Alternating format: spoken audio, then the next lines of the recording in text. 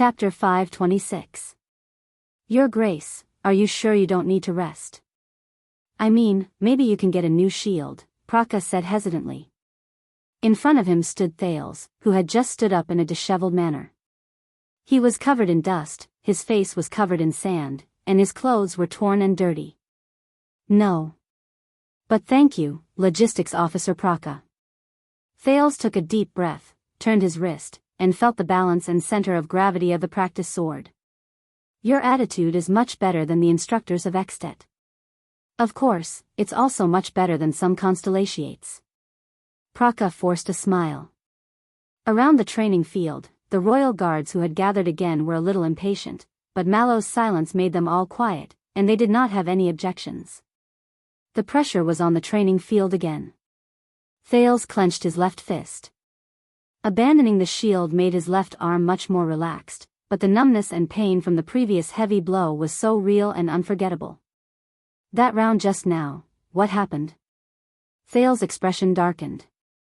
He remembered that his attacks were as fast as lightning. His strength and speed were not weak. However, Thales took a step forward and moved around Praka. The sin of Hell's river roared in his body again. It rose and fell, connecting into one, yearning for a second attack. But this time, the setback gave Thales an illusion that it was becoming more and more intense, like a frenzied beast. No matter how badly it was injured, it wanted to tear the enemy's throat. But Thales suppressed them with all his might. Like a beast tamer tightening a chain. As he moved, Praka also changed his steps and turned around in an orderly manner, always facing the enemy. Thales was not in a hurry to attack. He was thinking. Just now, his sword met his opponent's sword. The two swords intersected in the air. But Praka did not guard against him. If he moved forward a little more, Thales would have hit his opponent. Then, Thales thought carefully. Then, in that split second when the outcome of the battle was about to be decided, Praka's sword began to turn. It was filled with his opponent's condensed, sturdy, and thick power of eradication. And then, Thales' expression tensed. He slowed down and recalled the scene just now in the sin of Hell's river, which was burning hotter and hotter. Their swords twisted. In that 1 second, his and Praka's swords clashed together. They twisted in the air. He remembered that when the two of them got close to each other, Praka's wrist drew a strange arc. It was smooth and long. Thales' sword went off course. And Praka's sword, Thales gritted his teeth. After that, the young man who was charging too quickly could not pull back in time. He could only abandon his sword pathetically, block, and then, his left arm, where he had just been hit, began to ache. Thales stopped reminiscing. This time, he didn't pace around. In the eyes of the royal guards, the prince stepped forward.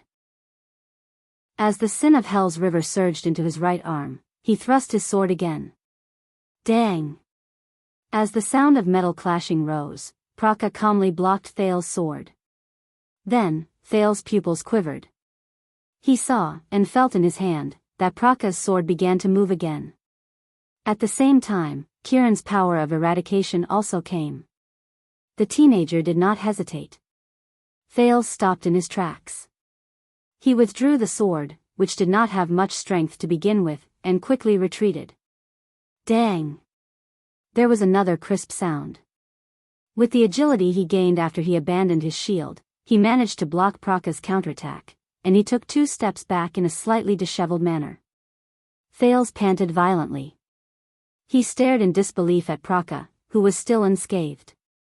The sin of Hell's river roared indignantly in his body when it failed to attack. After the round ended, the royal guards began to discuss among themselves again. Oh, another futile attack. Doyle looked gloomy and could not bear to watch the scene unfold. He clicked his tongue and said, "If you ask me, no matter how much Mallows dislikes him, it's still a little too much." In front of so many people, but Glover interrupted him. "No, that's not it." Doyle was puzzled. "Not what?" At that moment, a familiar voice rose in the crowd, and it made the guards quiet down again. Over the past 600 years, unique fighting skills have been passed down in the Eastern Sea and the South Coast. They are the descendants of the Southern Knights from the Empire and the Church's Knights. The voice was calm and indifferent. They were very familiar with it. Thales calmed his breathing and turned his head in surprise. The culprit who caused him to fall into such a predicament, Watchman Tormund Mallows, was standing leisurely with his arms crossed over his chest. Many families are still used to nurturing new people with the legacy of Cavalier Squires. It has strong local and even personal characteristics. Compared to the other martial arts in Constellation, this style is more classical and elegant. The sword styles are unique, and the techniques are exquisite and meticulous. Praka pursed his lips and turned to the commanding officer as well. Mallows said nonchalantly, "So, in the kingdom, the people who are represented by the Southeastern Knights are also known as the Martial Arts Faction." Martial Arts Faction? Questions filled Thales' mind. Mallows paused for a moment and sighed slowly. Of course, due to many reasons, the once famous martial arts faction, it had gradually declined and was not as good as before. Perhaps it would eventually disappear and return to nothingness. It was just like the countless factions that flashed through the long river of history. Mallows looked up. Why are you daydreaming?" Mallows reminded the two of them in a nonchalant manner, as though he was just talking in his sleep. "Continue fighting." Thales took a deep breath. As he pondered over Mallows' words, he looked at his opponent again. Then, Praka, the orderly officer, stood with his sword in hand and flashed him a bitter smile.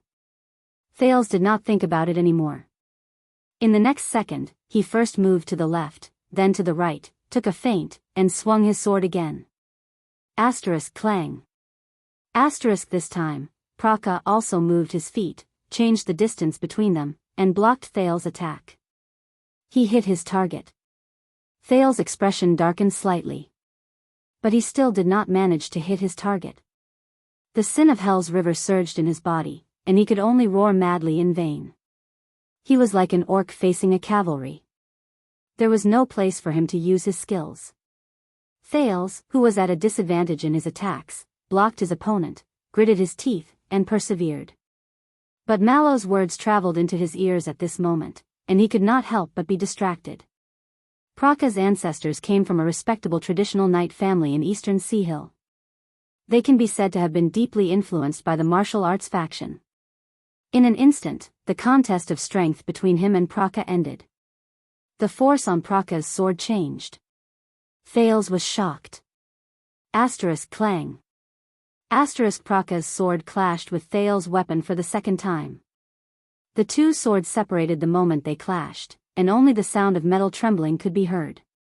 You can see that he has a knack for choosing his position and movement before he attacks, as well as how he chooses the strength of his sword when they clash against each other. Mallows' voice rang in the air, just like the voice of a live television broadcast in Thales' previous life. He made you very uncomfortable.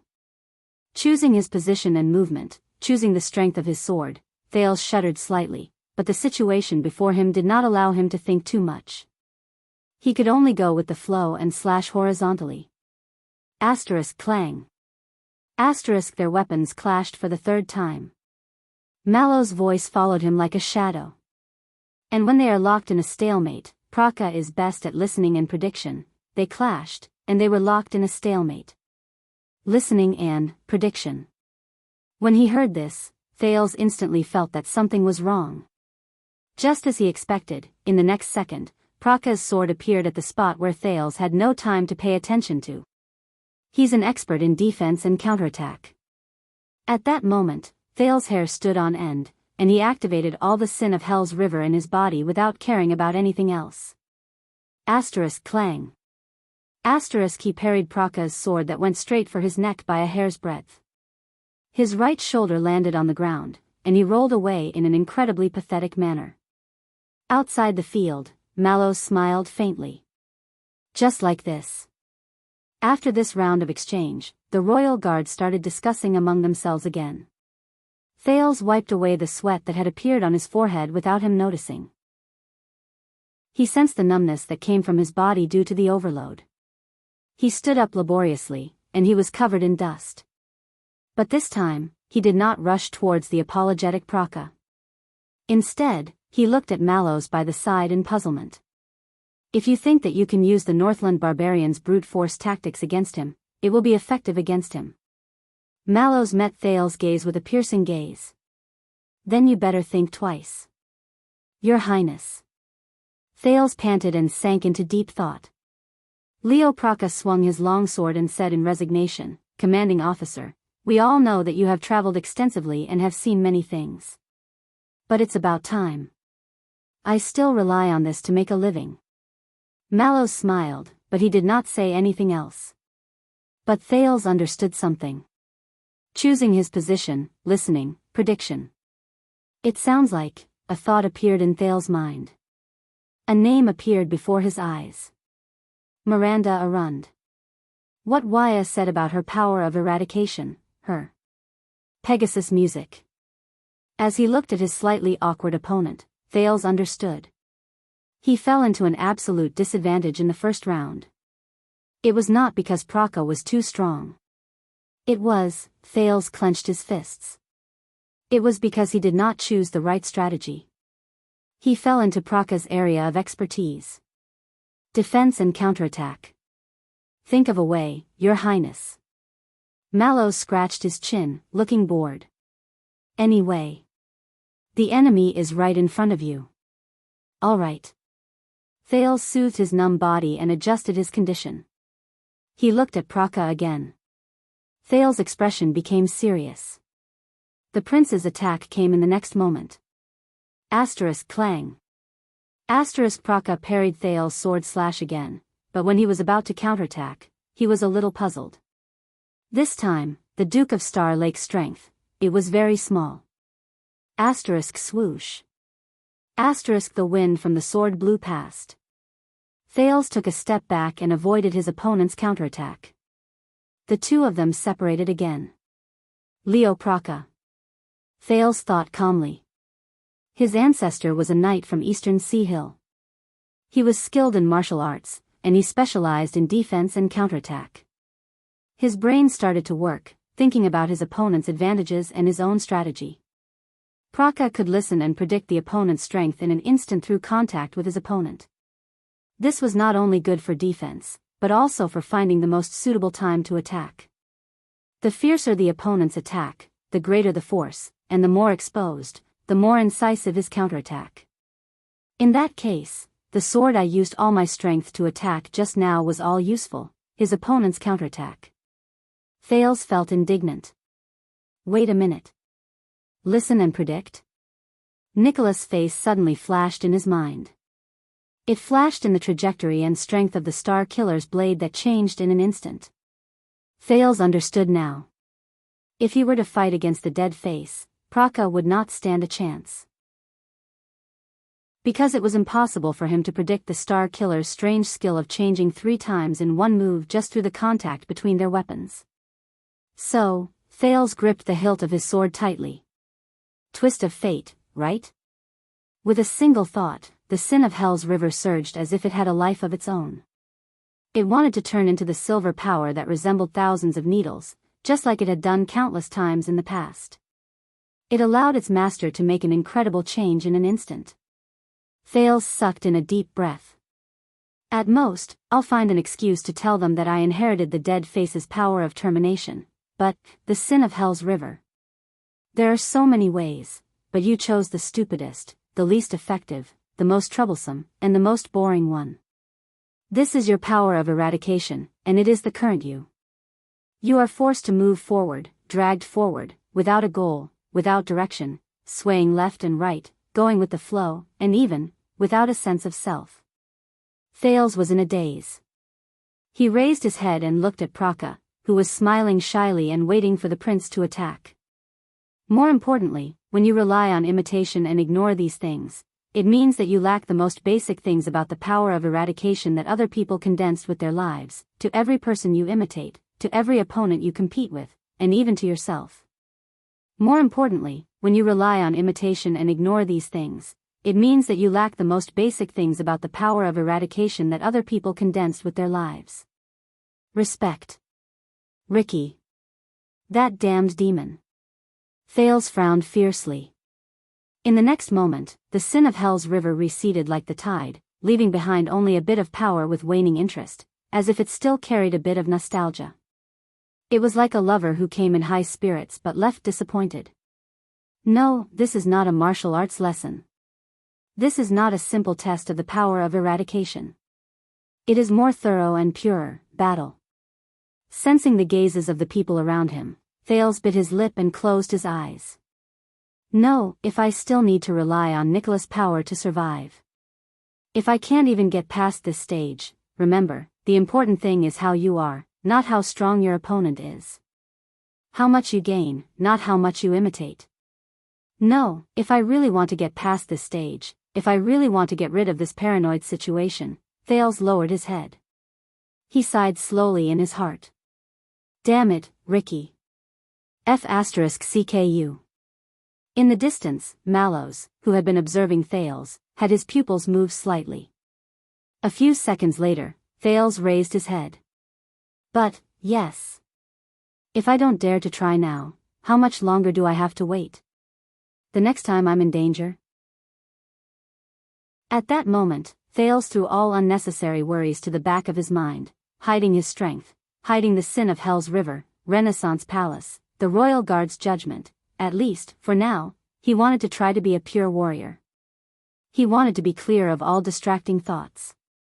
The advantage of the sin of Hell's River's endless transformations is not that you can disguise yourself as all your opponents. But it allows you to calmly and fearlessly face all your opponents. The sin of Hell's River burned again, but it was much more docile than before. He did not know whether it was because it had used up too much energy, or because it had failed too many times. It was as if that crazy beast had turned into a calm hound, licking its wounds in the corner. It only glanced at him coldly from time to time. It bared its sharp teeth at the enemies outside the cage, harboring malicious intentions. This is the omnipotent power of eradication. Thales opened his eyes slowly. The sin of Hell's River did not surge through his entire body like before. Instead, it focused on his eyes and ears, filling his senses. At that moment, the teenager entered a state he was familiar with. Hell's senses. Thales' eyes started to become unfocused, as if he had lost his focus. But only he knew. At that moment, the world before his eyes became colorful. He could see it. The power of eradication in Praka's body was thick and solid. It surrounded his arms and center of gravity as it circulated slowly. Thales suddenly realized that the countless times he used Hell's senses and the way he did it, all of them were somewhat useless. He either imitated the power, used his night vision to scout ahead, or eavesdropped through the walls, or, hell with it. But, the time when I should really use Hell's senses, Mallows' expression froze as he watched the battle from outside the field. Time seemed to have slowed down, and Thales inhaled slowly. He attacked abruptly. At that moment, it was as if someone had struck a war drum. The still scene moved along with the sound of an explosion. The sin of Hell's River surged again. The wind from the sword whistled and sliced through the air. Clang. Thales held the sword with both hands and swung it down with great force. It hit the long sword that Praka had placed horizontally in front of him. The experienced Praka's expression did not change because of the sudden force from the sword. He did not panic. He faced the attack calmly and used his footwork and movement to block the attack perfectly. Then, thud. Thales' heart skipped a beat. With Hell's senses, the color of Praka's figure changed back and forth. It gathered into a clear line. A shiver erupted from Thales' neck and spread to his entire body. The meaning of imitating is understanding. Understanding your opponent. In a fraction of a second, the sin of Hell's River surged up in an orderly manner. Arm. Right leg. Thales, whose eyes looked as if they had lost focus, smoothly lifted his sword and retreated. Clang. At that moment, he barely parried Praka's attack. The royal guards who were watching the battle gasped. Strange. Doyle was very puzzled. His movements seemed to be faster, but also slower. No, it's not his movements, Glover said coldly. Doyle was a little displeased. Why do you especially like to refute me today? In the crowd, Mallows was still silent. Thales took 2 steps back and saw that the color of Praka's body had returned to normal. The sin of Hell's river surged back like a receding tide. The sword hilt in his hand was still trembling slightly. The effects of Hell's senses were still amazing. They gave him new information at the same time. Thales took a deep breath. Yes. He could clearly feel the thick power of eradication in Praka's body, as well as its direction, shape, and habits. It seemed quiet and harmless. But once it was stimulated, it would immediately pour into Praka's hands and automatically surge towards the enemy's weakest point. He delivered a fatal strike. How amazing! At that moment, the sin of Hell's river exploded in Thales' body. It sounded like dissatisfaction, but also like a sneer. They began to strengthen Thales' body again to support the consumption of Hell's senses. Thales did not care, but he understood something in his heart. Praka's power is the thawing of glaciers? No, it's more than that. It seems to be a little like the Pegasus music that Wuxia mentioned? Or something in between. There were even some traces of the chaotic army. Thales began to understand what more than one person had told him before. In different people, even if they had the same power of eradication, they would have different characteristics. That was because the power of eradication was the warrior himself. The battle was not over yet. Thales raised his sword again as he thought of Ricky's words. A swordsman who was inclined towards defense and counterattack had a power of eradication that was good at listening and predicting. And then? Observe. Thales, observe. Think again. Asterisk clang. Asterisk another round. Another exchange of blows. Thales made a light slash to the side, and in exchange, Praka turned his sword around and thrust it at the prince's backhand. The teenager dodged agilely. But this time, Thales sensed it. Some hazy, but crucial clues. Technique. With Hell's senses, Thales thought expressionlessly with a dazed look in his eyes. Technique. Praka. His opponent was too passive, too reliant on defense, and too reliant on these techniques for counterattacks. He was too reliant on, and too concerned about his enemy's actions.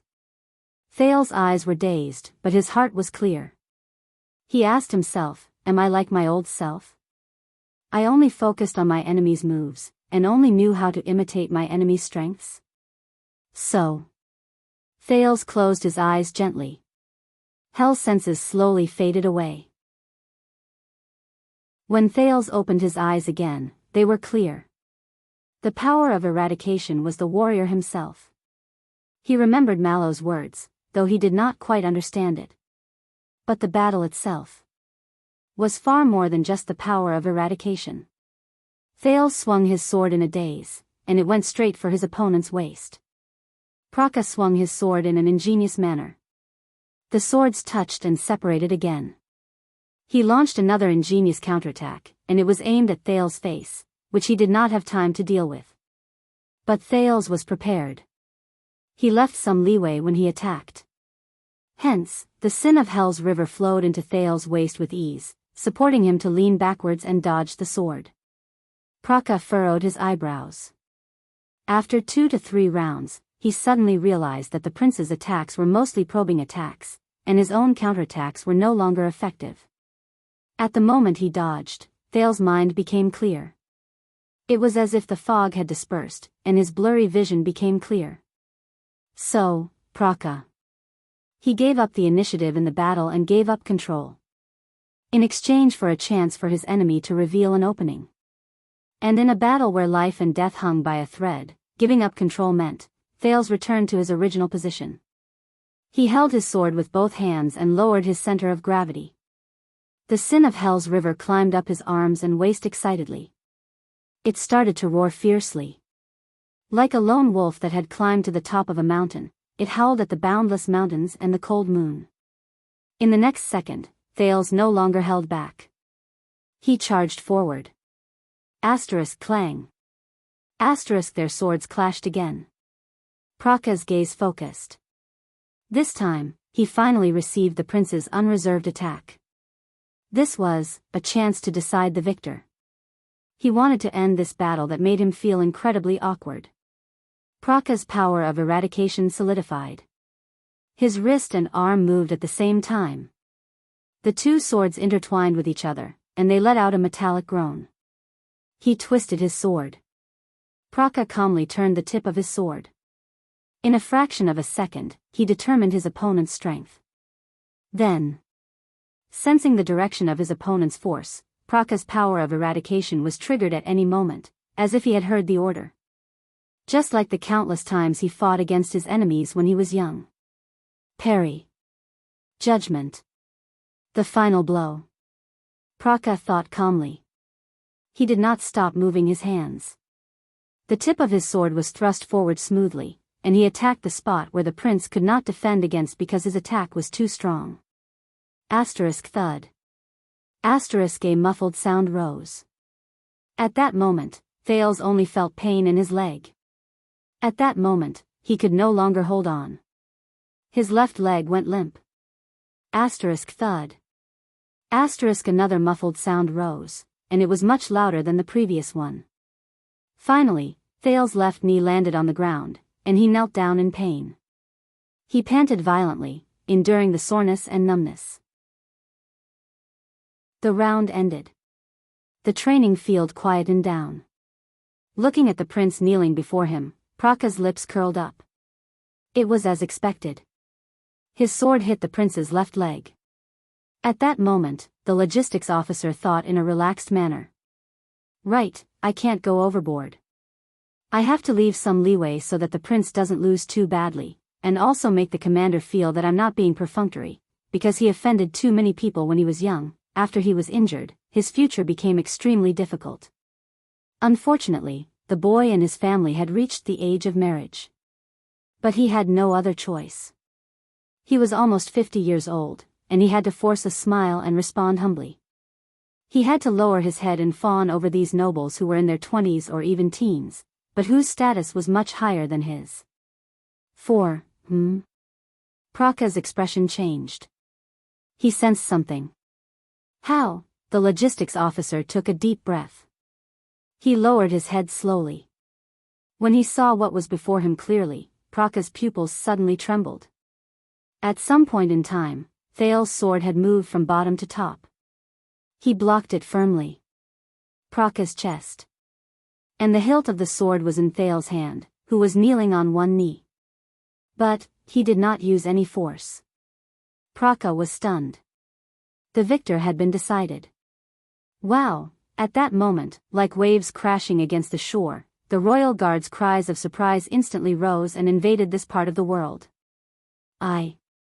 Doyle looked at this scene in surprise. He wanted to say something, but he did not know what was going on. He could only open and close his mouth repeatedly. Glover's eyebrows slowly relaxed. In the field, Thales, who was kneeling on the ground, lowered his head. He was still panting violently, and his arms were trembling. Shock, excitement, curiosity, doubt, confusion, and countless other emotions rose in everyone's hearts. Among the many pairs of eyes, Mallow's gaze was the sharpest and the most complicated. He stared at Thales' sword without moving. It was as if the deepest secret was hidden there.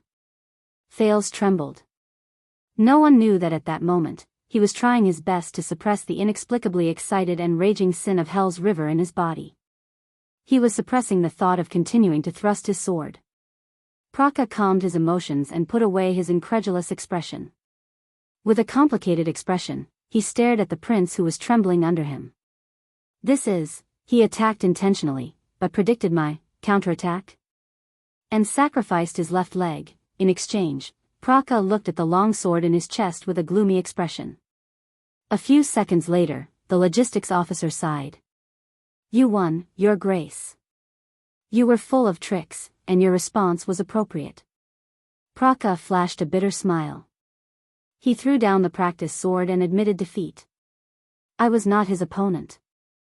The discussions among the royal guards became even louder. Old Praka went easy on him, right?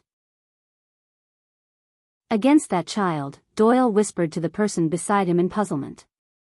He casually defeated him just a moment ago, and in the next moment, he casually defeated him again.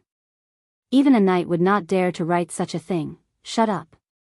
Glover finally seemed to be unable to hold it in any longer. He said coldly, "Do you think that fighting is like doing arithmetic and comparing who is stronger or weaker? That you only need to know how to add and subtract?" Doyle was rendered speechless, and he cast Glover a resentful gaze. There were many more conversations like this. But Mallows only looked at the two people in the field without saying a word. Thales panted a few more times, and he managed to stabilize his body. He put away his longsword shakily and stood up. Praka bowed resentfully, turned around, and prepared to leave the field. But Thales called out to him. "No, Logistics Officer Leo Praka." The prince looked a little disheveled. His sweaty face had a smile on it. "I know. You went easy on me." Thales also threw down his long sword and extended his right hand gently. "You have taught me a lot." "Thank you." Praka was stunned for a second, and then he smiled in a reserved manner. He hesitated for a while, but in the end, he still held the prince's hand gently. Thales nodded. "I am honored to have you in my guards." The logistics officer was expressionless, but he took 2 steps back, pressed his hand on his left chest, and bowed. But compared to the first bow, he was much more respectful. "I knew I went easy on him." Doyle showed an envious expression by the side of the field. TSK, TSK, TSK, this veteran. That flatterer really knows how to behave. Glover glanced at him and did not say anything. The guards were still discussing among themselves, but the way they looked at the prince gradually changed. Thales picked up his water skin and started to drink to replenish himself. But as he drank, he raised his head and looked at Mallows. He threw him an unfriendly gaze. Mallows also looked back at him faintly. The emotions in his eyes were unclear. "Praka?" Mallows did not turn his head. There was a questioning tone in his voice. "Please forgive me, commanding officer." Praka's tone was a little tired and resigned. "I'm old, and the Duke," the logistics officer glanced at Thales with a complicated gaze. "Not bad." Mallows was silent for a few seconds. But his expression was no longer as calm and indifferent as before. "Enough." A few seconds later, Mallow's slightly gloomy voice rose, and he silenced the royal guard's increasingly loud discussions. The watchman walked forward and looked at the disheveled prince, who looked like an oil painting made of sweat, dust, and wounds. He was cleaning up his mess. "Are you ready to fight against your next opponent?" "What?" Thales paused in the act of drinking water. The Duke of Star Lake put down his water skin and asked in surprise. "Again? Isn't one fight enough?" The 20 or so royal guards around them looked at each other at a loss. Mallows smiled faintly. "We have not completed our assessment. And it's still early. The martial arts lesson just. Did you fight for 2 minutes?" Thales' words came to a halt. "How many minutes, was it?" Mallow's smile grew brighter, but in Thales' eyes, it was incredibly detestable. "Of course, we can understand that you might have had a hard time. After all, everyone's endurance is different, so, you can choose to give up, Your Highness." Mallow's voice became deep, and his eyes shone with an unfathomable light. "As your humble servant, I do not dare, nor do I have the right to stop you from giving up." "That is your right." Mallows shrugged. "Then, we can be considered to have understood you, a prince for 2 minutes." Thales was stunned again. What prince?" Mallows smiled and did not answer. A few seconds later, Thales sucked in a deep breath and exhaled slowly. "If you want to offend me, Tormund Mallows," the Duke of Star Lake said with a hint of anger in his voice, "you did it. But, I am honored, Your Highness." Mallows was not bothered at all. "It means that I have done my duty." Then, have you decided to rest? I believe that everyone, including His Majesty, will understand. He glanced at the royal guards around him with a mocking expression. After all, you experienced the exciting, difficult, adversity, survival and adversity, and turning the tables in your martial arts class for 2 whole minutes. It's a world-class epic duel. At that moment, Thales, who had been staring at Mallows with a hostile gaze, twitched a little. 2 minutes. 2 minutes of what? What duel? Thales' expression was stiff. Mallows smiled as usual. At that moment, the training field was silent. The royal guards were silent. They did not speak a word. Everyone stared at Thales and Mallows in fear. They did not even dare to breathe loudly. A few seconds later, come. Thales suppressed his displeasure and closed his eyes. Mallows raised his eyebrows. Thales opened his eyes swiftly, and his tone was hostile. Why are you daydreaming? Come. He clenched his teeth and urged. It's just getting beaten up. I'm already used to it. Thales roared in his heart while crying. Mallows showed a happy smile again. He did not turn around. Instead, he shouted a name. John. Yes, it's you, John Commodore. The royal guard spread out and made way for a short and strong man in the crowd. The man was stunned. He blinked in bafflement. It was clear that he was not prepared for this. His colleagues around him looked at him sympathetically. It was as if Commodore had just won the lottery to clean the toilet. Listen, John, you might as well be bolder and more intense in your actions. The watchman continued to speak. Thales was stunned. Bolder and more intense? What? What does that mean? Commodore, who was assigned to him, also looked confused. Mallows looked at Thales again, and his expression became stern. It's different from Praka's test. This time, we're going to find out what's so interesting about your highness. A cold glint suddenly flashed in his eyes. Power of eradication. Chapter 527. In the field, Thales calmed himself down a little. He felt the sin of Hell's river, which had become more active, flow through his body again. Ever since his adventure in the desert ended, he noticed that the sin of Hell's river had become more solid and abundant. Compared to the previous 10 seconds man, it could now last longer. And after the power of eradication disappeared, the fatigue and soreness it left in his body decreased correspondingly. As expected, Thales thought. Things that can't kill me can make me stronger.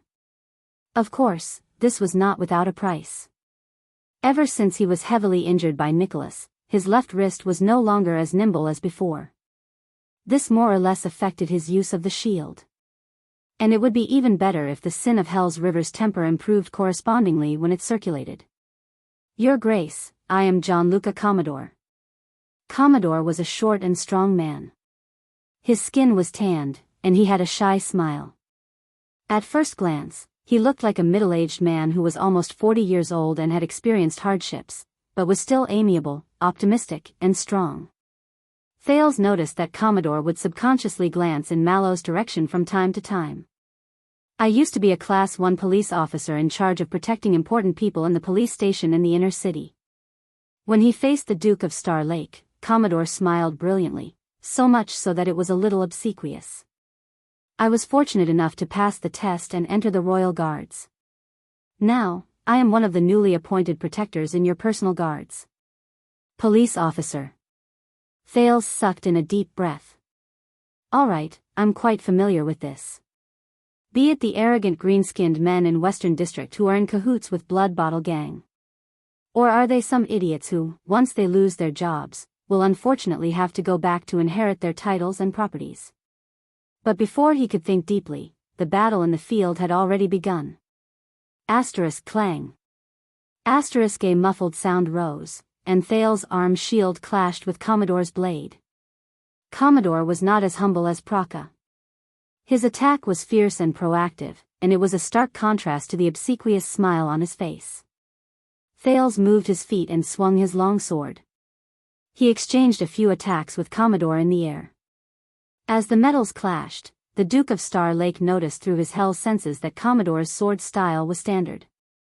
It was not as exquisite as Praka's, who could counter his opponent with just a few exchanges of weapons. It was also not as crude as the orcs, who could attack in a wide range and never return. The two of them attacked and defended, advancing and retreating.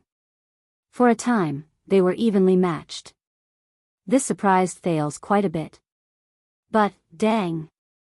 Once again, Thales used his arm shield to block his opponent's attack. He gritted his teeth and steadied his footsteps. The sin of Hell's river surged forth at full force, and he pushed the man away without showing any sign of weakness. But at that moment, Thales cursed in his heart. He felt that his opponent's sword was as light as a feather and didn't seem to be straining at all. As expected, Commodore nimbly avoided the shield in front of Thales and turned his sword on the shield. In the next second, the sin of Hell's river exploded in his body again, bringing with it an indescribable feeling of fear. But Thales only had enough time to turn around. Dang! Dong!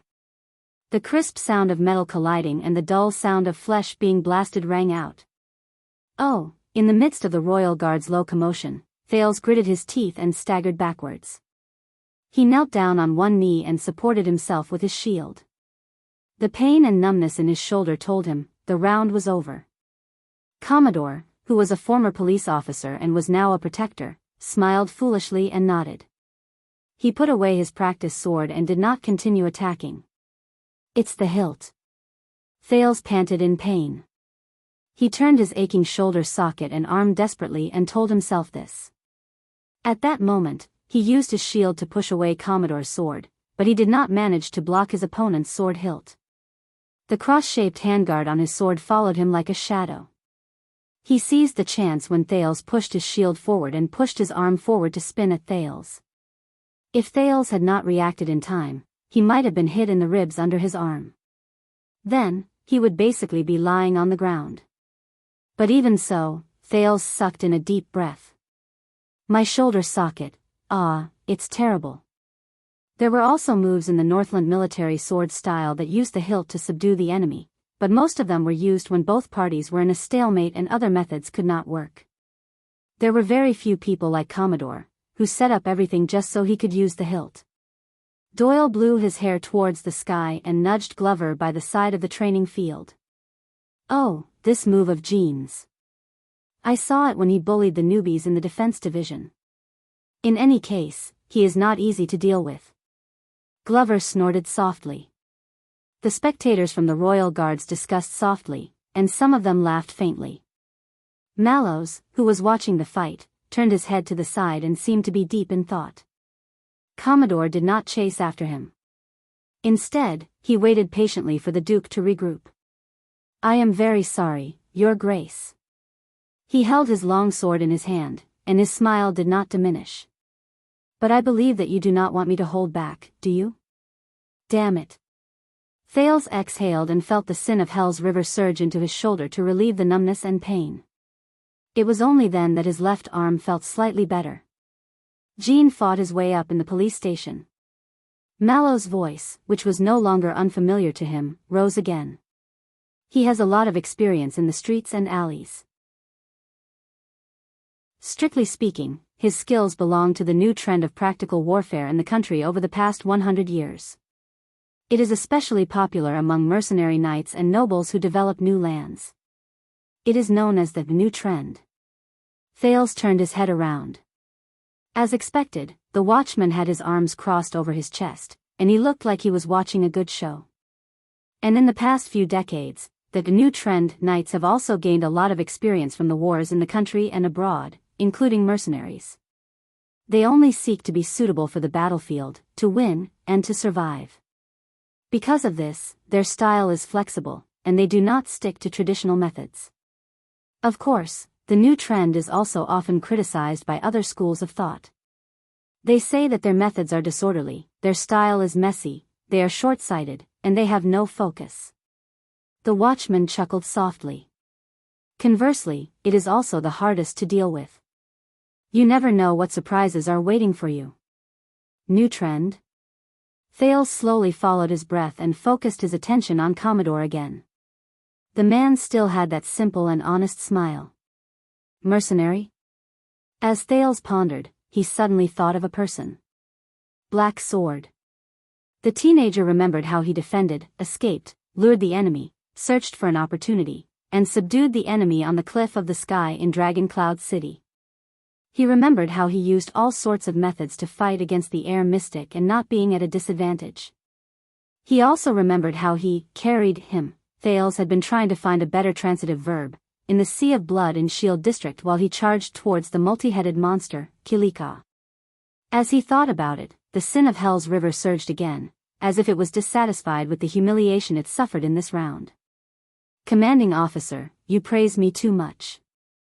I am just a... Commodore responded to Mallows with a chuckle.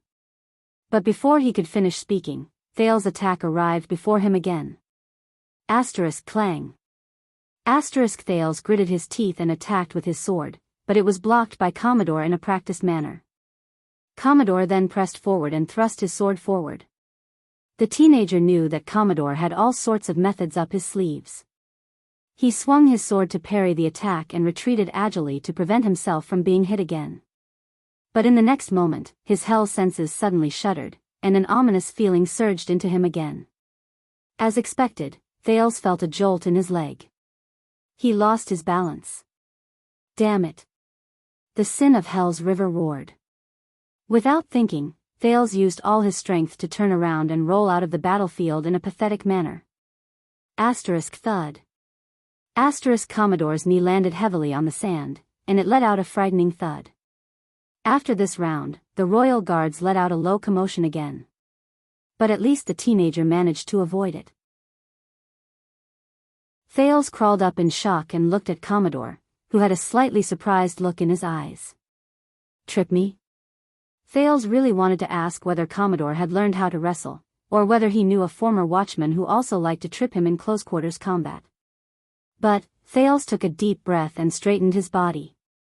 After this round, he understood something. Thales did not recognize Commodore's power of eradication. But he could feel that, with his hell senses, Commodore's power of eradication had already taken form the moment the two of them came into close contact. It gathered in a certain part of his body and was ready to be unleashed. For example, his wrist and sword hilt, his waist, and his footsteps.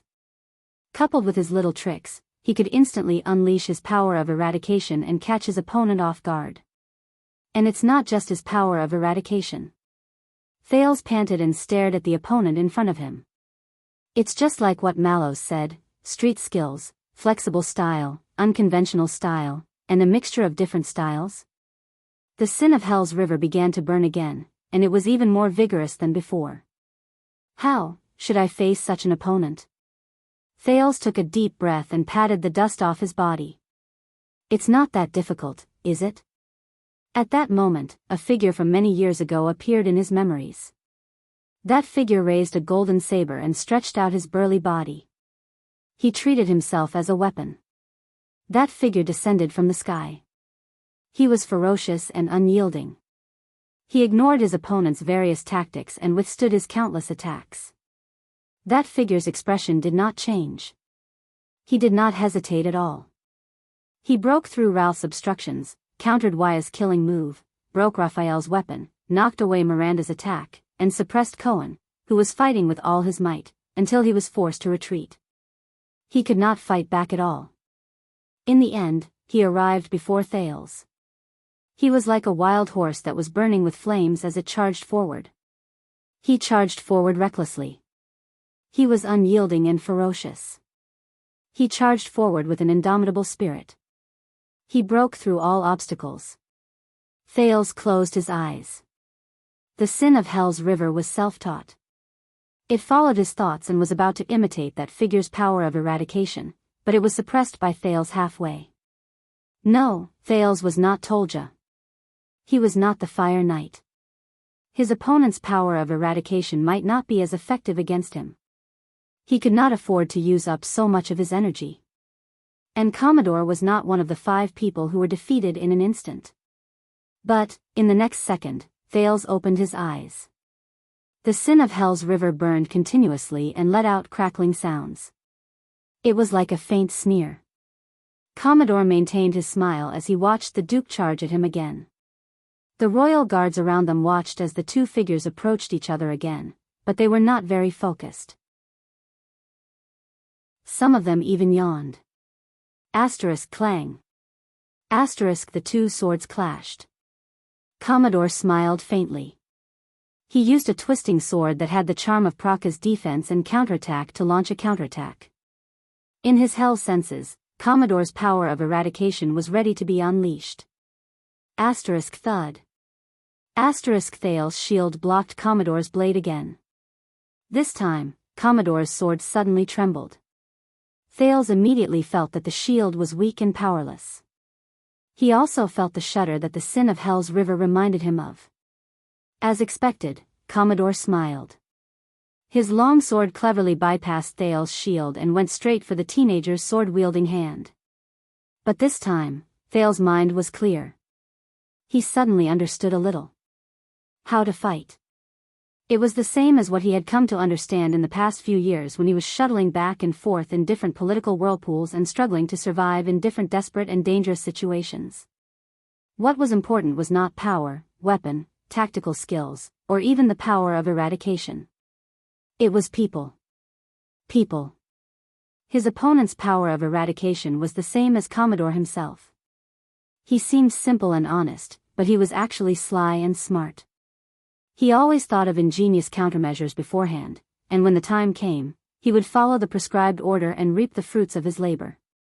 But, the sin of hell's river surged up and filled Thal's left arm. In the next second, Commodore realized to his surprise that the prince did not dodge or avoid the attack. He used the most disadvantageous position to receive his sword. Thal's face was filled with pain. He could not withstand it, and his long sword fell from his hand. The guards let out soft cries of surprise. Some of the people who had some expectations for the prince shook their heads. All right, this is the same as admitting defeat. Commodore thought in pity.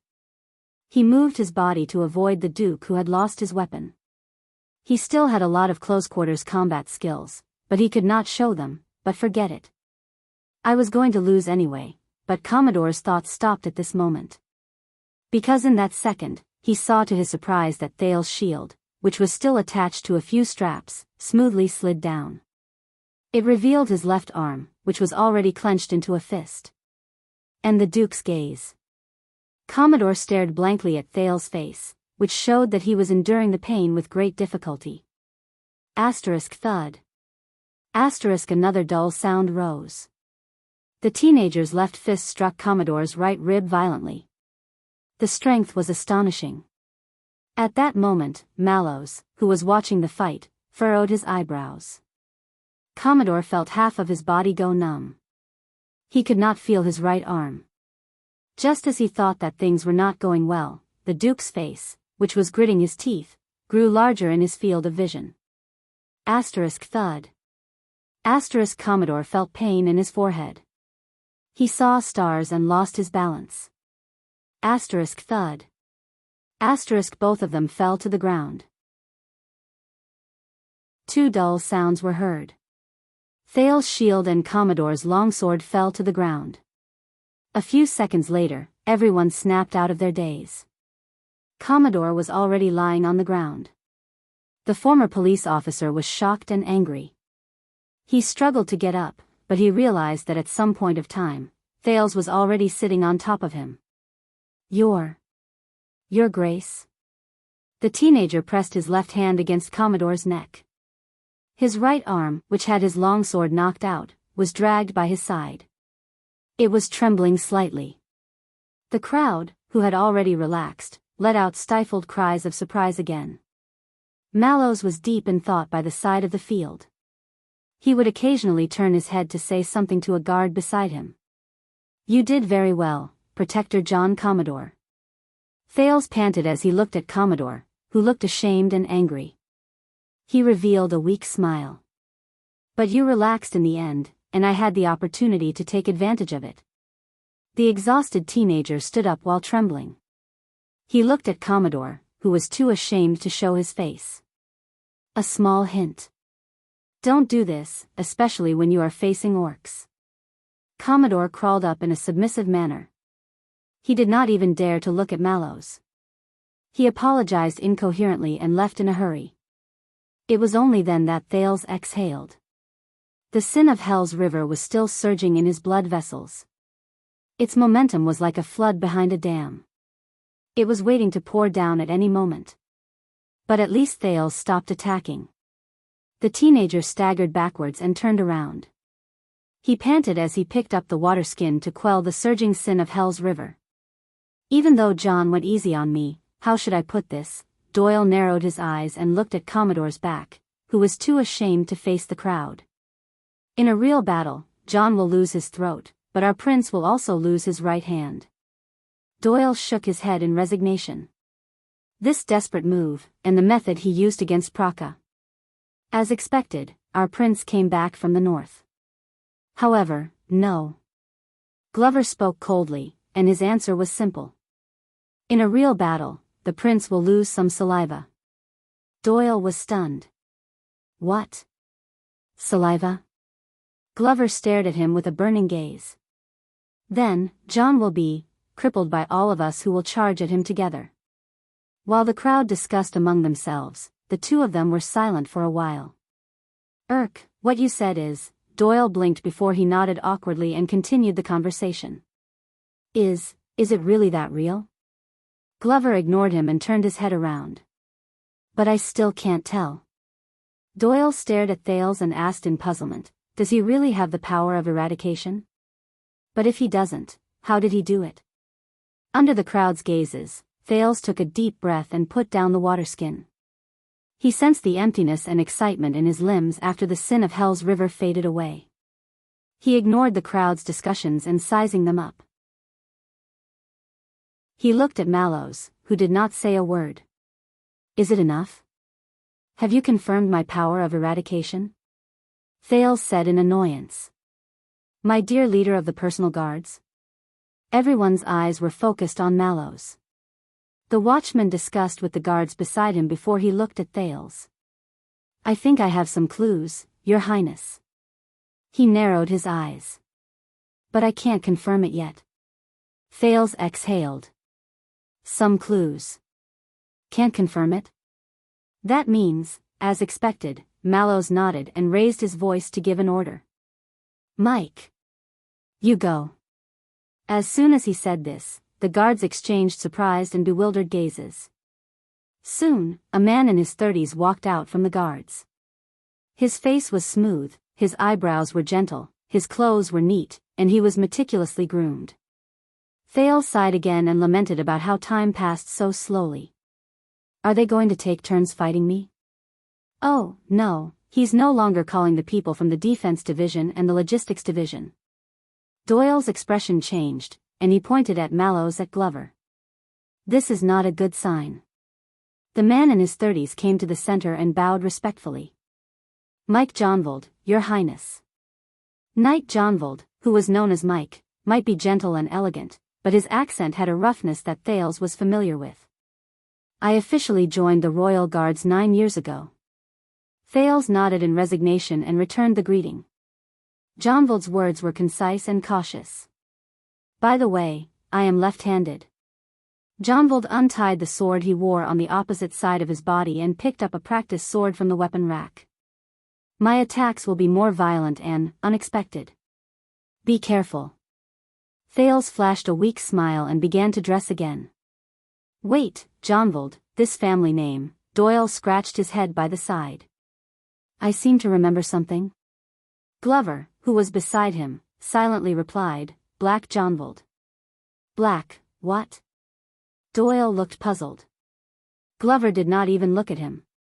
He only said quietly, the executioner family during the Red King's era was once among the 7 Jade Star's attendants. There were more than 3 titled counts who died in their hands. Until the virtuous king was crowned, and during the rebellion trial, they were convicted one by one. They were held accountable for their crimes, and their titles and fiefdoms were taken away. Doyle looked as if he had just come to a realization. Glover was expressionless. But you should know better than I do. Doyle frowned again. Why? Glover slowly turned to Doyle. Because of Black Johnvold and White Doyle. Doyle was slightly stunned. The Red King had 2 attendants, and the widow cried day and night. Glover said coldly, 200 years ago, your family was as famous as them. Danny Doyle blinked. Wow. After a while, Doyle turned his head around in embarrassment and numbness.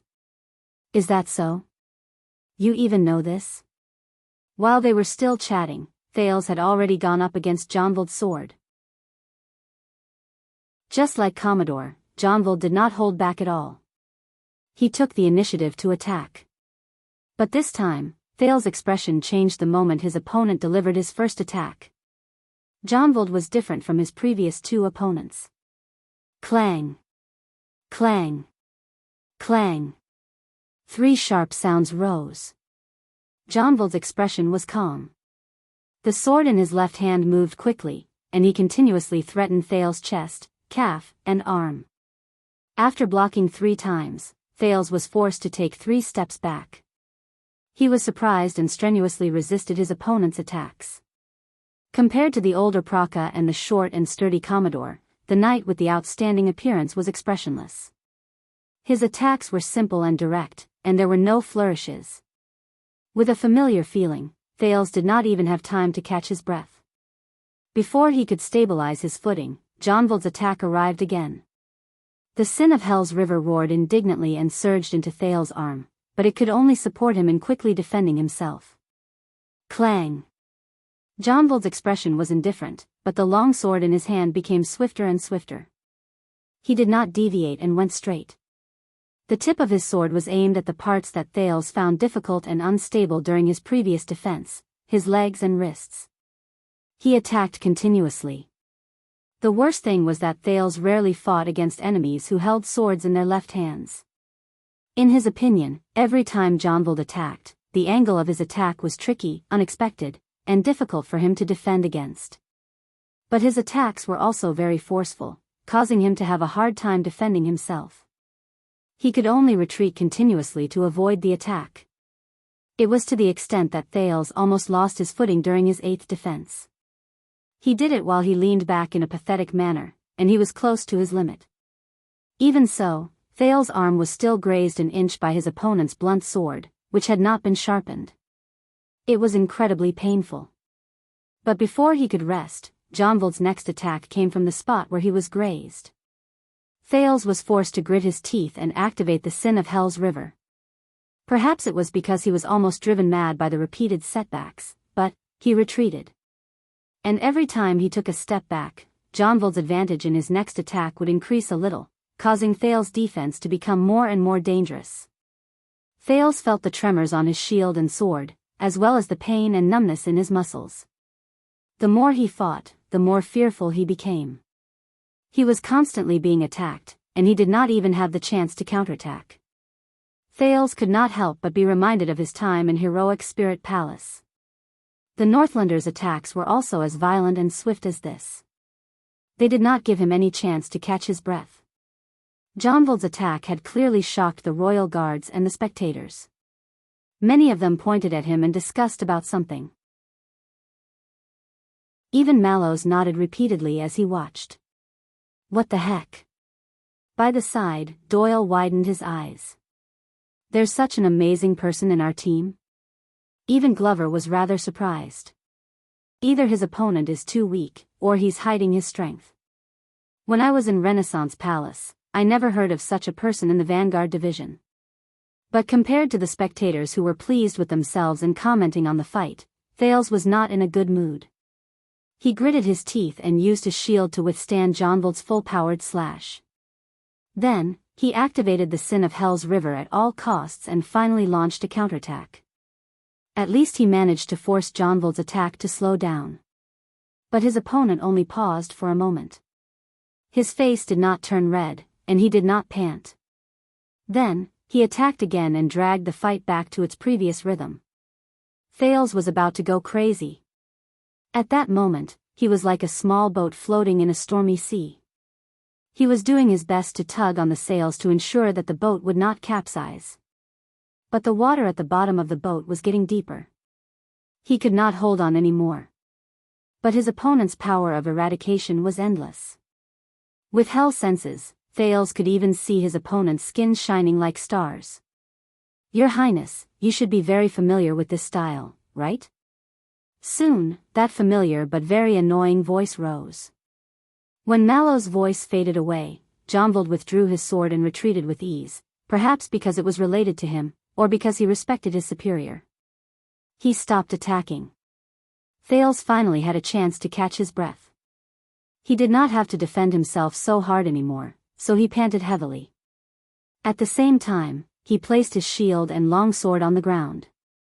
The sin of Hell's river seized the opportunity and surged into his body, relieving his soreness and the small injuries he suffered during the battle. Mallow spoke slowly and nodded at flag-bearer Fubby beside him. Although he was born in the Central Territory, Mike had a cruel stepmother. He was sent to a poor relative's house in the Northern Territory when he was young. He was raised by a knight of the Northern Territory. As soon as he finished speaking, many guards cast their gazes at Jonvald. "Sir, you are actually..." Mike Jonvald forced himself to smile. "Don't mention stepmothers." Mallow smiled apologetically. He then looked at Thales and said with a serious expression, "That's right. Since the establishment of Constellation, the martial arts of the Northern Sect have been passed down among the Knights of the Land of Cliffs and the Northern Territory. They have absorbed the experience of fighting against the extensions over the years, and after years of accumulation, they formed their own school." Thales panted in pain and shook his head at Mallows to show that he had heard him. "They have the advantage of the Northland barbarians in seizing the opportunity to attack and advocate suppression, but they also retain the traditional skills of Constellation's knights. They work hard to achieve a balance between offense and defense, and they complement each other. They pay special attention to the transition between offense and defense, as well as their determination during critical moments." There was delight in Mallow's tone. Hence, the Knights of the Northern Sect in the kingdom are also known as the Attack and Defense Sect. Their offense is fierce, and their rhythm is fast. Their transitions between offense and defense are smooth. When they fight against them, if they are careless, they will suffer a crushing defeat, and they will lose everything. Northern Sect? Attack and Defense Sect? Their offense is fierce, and their rhythm is fast, attack while defending, and defense while attacking. Thales' breathing became smoother. He raised his head in puzzlement and looked at Jonvald, who was not panting at all and was fighting with ease. Jonvald nodded at him respectfully. As for the typical representative among them, Mallows crossed his arms in a relaxed manner and gave a nickname that made many people fall into deep thought. "I believe that you must have heard of the Kingdom's Wrath?" Thales froze for a moment. Kingdom's Wrath? Many years ago, the scene of him breaking out of the broken dragon fortress flashed in his mind. If one was careless when facing an enemy, it was a crushing defeat, a complete loss. The prince took a deep breath. He. The corners of Thales' lips curled up. He had more than heard of it. But, wait a minute. Thales stared at Jonvald and narrowed his eyes. No, not just the Kingdom's Wrath. He was not the only one. Several different figures appeared in front of him. They were Barney Jr., who was fighting for his life in the dungeon, and Bruley, who had lost the ability to speak and was charging around like a bear. It was them. Knights of the Northern Faction, right? Finally, Thales took a deep breath and stood up. "Let us see, Your Highness." Mallows smiled faintly. Over the past 6 years, when you faced extension-style martial arts, Mallow's eyes shone brightly, and it shot straight at Thales' sweaty face. How did he deal with it? Stealing fragrance.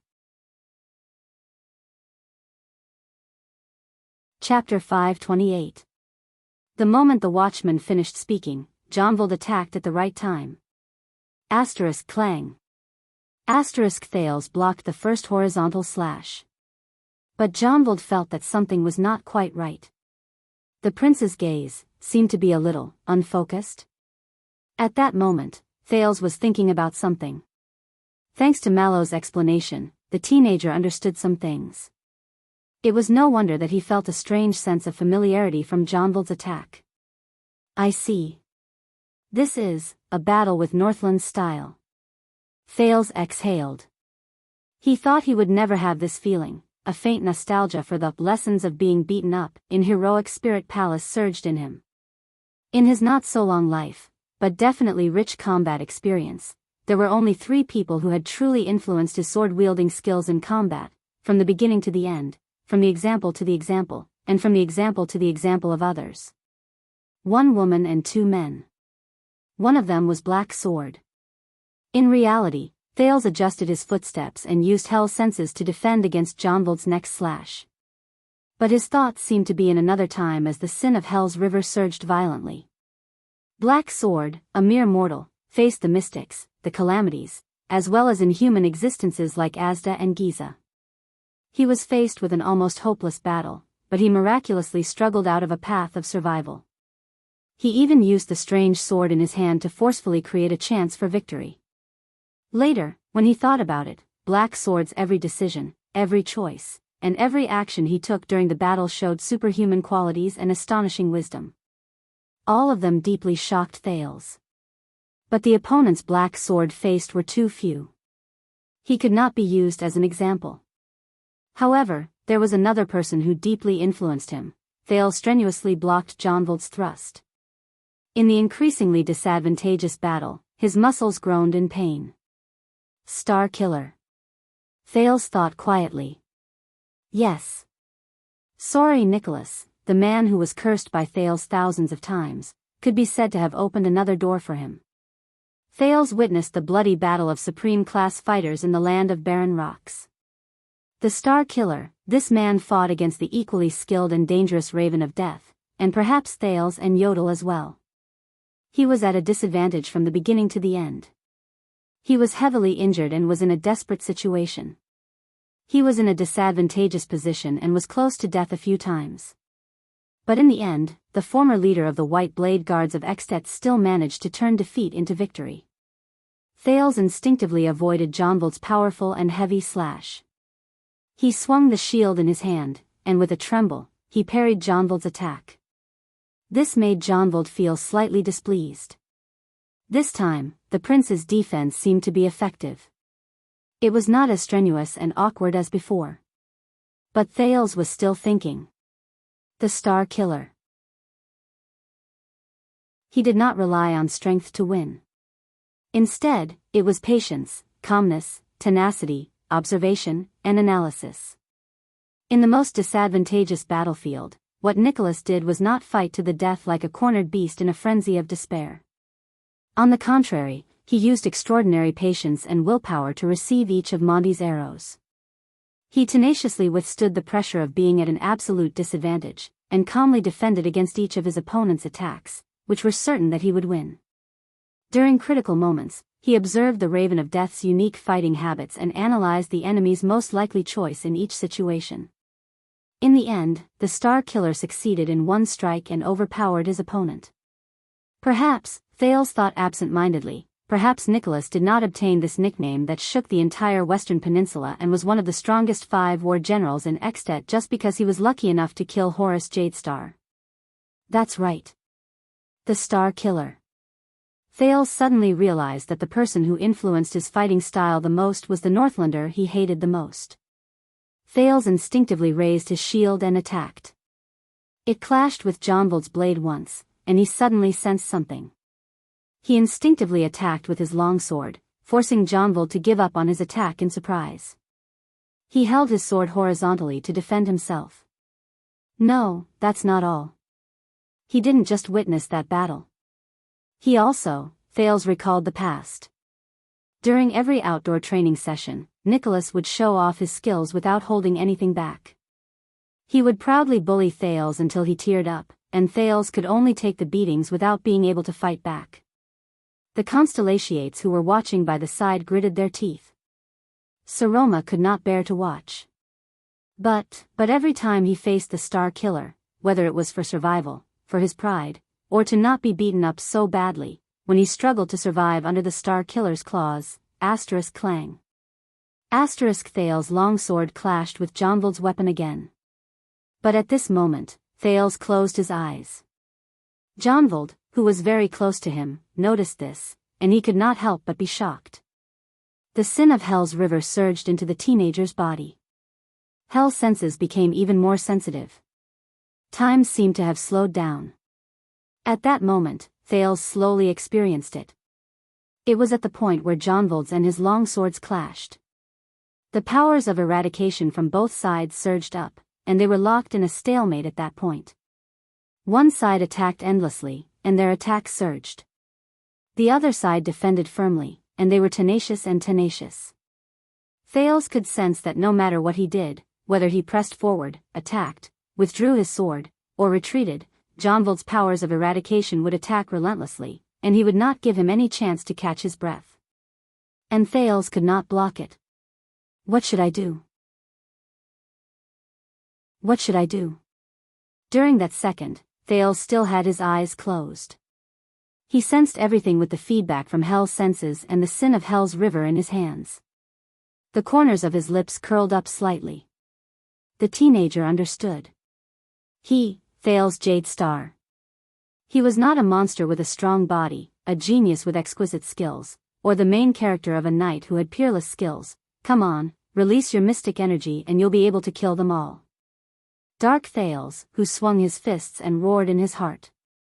He could not subdue his enemy with one strike like Yodel, he could not turn something rotten into something extraordinary like Black Sword, he could not change his moves in a flash like Nicholas, and he could not control the situation of the battle with ease like the Knight of Judgment.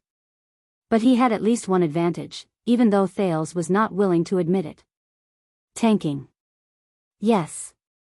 Even though it did not sound nice. But, after being beaten up so many times, you would naturally develop a pathetic intuition. What kind of feeling would the fists and swords that landed on your body bring? Which hits are only excruciating but not serious? Which hits seem exaggerated but actually have average effects? Which hits are extremely dangerous and could be fatal? And the beatings I received. I can see it from my enemies and myself, more things. Including, how to counterattack and win. Just like how the Star Killer faced the Raven of Death. It sounds familiar. Thales smiled leisurely. That's right.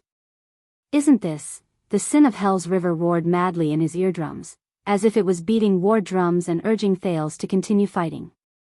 But Thales turned a deaf ear to it. At that moment, scenes from the past flashed in his mind.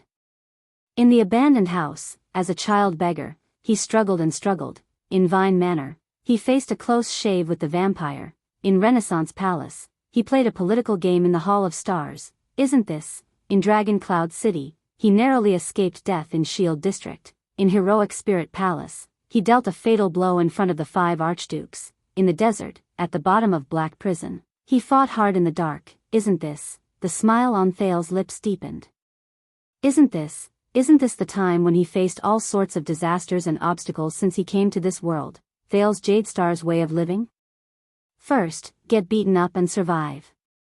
Then, level up and find a chance to win.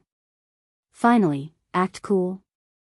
Get beaten up, level up, and act cool. Thales's 3-step strategy. Thales slowly opened his eyes and looked at Jonvald, who had a surprised expression on his face as time seemed to have stopped. He smiled in his heart. No. Be more serious. This is a battle. Let's put it in another way. Let's put it in a nicer way. That is, receive the enemy. Detect the enemy. Subdue the enemy. Thales' heart was clear. The sin of Hell's river boiled and was almost burning. But in Thales' mind, that clue became clearer. It was as if he was getting closer to a certain goal. He knew. This was his sin of Hell's river. His power of eradication. His fighting style. Or, according to what Ricky said, it was himself. It was Thales Jadestar himself. Or, a thought appeared in Thales' mind. This is the basic quality that every powerful fighter has. Receive the enemy, detect the enemy, and subdue the enemy. In the next second, the sin of Hell's river in Thale's body exploded with a bang. It was exuberant, excited, and climbed to a climax. Time seemed to have returned to normal at that moment. The surprise on Jonvold's face disappeared in a flash, and it turned into seriousness and fierceness. Thale sensed that at the point where their long swords clashed, Jonvold's power of eradication also roared. Jonvold's attack was about to begin again. But the prince only moved and turned his wrist. His long sword drew a circle in the air, and it started to twist along the trajectory of Jonvold's weapon. The metal rubbed against each other and let out an unpleasant sound. Doyle, who was watching by the side, could not help but let out a gasp. In the blink of an eye, the two swords separated. Jonvold's long sword came charging at Thale's with an indomitable momentum. Thales turned around gently. His long sword also flashed, and he slashed forward. Their figures overlapped with each other on the training field. Bang. There was an explosion. Both of them stopped at the same time. It was only then that the guards watching by the side let out soft gasps of surprise. Mallows stared at the training field without blinking. He did not even hear the people beside him urging him to hurry up. Thales panted harshly in the training field. He felt the sin of Hell's river, which was almost completely drained, tumble about indignantly. He turned his gaze and realized that at some point in time, the upper half of his shield had already shattered. Only the lower half was still connected to his hand. Jonvold's practice sword had already stopped at his shoulder. The metal blade was pressed against his neck, and his skin was cold to the touch. As for Thale's sword, it had just grazed past Jonvold's shoulder by a hair's breadth and stopped in midair. It did not work. Thale sighed as he felt the soreness and numbness all over his body. I still lost. The sounds of discussion among the guards grew louder. But at that moment, I lost. Before him, the clean-cut knight in his 30s put away his long sword in an extremely elegant manner and nodded respectfully. Thales looked puzzled. I might have attacked your vital spot, your highness, but that is because your practice shield has been attacked many times, and it could not withstand the force. Jonvold put on a friendly smile and pointed at the remaining half of the shield in Thale's hand. He took a step back, sighed, and touched his chest. A new scratch appeared on his leather armor. And before that, the tip of your sword grazed my neck. Thales was stunned. Jonvold looked at Thales sincerely. Even though the back of the sword only grazed you a little, Jonvold smiled and shook his head. But if it had been a real sword, I would have lost. The guards burst into an uproar. Thales stared at him in a daze. A few seconds later, the teenager shook his head and shook off the epiphany he had from the battle just now. No, you fought very well. I did not even have the strength to fight back. Thales sighed. In the end, you still had the strength to hold back. This proves that you are much stronger than me. You should be the winner. Jonvold bowed and did not answer. He only smiled, put down his practice sword, and turned to leave. That's right. Thales cleared his mind. He knew that regardless of whether it was Praka, Commodore, or Jonvold, they were just sparring partners for him. Besides, the difference in power and status among them made them hold back and show mercy. If it had been a real sword, Thales felt the soreness and swelling in his arm. He looked at the bruises on more than one spot. He had long since become a prince-cut cake. Loose. The guards discussed among themselves. Mallows turned his head around to discuss something with flag-bearer Fubby, who was beside him. He did not seem to have the time to look at Thales. He was clearly about to lose just now, but why do I feel that there's something? Doyle turned his head around in puzzlement while he was at the foot of the field, but Glover interrupted him. Listening skill and judgment. The vanguard known as Zombie crossed his arms over his chest. His eyes were like torches. Jonvold's offense was fierce, and it was unstoppable. Hence, the child learned from logistics officer Praka's method just now. He used his defensive counterattack style and the idea that the stronger the opponent he faced, the stronger the opponent he faced. He also found an opportunity from it. Glover stared at Thales, who sat down dejectedly. But in the end, he was not strong enough. He was unlucky. Doyle's expression froze. Praka? What the hell? He chose materials on the spot and came up with a strategy. Doyle stared at Thales, who was digesting his battle experience in a daze. So, our Duke is quite quick-witted? This time, Glover only shook his head. He did not answer. While the guards discussed among themselves non-stop, Mallows finally snapped out of his daze. Then, who is next? The watchman asked faintly. The guards who were still chattering excitedly instantly quietened down.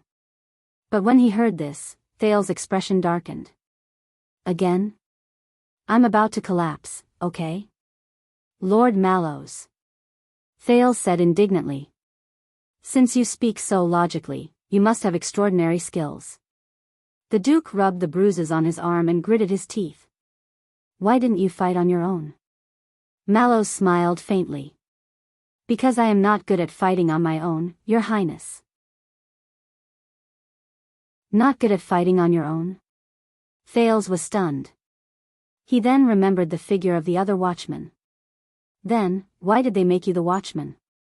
Mallows' smile was still elegant. My forte is battlefield observation, decision-making, and deployment. Thales furrowed his eyebrows. So, what are you? Thales snorted coldly and said sarcastically, a fantasy version of Wang Yuyan? Mallows narrowed his eyes. Wang what? Thales coughed. What I mean is, even if you go up against a rookie like me, are you not confident? Mallows smiled faintly. I've said it before, I am not good at fighting. If I go up against Your Highness, then, Mallows looked at the guards around him and said with a smile. It's a 50-50 chance. Thales was so angry that he rolled his eyes. But he was already so tired that he needed to replenish his energy to retort. So, Mallows looked at a very young guard. What do you think, Ness? Spar with Your Highness? But at this moment, before anyone could reply, a mature female voice came slowly, accompanied by the sound of high-heeled shoes. Oh, is this your so-called martial arts lesson? The voice was clear and powerful. Mallows' eyes widened. When they heard this voice, the guards burst into an uproar again. Then, strangely, they stopped altogether and turned around quietly. They faced the newcomer. Doyle saw the newcomer's face clearly and could not help but let out a soft, what the F***.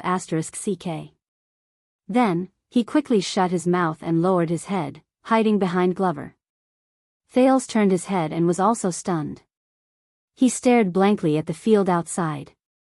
He looked at the mature, steady, and elegant middle-aged lady who walked slowly from the porch. Compared to Gilbert and Kessel, even after 6 years, she still looked graceful and charming. Her black hair was as black as ink, and her eyebrows were as beautiful as a painting. Other than some wrinkles, there were few signs of age. Her high-heeled shoes still tapped the ground forcefully and rhythmically. Regardless of whether she was facing a stone floor, a lawn, tiles, or gravel, it was the same as before and never changed. Thales stared at the lady in a daze.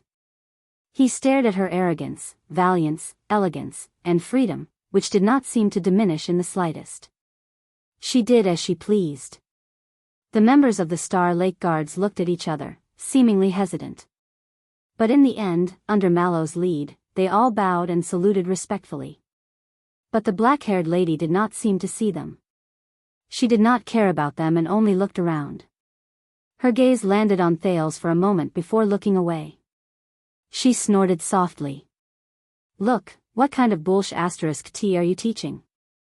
The royal guards were awkward and strangely silent. No one dared to answer. Madam, you may not understand. Finally, the leader, Mallows, coughed softly. We are investigating the information about the power of eradication in His Highness' body. This is to help him better, then. Have you finished your investigation? The black-haired lady interrupted him without giving him any face. Her tone was impatient. How much longer are we going to beat him up? Mallows was instantly rendered speechless. Behind him, flag-bearer Fubby quickly stepped forward to smooth things over. In truth, we have some clues, but we still need, but the lady interrupted him again. Oh, so all of you are serious. She walked to the edge of the field and looked at the people around her. A scornful look flashed briefly in her eyes. You're not playing house? The guards looked at each other at a loss again. Mallows was silent for a few seconds. Madam, but the middle-aged lady snorted coldly and interrupted him for the third time. You. The black-haired lady turned her head around coldly and looked at Glover, who was pointing at her in a baffled manner. No, not you. I am talking about the one behind you. That heartless brat from the Doyle family. Don't think that I can't see you just because you hide behind the big guy. Doyle walked out from behind Glover with a long face and squeezed out a smile. Madam, but the black-haired, graceful woman gave her orders. Her voice was firm and powerful, and she did not hesitate at all. You, go up and spar with the prince. According to what your leader said, investigate his power of eradication. Thales, who had been immersed in his memories, was slightly stunned. And Doyle's expression changed. What, you are not willing? Doyle's eyebrows twitched again. The woman said coldly, so, sparring with Prince Thales, is an insult to your family? Doyle shuddered when he heard this. He no longer dared to answer. He looked as if he was facing death with equanimity, and like a marionette, he walked to the training field in a daze. He was about to grab his practice sword, and he only hoped that his misfortune would end soon. But his beautiful wish still fell through. Wait. The woman's words rose in a leisurely manner, causing Doyle, who had taken a step forward, to stop in the air. He did not dare to move. Use your own sword. When she said this, the royal guards burst into an uproar. Mallow's expression changed. He seemed to be unable to maintain his original indifference. Doyle turned his head around in shock. He did not care about the fear in his heart. Use a real sword? The woman snorted through her nose in a rising tone. What else?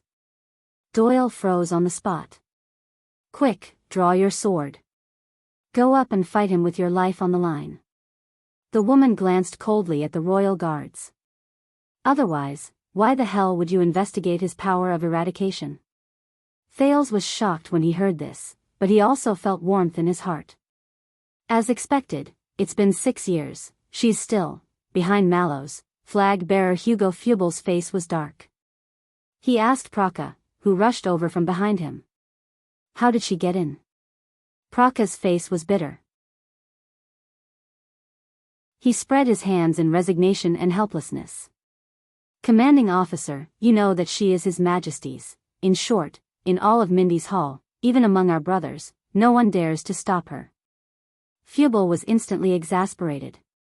Thales sucked in a deep breath and looked at Doyle, who did not even dare to breathe loudly after being scolded. He took a step forward. My lady, but the moment he opened his mouth, Madame Gines Bajkovic, the first-grade female official of Renaissance Palace, his father's lover, and the person who enlightened him in the Northland military sword style interrupted him with an impatient expression. Shut up, brat. Thales instantly choked. How many times have I said it in my letter? When you come back, I want to test you on real sword training. Gines walked in front of him. When she saw that Thales was almost as tall as her lips trembled slightly, and her gaze moved. But the female official quickly turned her head around and extinguished the trembling in her eyes while it was still in its infancy. And what are you doing now? Gines looked elsewhere and said sternly, Toy sword? Playing house? Are you still 7 years old?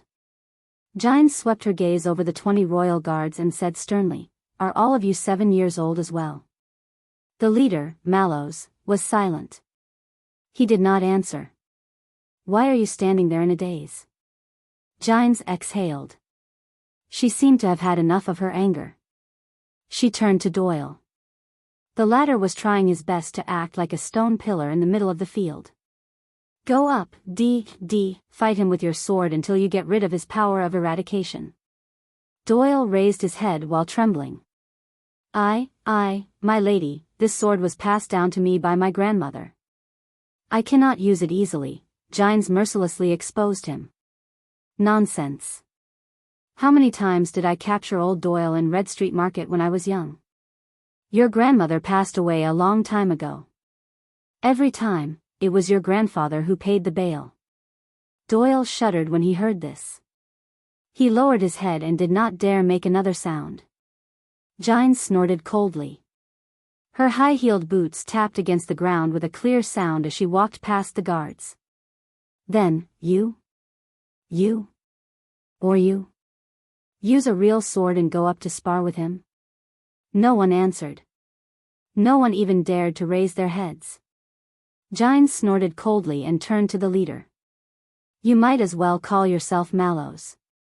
The female official said scornfully, aren't you His Majesty's loyal servant?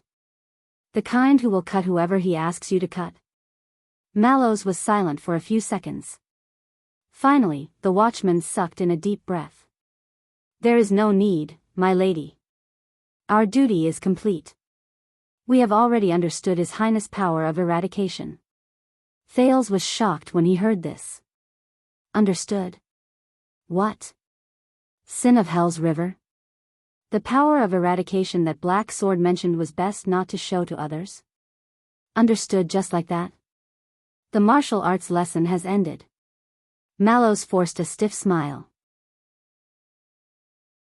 My lady, you may continue to teach His Highness etiquette. My fellow guards and I will take our leave now. But Gines did not intend to give up just like that. Oh? Really? You understand just like that? The female official clicked her tongue and said, you don't need to fight with real swords, and you don't need to fight with real weapons, but you can still know the power of eradication? Gines pointed at Thales, and her gaze turned cold. What if you are mistaken? Do you want to beat him up again? Thales felt a chill in his heart. Mallows coughed, as if he was used to Gines making things difficult for him. Indeed, the watchman said stiffly in front of everyone, His Highness' power of eradication is very strange. It does not have any distinct characteristics or style, and the increase in various attributes of his body is limited. Gines narrowed her eyes. Mallows looked up and stared straight at Thales.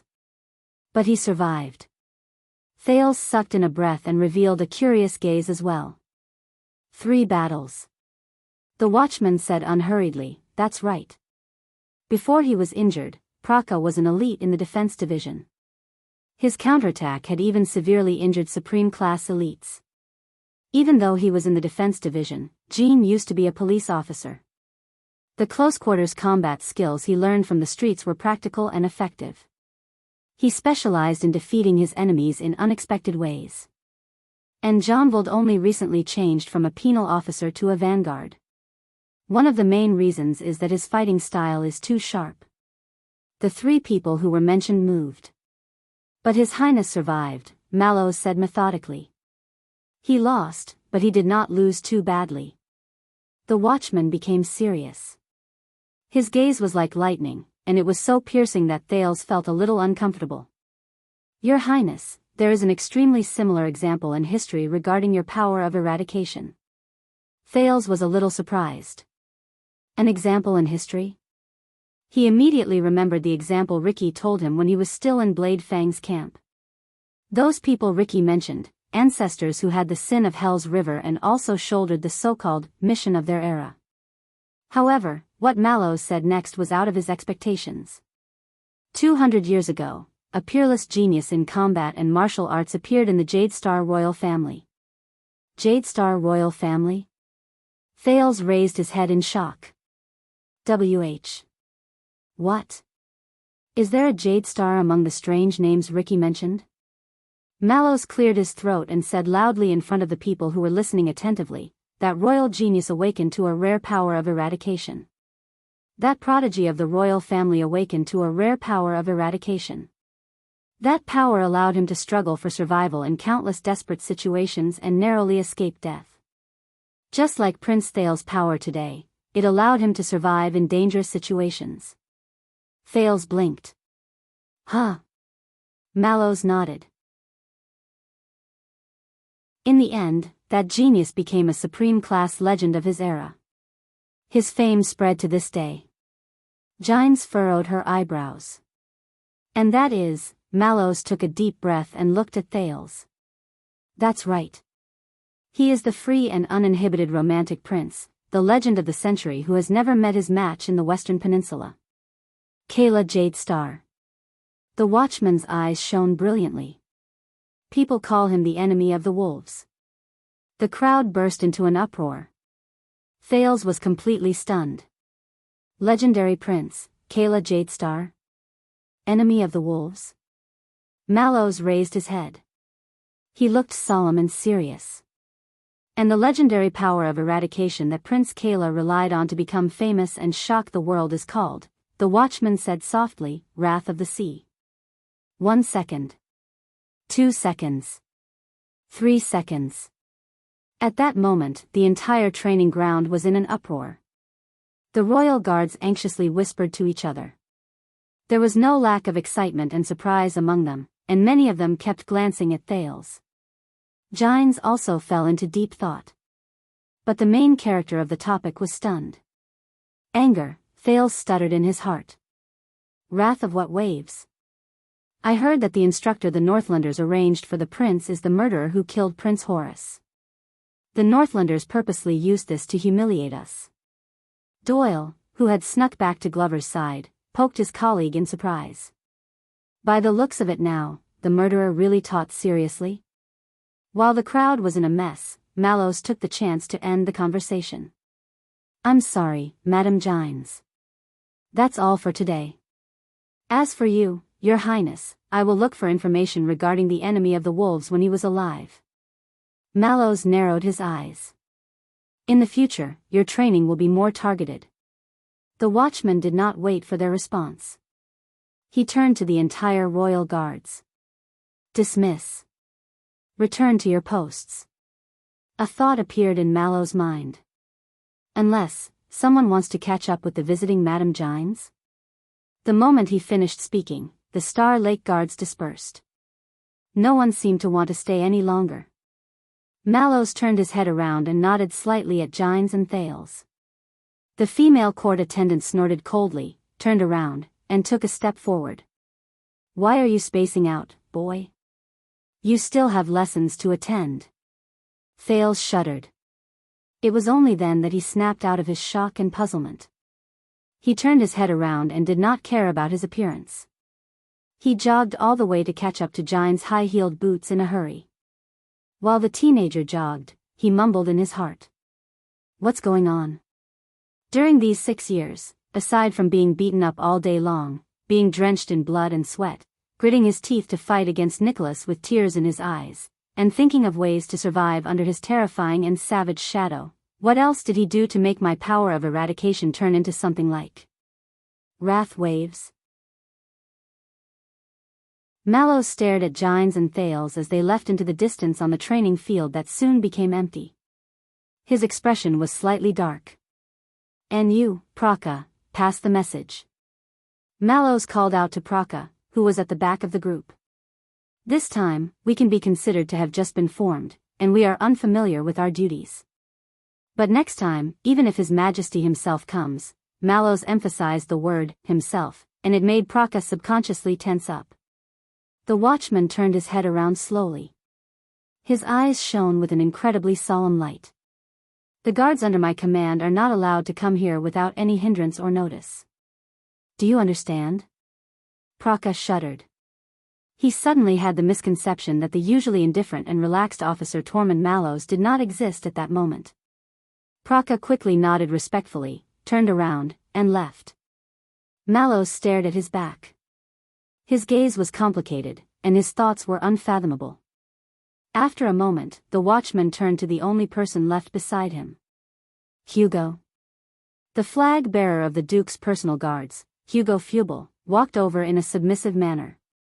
Did you record today's training, including the prince's power of eradication? Mallows asked faintly. Of course. Flag-bearer Fubel brought out a notebook, and his gaze suddenly became astute. Wrath waves. And the details of Prince Thales' response in but Mallows cut him off. Variant. Fubel raised his head with a puzzled expression. Add 1 to your record, Mallows said softly. Mallows said softly.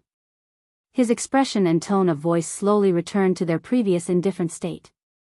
Prince Thales's power of eradication is a rare variant of wrath waves. Fubel blinked and furrowed his eyebrows. As for the specific direction and characteristics of the variant, Mallows exhaled. His expression was as calm as still water. Unknown. Fubel was stunned for 2 seconds. Variant, unknown. Officer, are you sure? He looked at his notebook and said in puzzlement, "This is for Vice Captain Talon to read. This is for Vice Captain Talon to see, and he'll report to His Majesty Anne. If there's any inaccuracies or inaccuracies." Mallows suddenly turned around. "Yes, I am sure." He cut off flag-bearer Fubel firmly. His gaze was burning, and he was aggressive. Absolutely certain.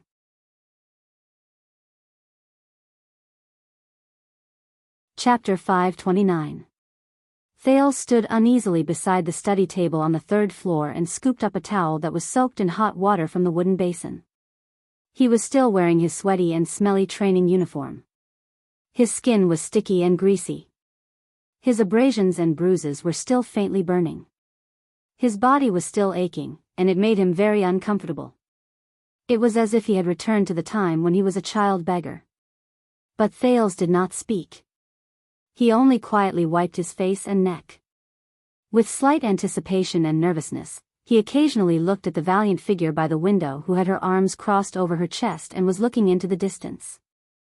Jianghu quietly looked at the setting sun on the horizon and the servants in the courtyard who were busy lighting the lamps. The expression on the side of her face was calm and profound. She seemed to be deep in thought, as if she was remembering something. "You should not have let them do that." Jianghu's voice was cold and forceful. There was a hint of determination that came from going through hardships. Thales's arm that was twisting the towel instantly froze. "Just now, you should not have let the guards be so presumptuous." The female official slowly turned around. She was as tall and sturdy as she was 6 years ago, like a cedar tree in winter. "Boy." Her gaze was as sharp as ever, and her tone was as stern as ever. It made Thales remember the first time they met 6 years ago. At that time, she also had her arms crossed over her chest like this. She had a profound expression on her face as she quietly sized him up. 6 years later, Thales subconsciously wanted to turn his head to avoid the gaze of the instructor who initiated him. "Perhaps." He spoke softly. There was a hint of resignation and faint emotions in his voice. Thales picked up the towel in time and covered his eyes. He pressed his dirty face and his uncontrollable expression into the warm and soft fabric at the same time. Jianghu did not speak. He put down the towel and tried to meet Jianghu's gaze calmly. He tried hard to release his most natural and warm smile. "Madam, I am very happy to see you again. After 6 years." Jianghu did not answer immediately. She continued to stare at Thales quietly. Her originally cold and stern gaze now had an indescribable meaning. "Very good." A few seconds later, the female official averted her gaze. She took a deep breath, as if she wanted to restrain herself. "Then, your etiquette lesson will now begin." Jianghu's tone became steady and stern again. She walked away from the window. Thales snapped out of his daze. With his habitual nervousness in front of the instructor who initiated him, he suppressed the fatigue in his body and quickly threw down the towel. "There is no need for that." Jianghu stopped him from taking the wooden basin away. "Today, we will not practice table manners." Table manners. Memories of the past surged into Thales's mind, but he forcefully suppressed them. The female official minded her own business and sat down on the guest chair. She ignored the refreshments beside her, and she cast a gentle glance at Thales, who looked a little disheveled after his training. "The first class won't be long. And right now, you obviously need to rest more." Thales was stunned for a few seconds before he nodded gratefully. "Thank you, madam. However, Jine's expression immediately became stern. Don't be so happy. We'll make up for the lost time in the next class. At that moment, Thales felt as if he had returned to 6 years ago. He saw Jine's the female officer, who was strict and cold in the training field and at the dining table. With a cold expression, she made him raise his shield and hold his knife and fork properly. The familiar feeling surfaced in his heart again, and he couldn't suppress it. That scene seemed to have happened yesterday. It was just like how he had never left the country for the north and never returned for many years. It was as if the 6 years that had passed were just a dream last night, and nothing had happened. And when he woke up this morning, he was still sitting upright and still under Jine's hand, listening attentively. Thales suppressed the throbbing in his eyes and chest. He nodded and recalled the etiquette unique to constellation. He sat upright and solemnly. Jine stared at him until Thales regained his composure. During the age of the Empire 1,000 years ago, the Supreme Emperor sent his personal Praetorian guards to the princes to carry out the duties of knights serving their master. Jine's went straight to the point as usual, but her eyes were still sizing up Thales. After the Battle of Eradication, even though the tradition of knights in the old days was almost extinct, this tradition was inherited by the successive kings of Constellation. They sent the royal guards to the adult princes, and they became their personal guards, attendants, subordinates, assistants, and even vassals in the future. Thales did not expect that Jine's would start talking about history the moment she opened her mouth. But the teenager immediately came to a realization. She was not satisfied with his performance just now. And how to manage and use these subordinates with extraordinary significance and complicated backgrounds, get along well with the royal guards, and get along well with each other. This has been a compulsory lesson for every prince since ancient times. Subordinates with extraordinary significance and complicated backgrounds. Thales clenched his fists gently. He remembered Mallow's indifference, Doyle's frivolity, and Glover's callousness in Mindy's hall. But in the next second, he remembered Zacriel's silence, Barney Jr.'s persistence, and Samuel's extreme behavior in the prison of bones. There is no doubt about it. Jine's tone became even more solemn. This is also part of the royal etiquette. Thales listened quietly.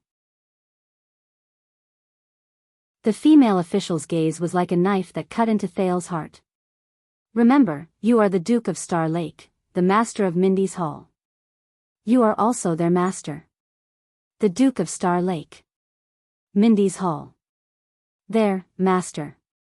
The teenager's eyes rippled slightly. You are no longer an illegitimate child who needs to hide and deceive others. You are the official second prince, the heir to the kingdom. Jine's words were harsh. Illegitimate child. Second prince. Heir to the kingdom. Is that so?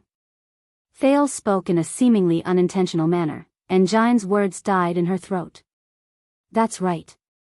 A few seconds later, Jine's voice became much more forceful. She sounded a little displeased with his reaction.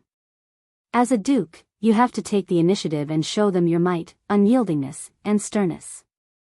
Let your subordinates know the consequences of disrespecting the prince. Take the initiative, show them your might. Might, unyieldingness, and sternness?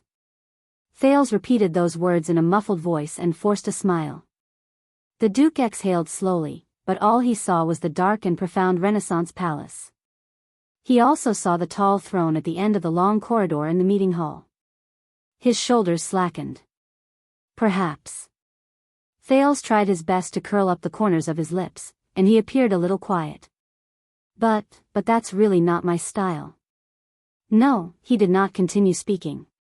Instead, he finished the sentence in his heart. Jine's furrowed her eyebrows. It was as if she did not expect that her student, whom she had not seen for many years, would have such a reaction. The silence in the study room lasted for a few seconds. The letter from the north said that you have been through many trials, and your temperament is outstanding. You are fearless when you face enemies who are fierce and tough. You are neither servile nor overbearing. Just like you did in the national conference. Jine said coldly. Why have you become weak when you face your subordinates here? Thales was silent for a long while. Because that is different. The teenager seemed to have sensed something and sighed softly. In the national conference and in the north, I only have to face my opponents.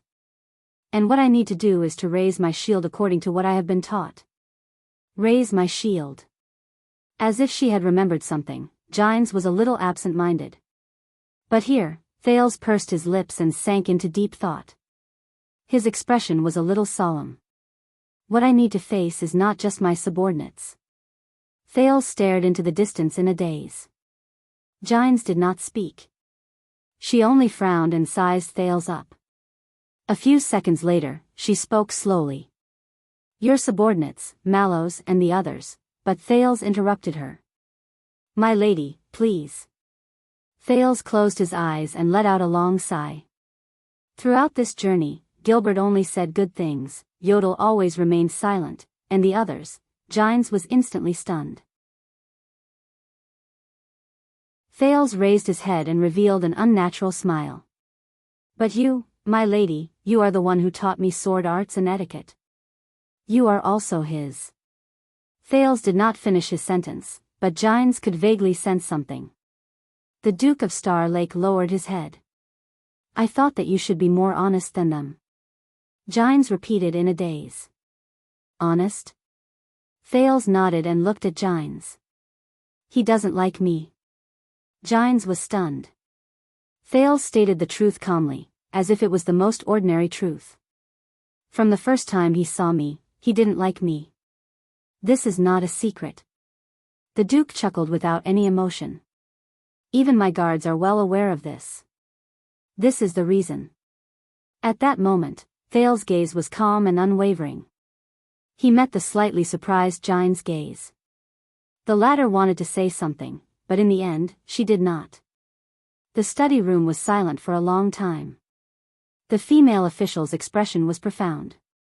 Her eyes shone with an unknown light as she swept her gaze over Thales' body. Finally, Gines took a deep breath and spoke slowly. Wrath of the Sea. Thales did not react in time. He was puzzled. Gines steadied her expression, which had changed a few times, and lowered her gaze. She said in a low voice, Mallows mentioned that you awakened your power of eradication. What is that? Oh. Wrath of the Sea. Thales, who was still immersed in the inexplicable emotions just now, exhaled and composed himself. I don't know. The Duke forced himself to shake his head and said honestly, it's also my first time hearing about it. But Gines smiled. Most of the powers of eradication of the knights in the kingdom are similar to their personal experiences, especially those of the teachers who taught them. The female official said faintly, there is also a small group of people who are the complete opposite. The teacher and the disciple are the opposite of each other. Thales thought of something and thought that this was similar to what Ricky said. Is that so? So. Wrath of the Sea. So, the Northlanders have taught you a lot.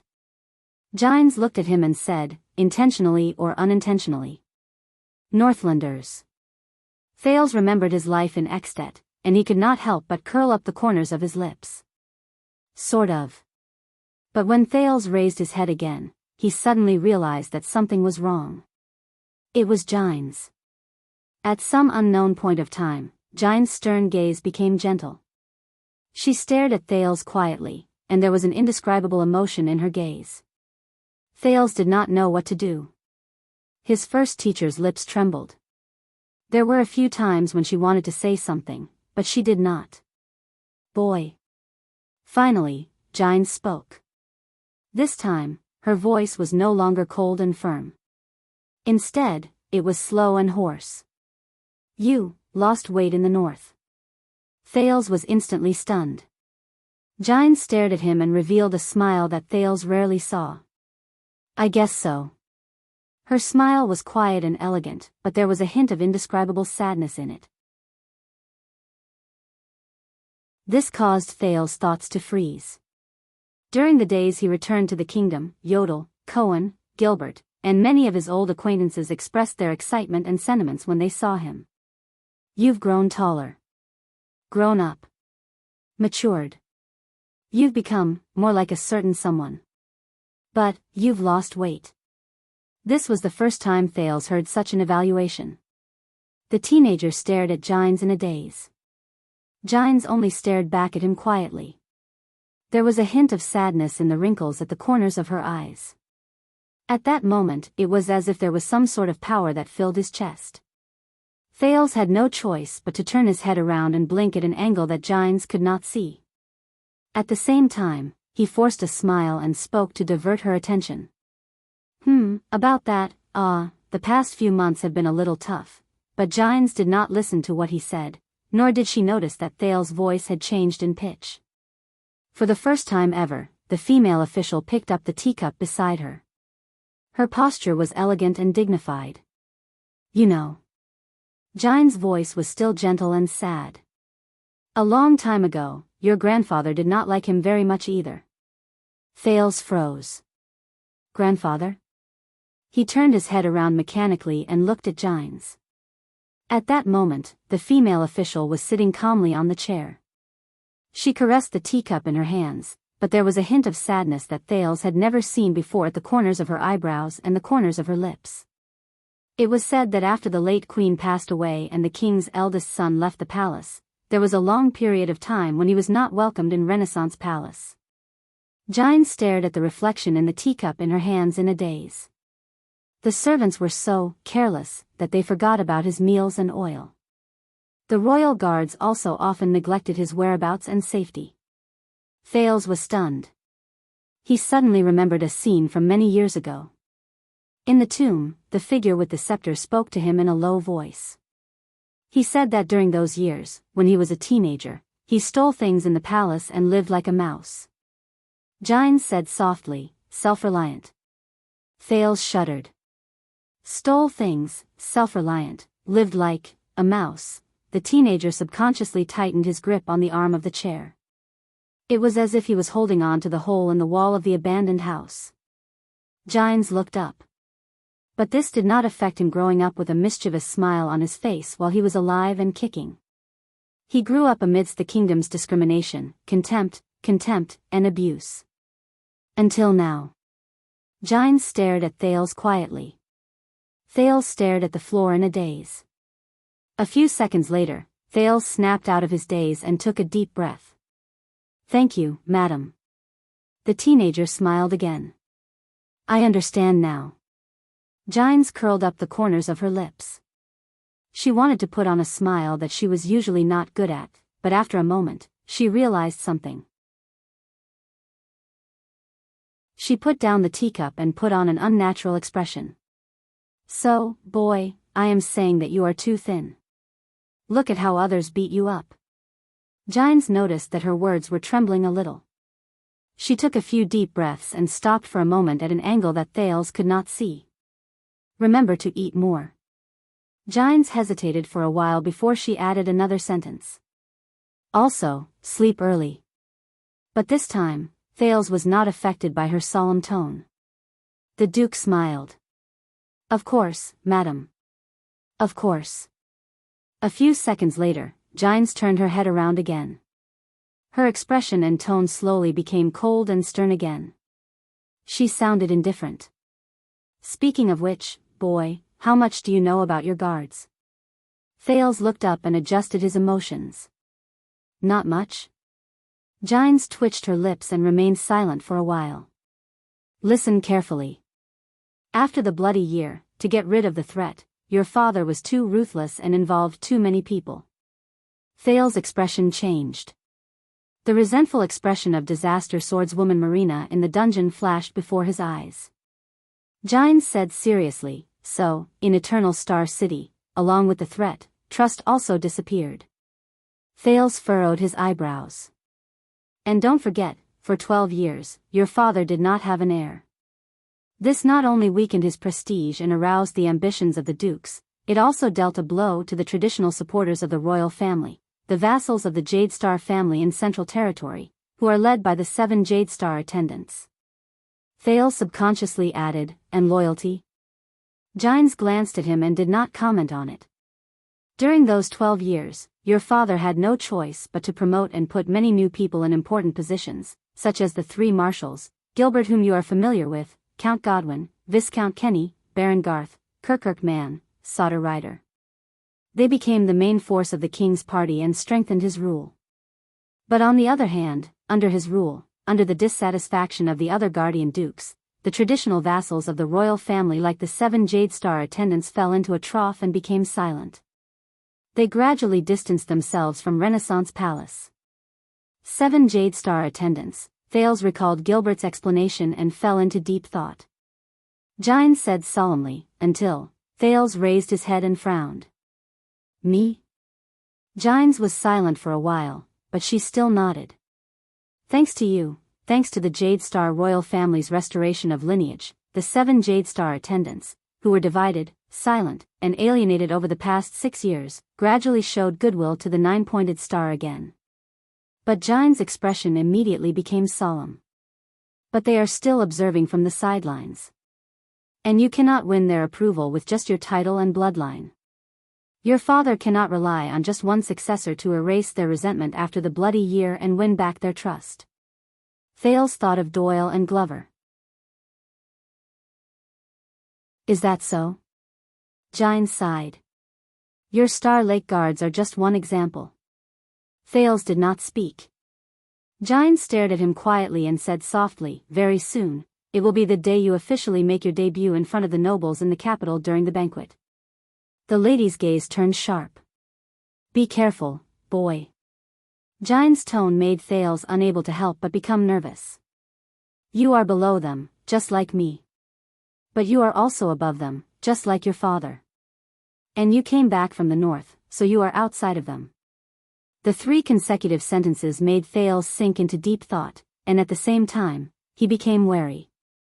And this means that at the end of the day, from the inside to the outside, you are, Gines said firmly, not them. Not them. Thales opened his mouth to speak, but in the end, he shut it.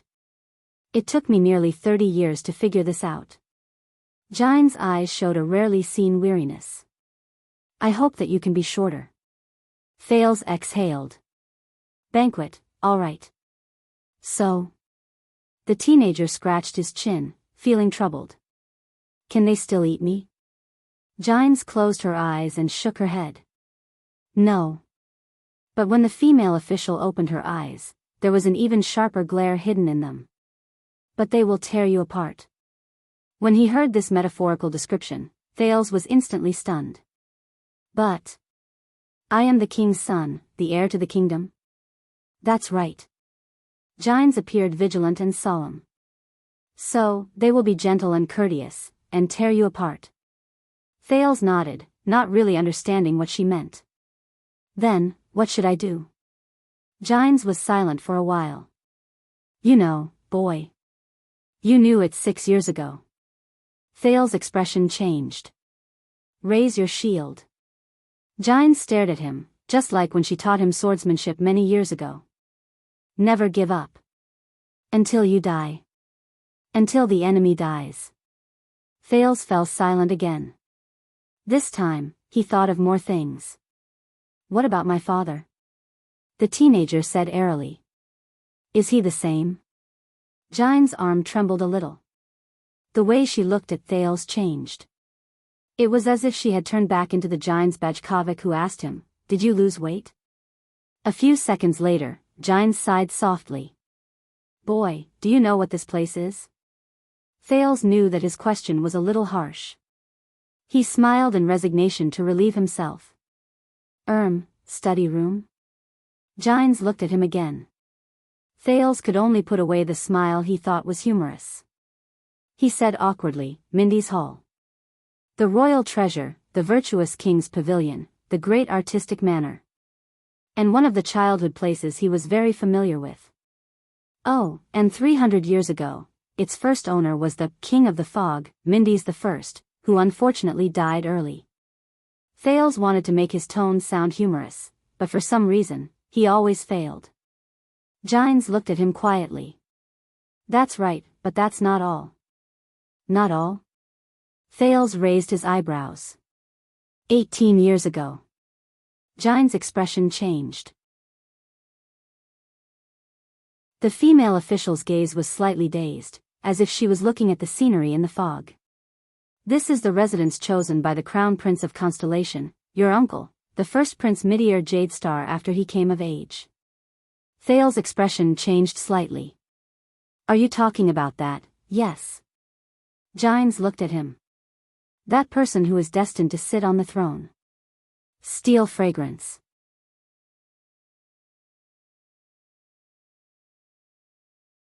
Chapter 530. The Crown Prince of Constellation. Meteor Jade Star. The former owner of Mindy's Manor? Thales's heart stirred slightly. He felt uneasy, as if he was sitting on pins and needles. Jianghu's tone became gentler. When Kessel was young, he often came here to hide, to relieve his boredom. Until, Jianghu sized up the decorations in the study room in a daze. It was as if she could see through time and see the past. This place has a different meaning to him. Thales focused his gaze. Jianghu looked at the air and smiled faintly.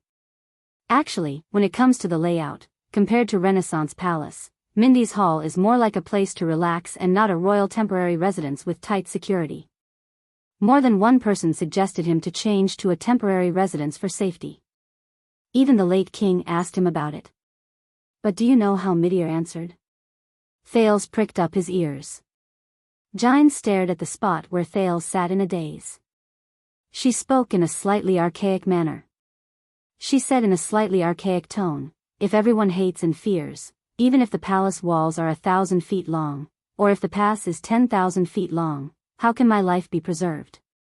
If everyone hates and fears, Thales mulled over her words and frowned slightly. Are these his original words? Jianghu shook her head. No, these are what the virtuous king engraved on the silver coin said. Meteor made some changes when he quoted it, but, Jianghu rubbed her wrist gently. Her gaze was gentle. A long time ago, I don't remember what the virtuous king's original words were. I only remember how Meteor handled government affairs here. Thales did not speak. He thought carefully about what his uncle would look like if he could say these words in such a magnanimous manner. As if she knew what he was thinking, Jianghu said, yes. She said, when he ran into a difficult problem, he would sit behind your study table and press down on the spot between his eyebrows. His lips would be slightly furrowed, and he would not say a word as he slowly sank into deep thought.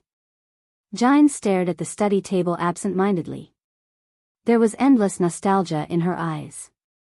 After a few minutes, the corners of his lips and the spot between his eyebrows would relax at the same time. At that time, he would put down his fingers and smile. As if to echo her words, Jianghu also revealed a smile. She was beautiful and quiet. Then, the problem would no longer be a problem. Thales felt a little guilty. However, Jianghu continued speaking. Her tone was ethereal and dreamy, as if she was narrating a fairy tale. He always finds a way out of trouble. Settle the conflict to everyone's satisfaction. Arrange things neatly. For everyone, to dispel disappointment. Jianghu's voice faded away. Thales remained silent. The two of them sat in silence. One was reminiscing, the other was imagining, leaving the quiet emptiness in the study. After a while, Jianghu took a deep breath. The expression on her face returned to being helpless and sad. Kid, it's not that he doesn't like you. Thales was shocked. It was only then that he realized that the subject of the man's words had changed. He's just, but, Jianghu stared fixedly at the study table in front of Thales. She did not continue speaking. However, Thales stared at the chair he was sitting on and thought about Renaissance Palace a few days ago in a daze. You will never become the Duke of Star Lake, because of you, unworthy. Thales was stunned. He stared blankly at the desk in front of him and recalled the identity and deeds of its previous owner. He could not help but feel puzzled. He, the master of Renaissance Palace, thought that Thales was not worthy of her. What could it be? After a while, Thales finally snapped out of his daze. He looked at Jianghu gratefully. Madam, it's nice to see you again. Thales nodded and held back his unnecessary emotions. Really? Jianghu smiled. She opened her mouth as if she wanted to say something, but in the end, she closed it. A few seconds later, Jianghu said airily, "Kid, eat more and sleep early. Also, even though I am no longer in charge of teaching you martial arts and sword skills, but..." Jianghu looked at him quietly. "Remember to practice your sword." A thought appeared in Thales's mind, and he smiled softly. "I have seen you fight." Jianghu said softly, "It's all right." But in the next moment, the female official's tone became stern. "But I did not teach you the sword skills used by the Northland Army to turn you into a madman who will sacrifice his life to fight." Thales, who was originally immersed in the gentle atmosphere, could not help but shudder. "Remember, you are a prince." Jianghu said sternly, "No matter what you experienced in the north, when battle comes, you must raise your shield and protect yourself first." Jianghu looked at him sternly. "Defense is the most important thing. Don't always think about taking the risk to attack." As if to emphasize her words, Jianghu raised her voice. "Did you hear me?" Thales shuddered and habitually agreed to it. "Yes. Yes." Jianghu stood up after she landed on the ground. She straightened her attire and returned to being the fierce and valiant first-class female official. Thales quickly stood up and sent her out of the room. But when they walked up the corridor, Jianghu's footsteps suddenly stopped. The female official turned her head around sharply and looked at the two guards at the porch. "You, young D." The guards, who were in a daze out of boredom, were shocked. They snapped out of their daze. Madam?" Thales was also shocked. He quickly caught up with her. "Why are you standing here?"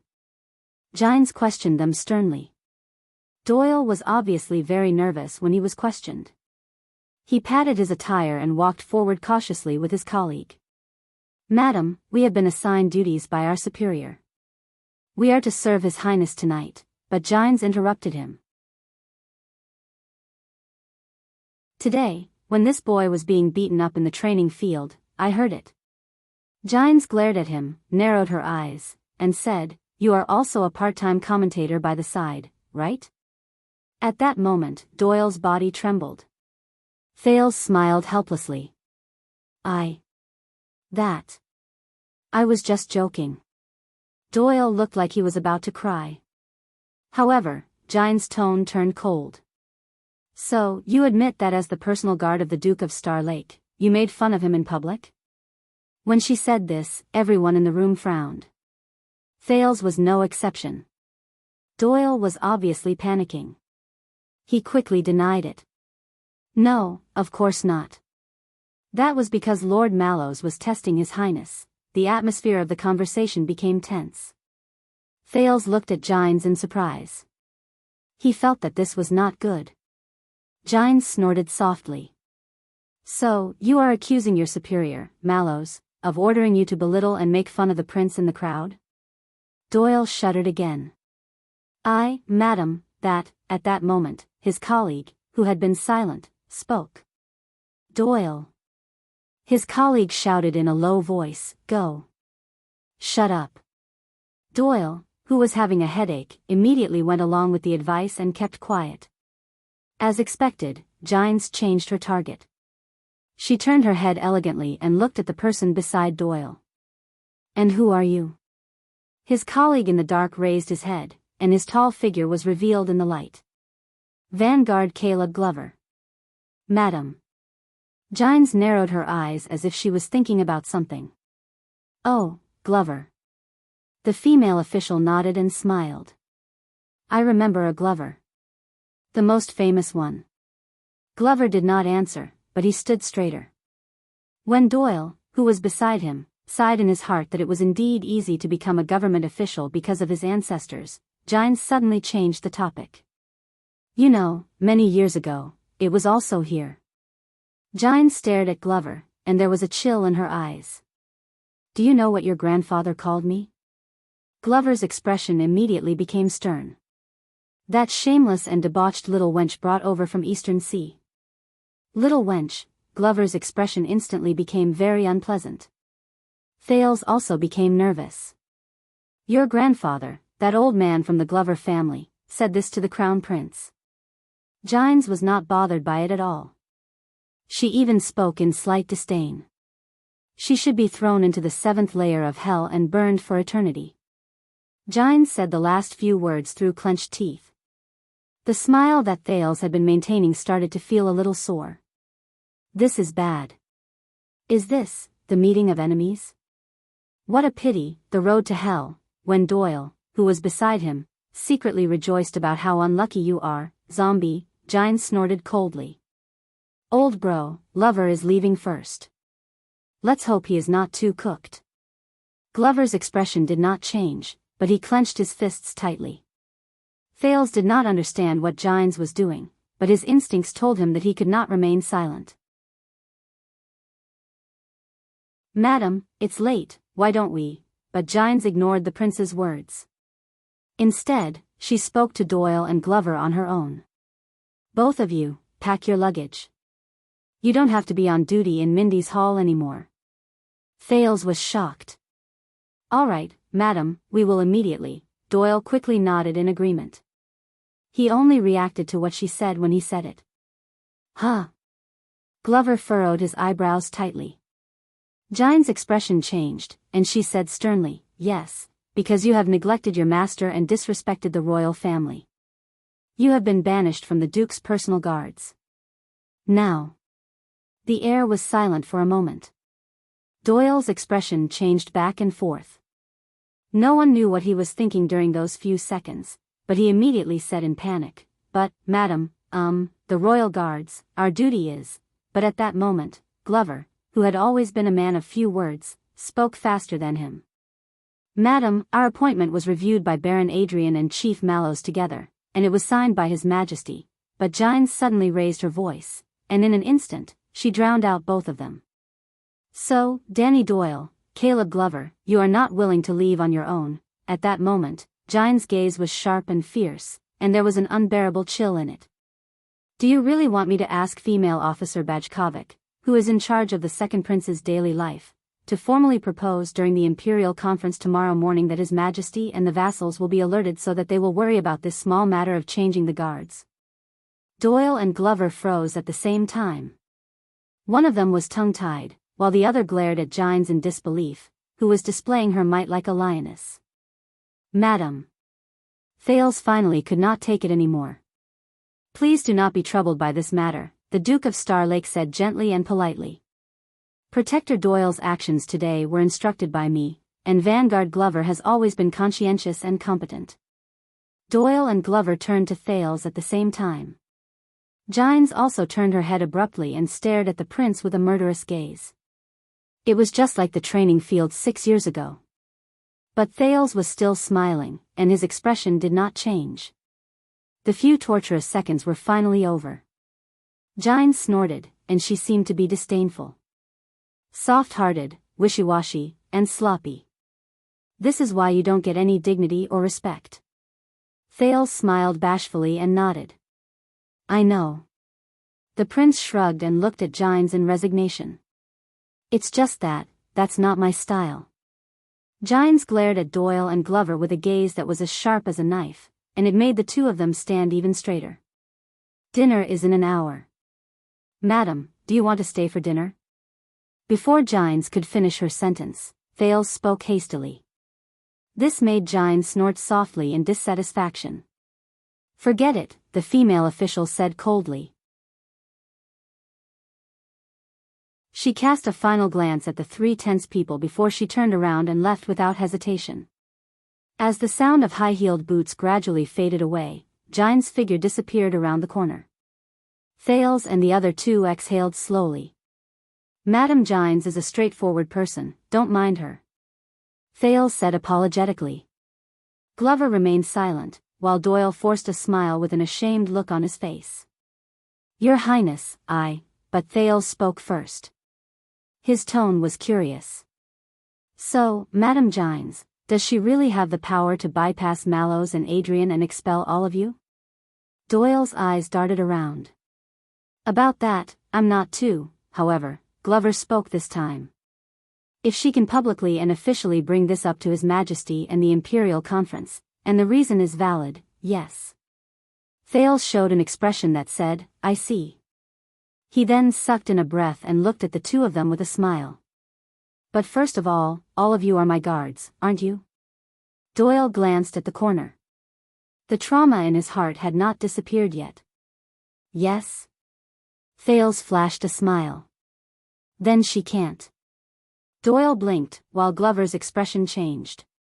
"Thank you, Your Highness," Glover said in a low voice. Thales smiled and gave them a thumbs up. Without saying anything, he turned around and went back to his room. "About that, Your Highness," Doyle said hastily behind him, and there was some hope in his voice. Is there anything else I can do for you?" Thales stopped moving. "Oh, it's already so late." The teenager came to a sudden realization. He turned around and smiled at the two of them. "It's an old habit. I want to go back to the study to read. But if there are some refreshments to accompany me, that would be even better." Doyle sucked in a sharp breath. "Do it immediately, Your Highness." For the first time, Doyle nodded sincerely. "Immediately." Thales nodded encouragingly and walked into the study. At the corner of the corridor, Gines continued to move forward with steady steps without stopping. But at that moment, the female official had a hint of a smile at the corner of her lips. "This brat. What a waste. The refreshments in the study have not been finished yet, have they?" And so, Thales' first etiquette lesson passed just like that. But from then on, Doyle and Glover were obviously much more respectful towards him. Until one day in the next week, Doyle cautiously came to the study to report to Thales. The two priestesses carefully selected by Sunset Temple had arrived at Mindy's Hall. They were waiting to be taught by the Duke. As the ruling tradition of the Empire and Constellation, every king of Constellation must be familiar with. Theology class.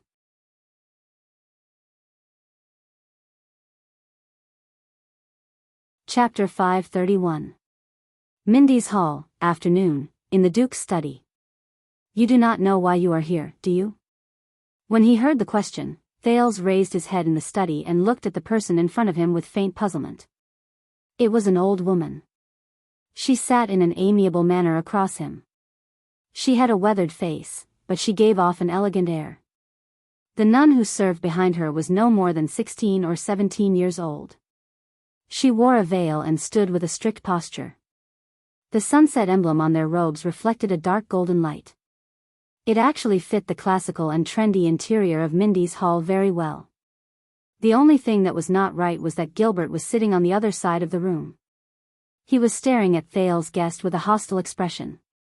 Just now, when Mallows led the teacher sent by Sunset Temple into the study with an expressionless face, Gilbert rushed over.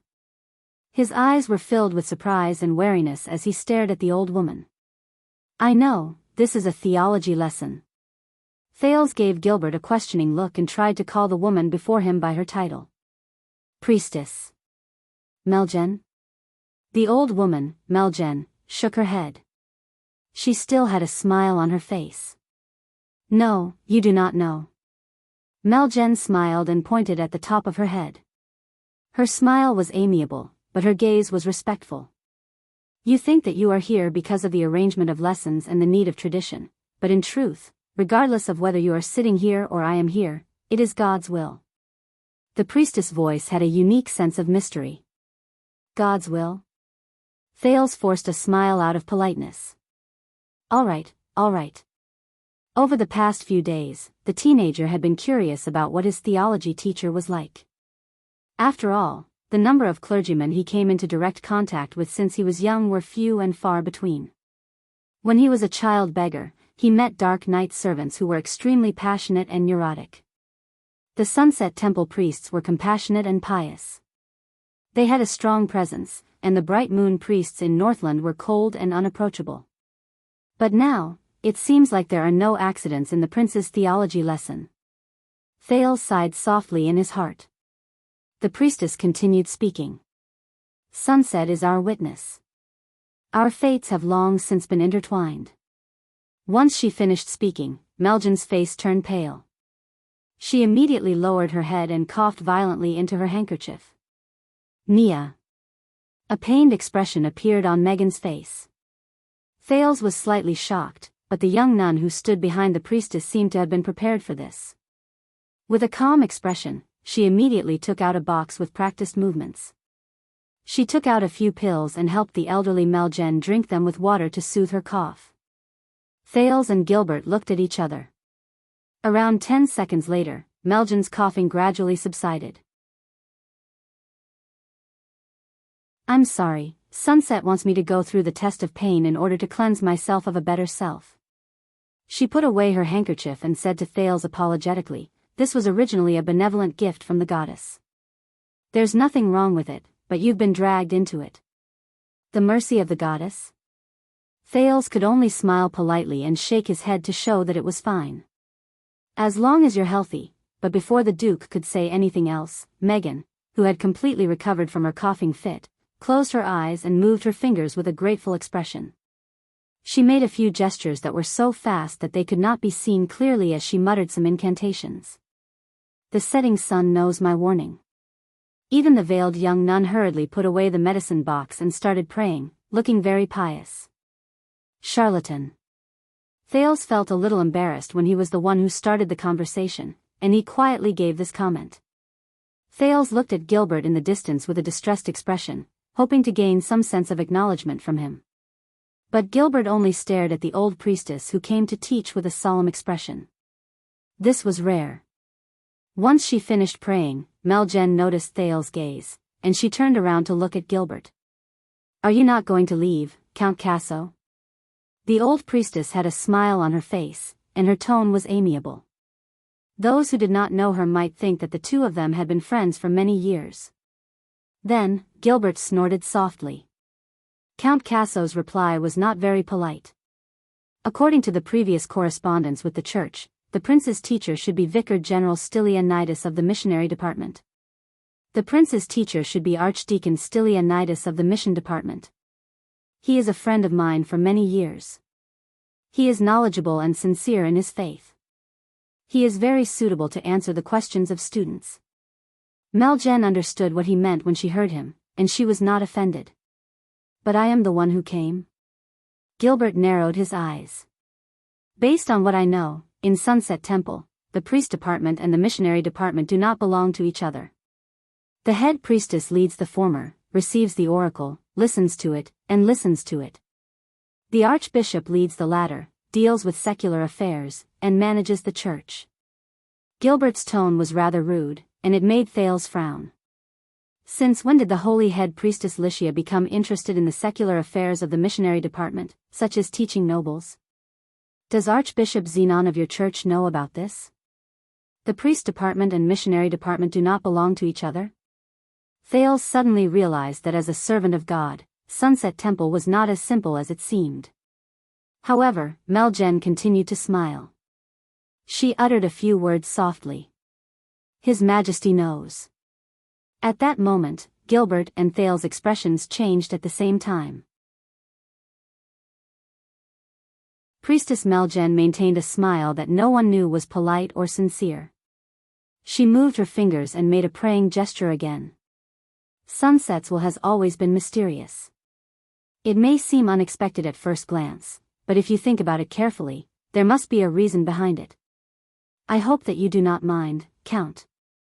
The nun behind her quickly followed the prayer gesture to be in sync with the priestess. Gilbert's lips twitched, as if he was not used to being humiliated like this. The former Foreign Affairs Minister pursed his lips for a few seconds before he said resentfully, "I will seek confirmation from Renaissance Palace." "I will seek confirmation from Renaissance Palace. Maybe I will also give some advice." Priestess Meljen flashed a smile that said, "Welcome," or "Please go ahead." Thales frowned as well. Gilbert snorted, but he did not show any intention of leaving.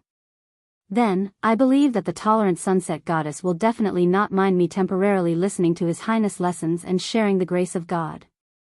Priestess Liv Meljen? Priestess Meljen only curled her lips. She did not comment.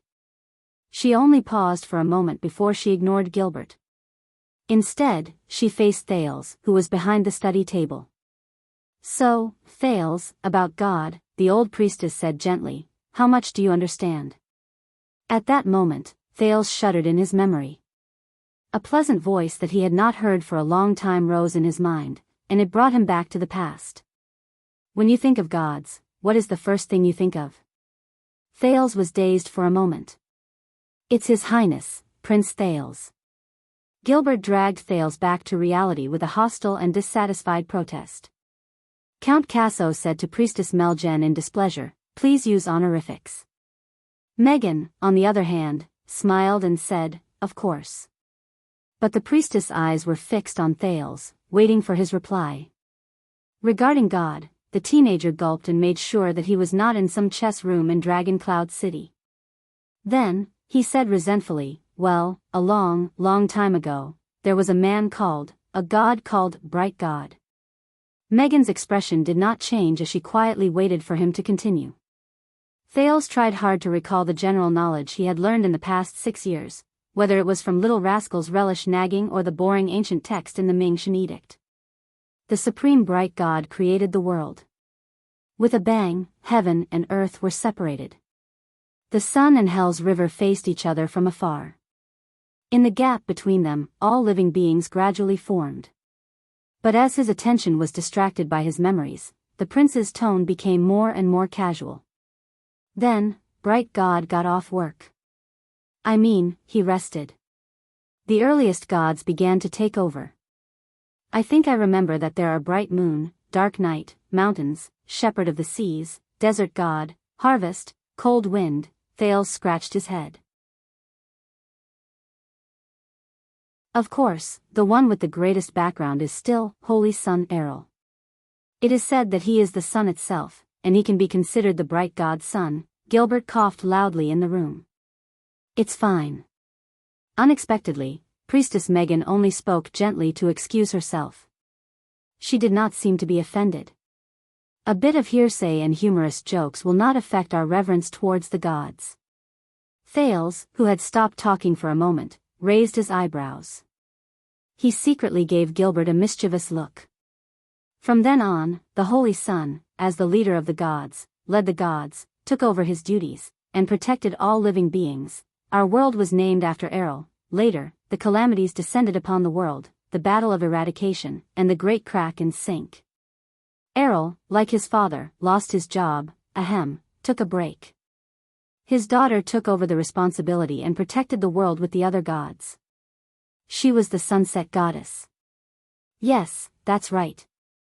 So, from Thales' point of view, when he read the history of the world, from the bright god church of the ancient empire to the church of the Holy Sun in the final empire, and then to the sunset temple in Constellation, the classic myth of the bright god, Holy Sun, sunset, passed down by the empire in the world of Errol could be said to be a painful family business history that was closely related to the territory of the empire. The first generation of the gods worked hard to build up their businesses, and in the end, they became powerful. The second generation of the gods lost their father's fields, and in the end, they collapsed. The third generation of the gods worked hard, and in the end, they went bankrupt. It's as if I'm the Prince of Constellation. Their revival was imminent. The building collapsed, and while it was bitter and sorrowful, for some reason, there was an inexplicable sense of joy in it. By the way, when Thales concluded his point of view, the expression of the Bright Moon Temple priest who was in charge of teaching history classes in Extet turned sour. Regent Leespan listened with great interest and nodded repeatedly. Thales finished his speech as if he was bargaining in the market. He smiled and looked at Gilbert, who had a strange expression on his face, and Priestess Melgen, who was deep in thought. You know quite a lot. Priestess Melgen's gaze was calm. She seemed to be thinking. Thank you. Thales shrugged. But it is not detailed enough. Melgen finished her words faintly. Of course, it was not detailed enough. In truth, most of these myths and legends to scare people was told to him by a bespectacled girl and an immortal demon. Perhaps I have to thank a certain former king of Northland who collected a large number of books for his great dragon queen, but whose whereabouts is unknown. So, do you believe in God, Thales? Priestess Melgen spoke again.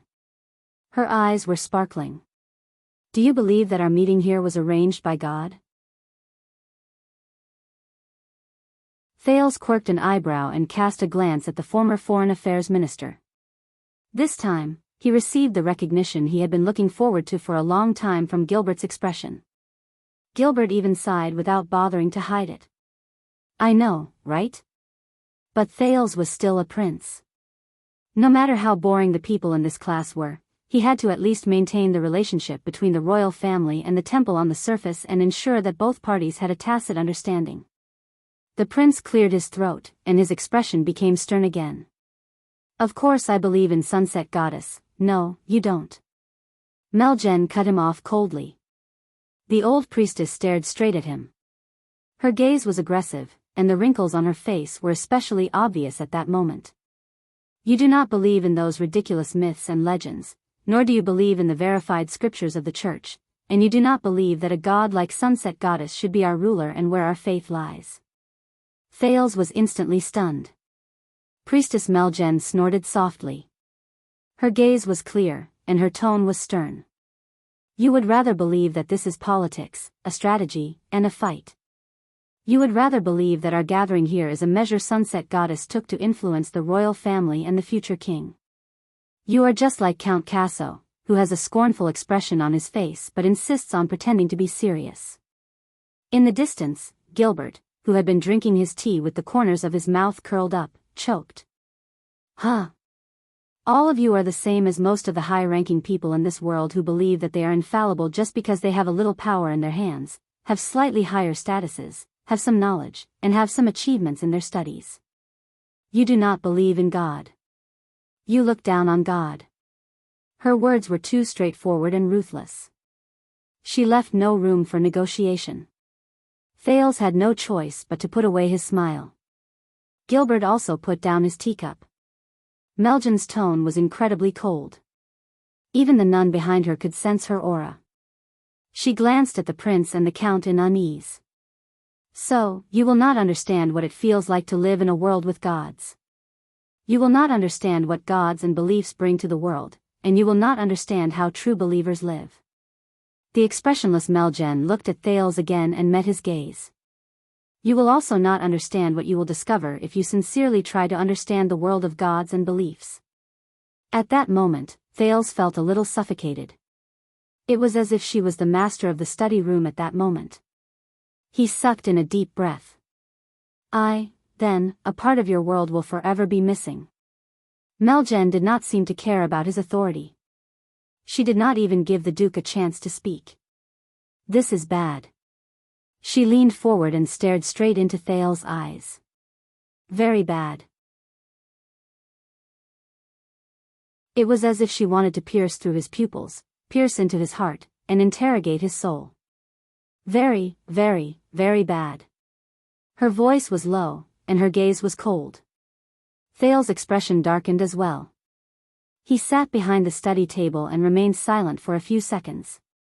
Then, he slowly pushed aside the Sunset Goddess Apostle's axe, which he had specially found for this lesson. Gilbert wanted to ease the unfriendly atmosphere, but the moment he coughed for the first time, Thales spoke. So, what are you going to do? The young Duke of Star Lake stared straight into the Sunset Priestess's intimidating eyes without avoiding her gaze. If I do not believe in God, what will you do? Thales smiled and spread his arms. Burn me to death? His words caused the room to fall silent. Priestess Meljen frowned and sized Thales up carefully. A few seconds passed. Meljen snorted coldly, and her tone was hostile. Yes. This time, it was Thales' turn to be stunned. What? What is going on? The young nun who was standing by became nervous. She had never seen such a scene before, and she stared at the dumbfounded Duke of Star Lake in fear. She seemed to be afraid that the powerful man would order him to drag her out and kill her, in a fit of anger. Gilbert's coughing suddenly became louder. Ahem, Your Highness, about today, but this time, Count Casso's untimely but forced interruption did not work. Priestess Meljen smiled mysteriously. She ignored Gilbert for the third time and added what she did not finish her sentence. A long time ago, yes. When she said this, Thales' furrowed eyebrows relaxed. Please, don't take a deep breath when you speak. The priestess slowly leaned against her chair, and her tone became gentle again. So, Thales, will burning you change your faith? Will it make you believe in the existence of God, the glory of God, and the greatness of God? In the distance, Gilbert sighed in relief. It was clear that he had given up on correcting the way she addressed Thales. Thales blinked and forced himself to lift the corners of his lips. Priestess Meljen smiled and picked up the teacup beside her. Then, why should we burn you to death? Meljen took a sip of her tea. You must understand that belief is not created through burning, much less slaughtering. The priestess spoke very slowly, but she was no longer as aggressive as before. If I burn you to death just because you do not believe in God, it will only increase your disgust and rebelliousness. It will also strengthen your stance and will. It will not help the spread of belief, and it will also go against the God's original intentions. Meljen put down the teacup and stared at him. What is formed from fear will not be a firm belief. It will only be a gradual accumulation of endless hatred that will eventually be vented. Believe me, history has long since proven this. Meljen cast a glance at Gilbert, who was frowning as well. She spoke faintly. On the contrary, the trials and tribulations of reality will usually lead to the sublimation of one's spirit. Over the past thousands of years, many great prophets and messengers came to their senses during persecution and suffering, allowing the true meaning of their beliefs to take root in the people and spread even further. Thales stared at the sunset priestess in front of him with surprise. This attitude, she doesn't seem like a member of the church in my impression. Meljen turned her head around and smiled faintly. So, Your Highness. This was the first time she used a respectful title. Coupled with her softer words and friendlier tone, Thales noticed that no matter what, the stereotype he had towards the priestess was gradually disappearing. Meljen said solemnly, only evil gods, demons, and arrogant mortals are passionate about promoting bloodshed and violence. They enjoy slaughter and destruction. They rely on oppression and power to fight for power, eliminate those who oppose them, rely on it to win, and take pride in it. Thales sat up straight without realizing it. However, true gods, just like our sunset goddess, are tolerant and forgiving. They will show mercy, forgive, help, and guide the lost sheep, and even those who believe in heresy. This is the true meaning of the existence of belief, salvation. Once Priestess Meljen finished speaking, she smiled faintly. So, please let go of your hostility, Thales. Open your heart, and turn from a skeptic to a tolerant person. Because the gods also treat you like this. Thales frowned and looked at her. In the distance, Gilbert sighed and mumbled softly, as expected, I still miss that old man, Stylianides. A few seconds later, Thales exhaled. He had to adjust his attitude. All right then. It was strange. The way they spoke was clearly very different, but for some reason, Thales remembered the scene when he faced the old crow. So, are you going to teach me how to believe in the goddess, Priestess Liv Meljen? The Duke asked with a stern expression. Meljen smiled and took another sip from her teacup. When she put down the teacup, her tone became profound and mysterious again. Hundreds of years ago, there was a young man who met with misfortune. His family business declined, and his future was cut off. Thales was stunned. He was astonished by the fact that she had started telling him a story. When he was at the end of his rope, he received a revelation from God. Meljen's expression was blank, as if she was in the story at that moment. So, the young man followed God's will, faced the setting sun, and headed west. This is the story of an unfortunate young man who met a revelation from God and saved the world. Thales cast a glance at Gilbert, and he noticed that the latter's expression changed slightly. Meljen's tone became gloomy. Day approached, but the young man continued to head west. The path ahead of him became darker and more dangerous. His vision became more confused and chaotic. Finally, when the sun set, in the deep darkness where there was no light and no moon, he was exhausted and dazed. He lost his consciousness and hope, and in a daze, he stepped into the middle of the cold shepherd's river. But the priestess immediately changed the topic. And when the merciless river was about to overflow his head, Meljan's words became serious. It was as if he had received an order.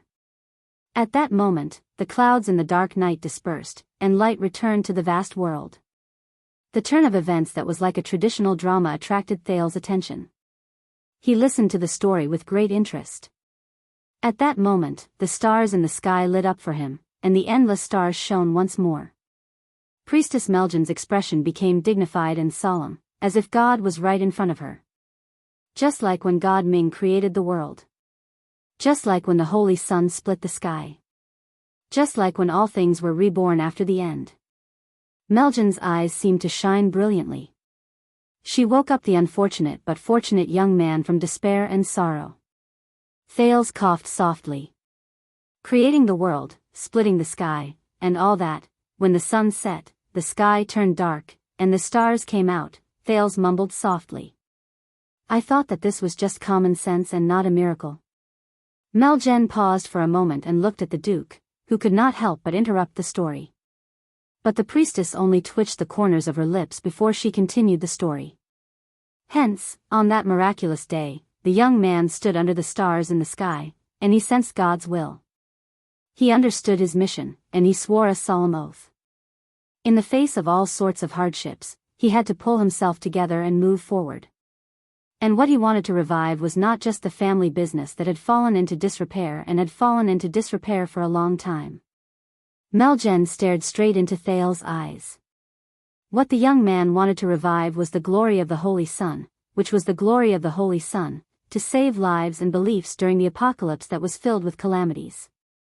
To chase away coldness and despair, he wanted to use the brightest light and the most scorching heat to turn into thousands of stars and scatter them in the night sky to illuminate the world forever. The gods fell, and the calamities filled the world. Thales looked up when he felt that something was off. So, you are telling me that before that, there were no stars in the world, and it was dark at night? But Meljan ignored him. From then on, the young man believed in sunset and made it the national religion. He built temples and spread his faith. Wait. National religion? Thales's expression changed. He had his elbows on the table, but he had to straighten his back. Could it be, as expected, in the next moment, Meljan stared at the Duke of Star Lake before her with a subtle expression. She said calmly, and so, Tormund I's great cause began. Constellation prospered from then on. Meljan's voice faded away. The study room was quiet for a few seconds. Then, Thales chuckled awkwardly. This is a classic passage in sunset scripture. It was personally recorded by the goddess prophet and messenger, Mohaza, a priest from 700 years ago. Meljan smiled faintly. She spoke in a teasing and reminding manner. You should know more about the story of your ancestors. Thales. Thales lowered his head and cleared his throat, pretending that he did not hear her. Divine revelation, reincarnation, splitting open the sky, making an oath. This is actually the story of Tormund I encountering a miracle and making an oath to establish a kingdom? Isn't this too ridiculous? Regarding this story, even the internal members of Sunset Church have their own debates. Gilbert stared at the guest with a warning gaze. Especially the main point of the oath. Priestess Meljan. Meljan returned Gilbert's gaze. She seemed to be displeased, but she also seemed to be teasing him. Our count was not satisfied with the story in Sunset Scripture to enlighten the believers. Meljan looked at Thales with a gentle gaze. But it is fine. In the next second, Meljan's expression became serious again. Because no matter how ridiculous it is and how it cannot withstand a thorough investigation, it is fine. 700 years ago, this story spread, and it took root in the hearts of the people. Meljan spoke faintly, and her words made Thales frown. Tormund was no longer the remaining prince of the evil empire. He was no longer a foreign warrior who invaded his homeland to eat, drink, and use. He was no longer an illegitimate bastard with a lowly status and questionable bloodline. He was also no longer an ambitious and brutal warlord who had his own army. When he heard these adjectives, Thales was shocked. This time, Gilbert did not hold back. He shouted sternly to stop her. Priestess Meljen. But Meljen did not care. Her gaze was dark. Instead, it's a person who is recognized by the unreachable gods in the eyes of the believers, who is praised by zealous cultivators, who is inspired by the setting sun, who is grateful for the afterglow of the holy sun, and who swears to work hard to create a paradise in the world, the king of Renaissance. Thales' expression froze. Gilbert still pursed his lips. By the looks of it, he was quite angry. From then on, Tormund no longer needed to cruelly execute every local who refused to submit to his rule as an example to others. He no longer needed to be wary of whether the water from the well he fetched from the village was poisoned to ensure his safety. He no longer needed to worry about finding a reliable place to stay or a source of soldiers so that he could fight again. Thales' expression became more and more serious. He understood the meaning behind her words. Until the day he succeeded in his hegemony, and the kingdom was established, Sunset Goddess became the guardian goddess of the Jade Star royal family. She witnessed the coronation and death of every king. Priestess Meljen spoke with a serious expression. From then on, Sunset Temple and the Jade Star royal family's fate were intertwined, and it was difficult to separate them. Intertwined with the Jade Star royal family's fate, Thales quietly repeated these words. Suddenly, he felt a strange sense of familiarity. Meljen paused for a moment before she spoke faster. From the 1st century of the calendar of eradication, King of Peace, Kessel I renovated the temple. He took in a large number of believers and was praised by all. Blade, Tormund II appointed Bishop Longdong as the prime minister. He obeyed the will of the heavens, spread his faith, and enjoyed the credit of expanding his territory. Benevolent King, Sumer I was a devout believer. He practiced what he preached, and in the end, he moved the goddess. He received the miracle of rain, and he resolved the drought that lasted for years. Six-fingered, Horus I swore an oath under the Sunset Temple statue. He received God's protection, and the people were united to fight against the heretics who came from the other side of the ocean. Jackal, Sumer III made a declaration. He proclaimed the national religion, and he established his faith. Virtuous King Mindes III promoted theology. He sealed the scriptures and taught it to the cultivators. Every time Meljen spoke of an example, Thales' thoughts would jump, and he was forced to search for the knowledge that matched what she said in his history lessons. But at the same time, he could not help but notice that as the priestess spoke, Gilbert's eyebrows gradually furrowed, and his coughing became more intense. For the sake of the kingdom, Thales, if our hearts are not united, it will be even more difficult for our strength to be united. Let me ask you, if your people's beliefs, what they respect, and what they care about are not the same, you will not fit in with their world. Then, how will you rule the kingdom when you sit on the throne in the future? Her words caused Thales' expression to gradually turn solemn. He suddenly realized that the theology that the other party was talking about and the theology that he understood were far from the same kind of thing. And the truth behind these stories is that we have always lived in a world with gods, regardless of whether you acknowledge their miracles and understand their might. They might seem to be so high that we cannot reach them, but they have never left our world, and they have deeply affected our lives. Meljen's expression darkened. They are sometimes mysterious, but sometimes obvious. They seem to have traces of them, but we cannot figure them out. Priestess Meljen straightened her priest robe and said softly, "Their words are as powerful as 1,000,000 soldiers. This is the power of faith." Thales was silent. He did not speak for a long time. But a few seconds later, Meljen's tone became lively again. Priestess Meljen ignored Gilbert's frowning expression and said with a smile, "Hence, my duty in this class, Thales." Meljen stared at him straight in the eyes. "Thales, my duty in this class is not to encourage you to believe in something, not to point out where the true God is, and not to teach you how to memorize the rules of the scriptures. Instead, during the process of discussing this question with you, I am to help you discover the relationship between yourself and God, and to help you understand the distance between yourself and God." Meljen stared at him. "To help you better understand yourself." Regardless of whether you are a mortal right now, or if you will rule the kingdom in the future. Thales frowned slightly. Understand? Myself? What she said at that moment made him remember the indescribable and incredibly mysterious powerful mystic in the critical realm. From his view of God to understanding himself, is this a coincidence? Meljen smiled and said, because what we are going to explore today is not just a subject about God. It is also a subject about people. A thought appeared in Thales' mind. So, theology, he asked with great interest, is a subject about people? Is it a subject about people? Meljen smiled and did not answer him directly. And you might as well let go of your hostility. Just let the poor Count Casso over there guard them. Gilbert coughed a few times in an unnatural manner again. A few seconds passed. Thales raised his head with a faintly discernible heaviness and smiled awkwardly. Then, all right? Meljen smiled. All right, I have to admit at least one thing. Thales said quietly in his heart. She really knows how to talk. Even Gilbert did not have the right to interrupt. At the very least, Thales no longer dared to underestimate the elderly priestess in front of him.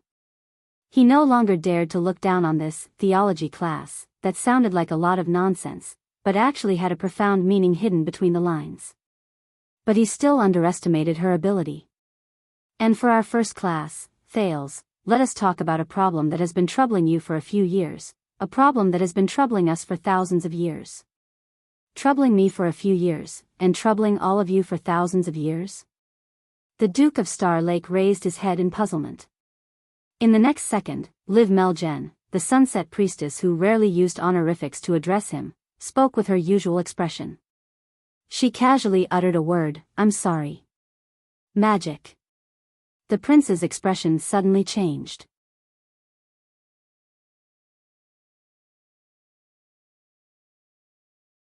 Chapter 532.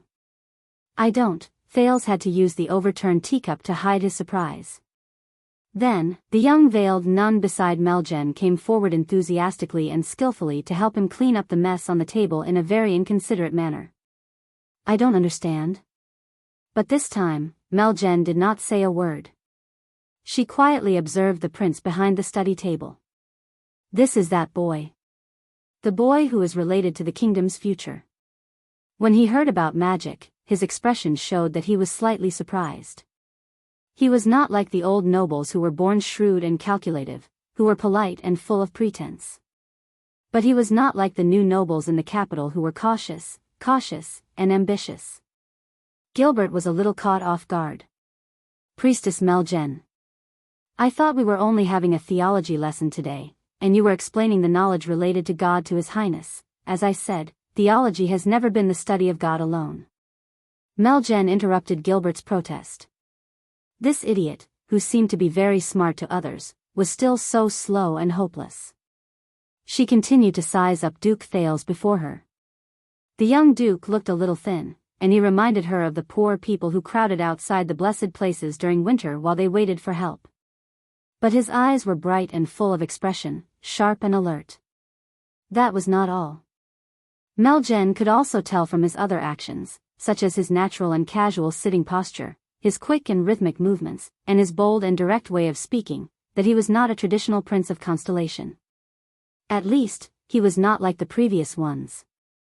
Meljen glanced at the prince's clothes again. The colors were dark, and the style was conservative. But the details of his collar, cuffs, and other areas were designed in a new shape.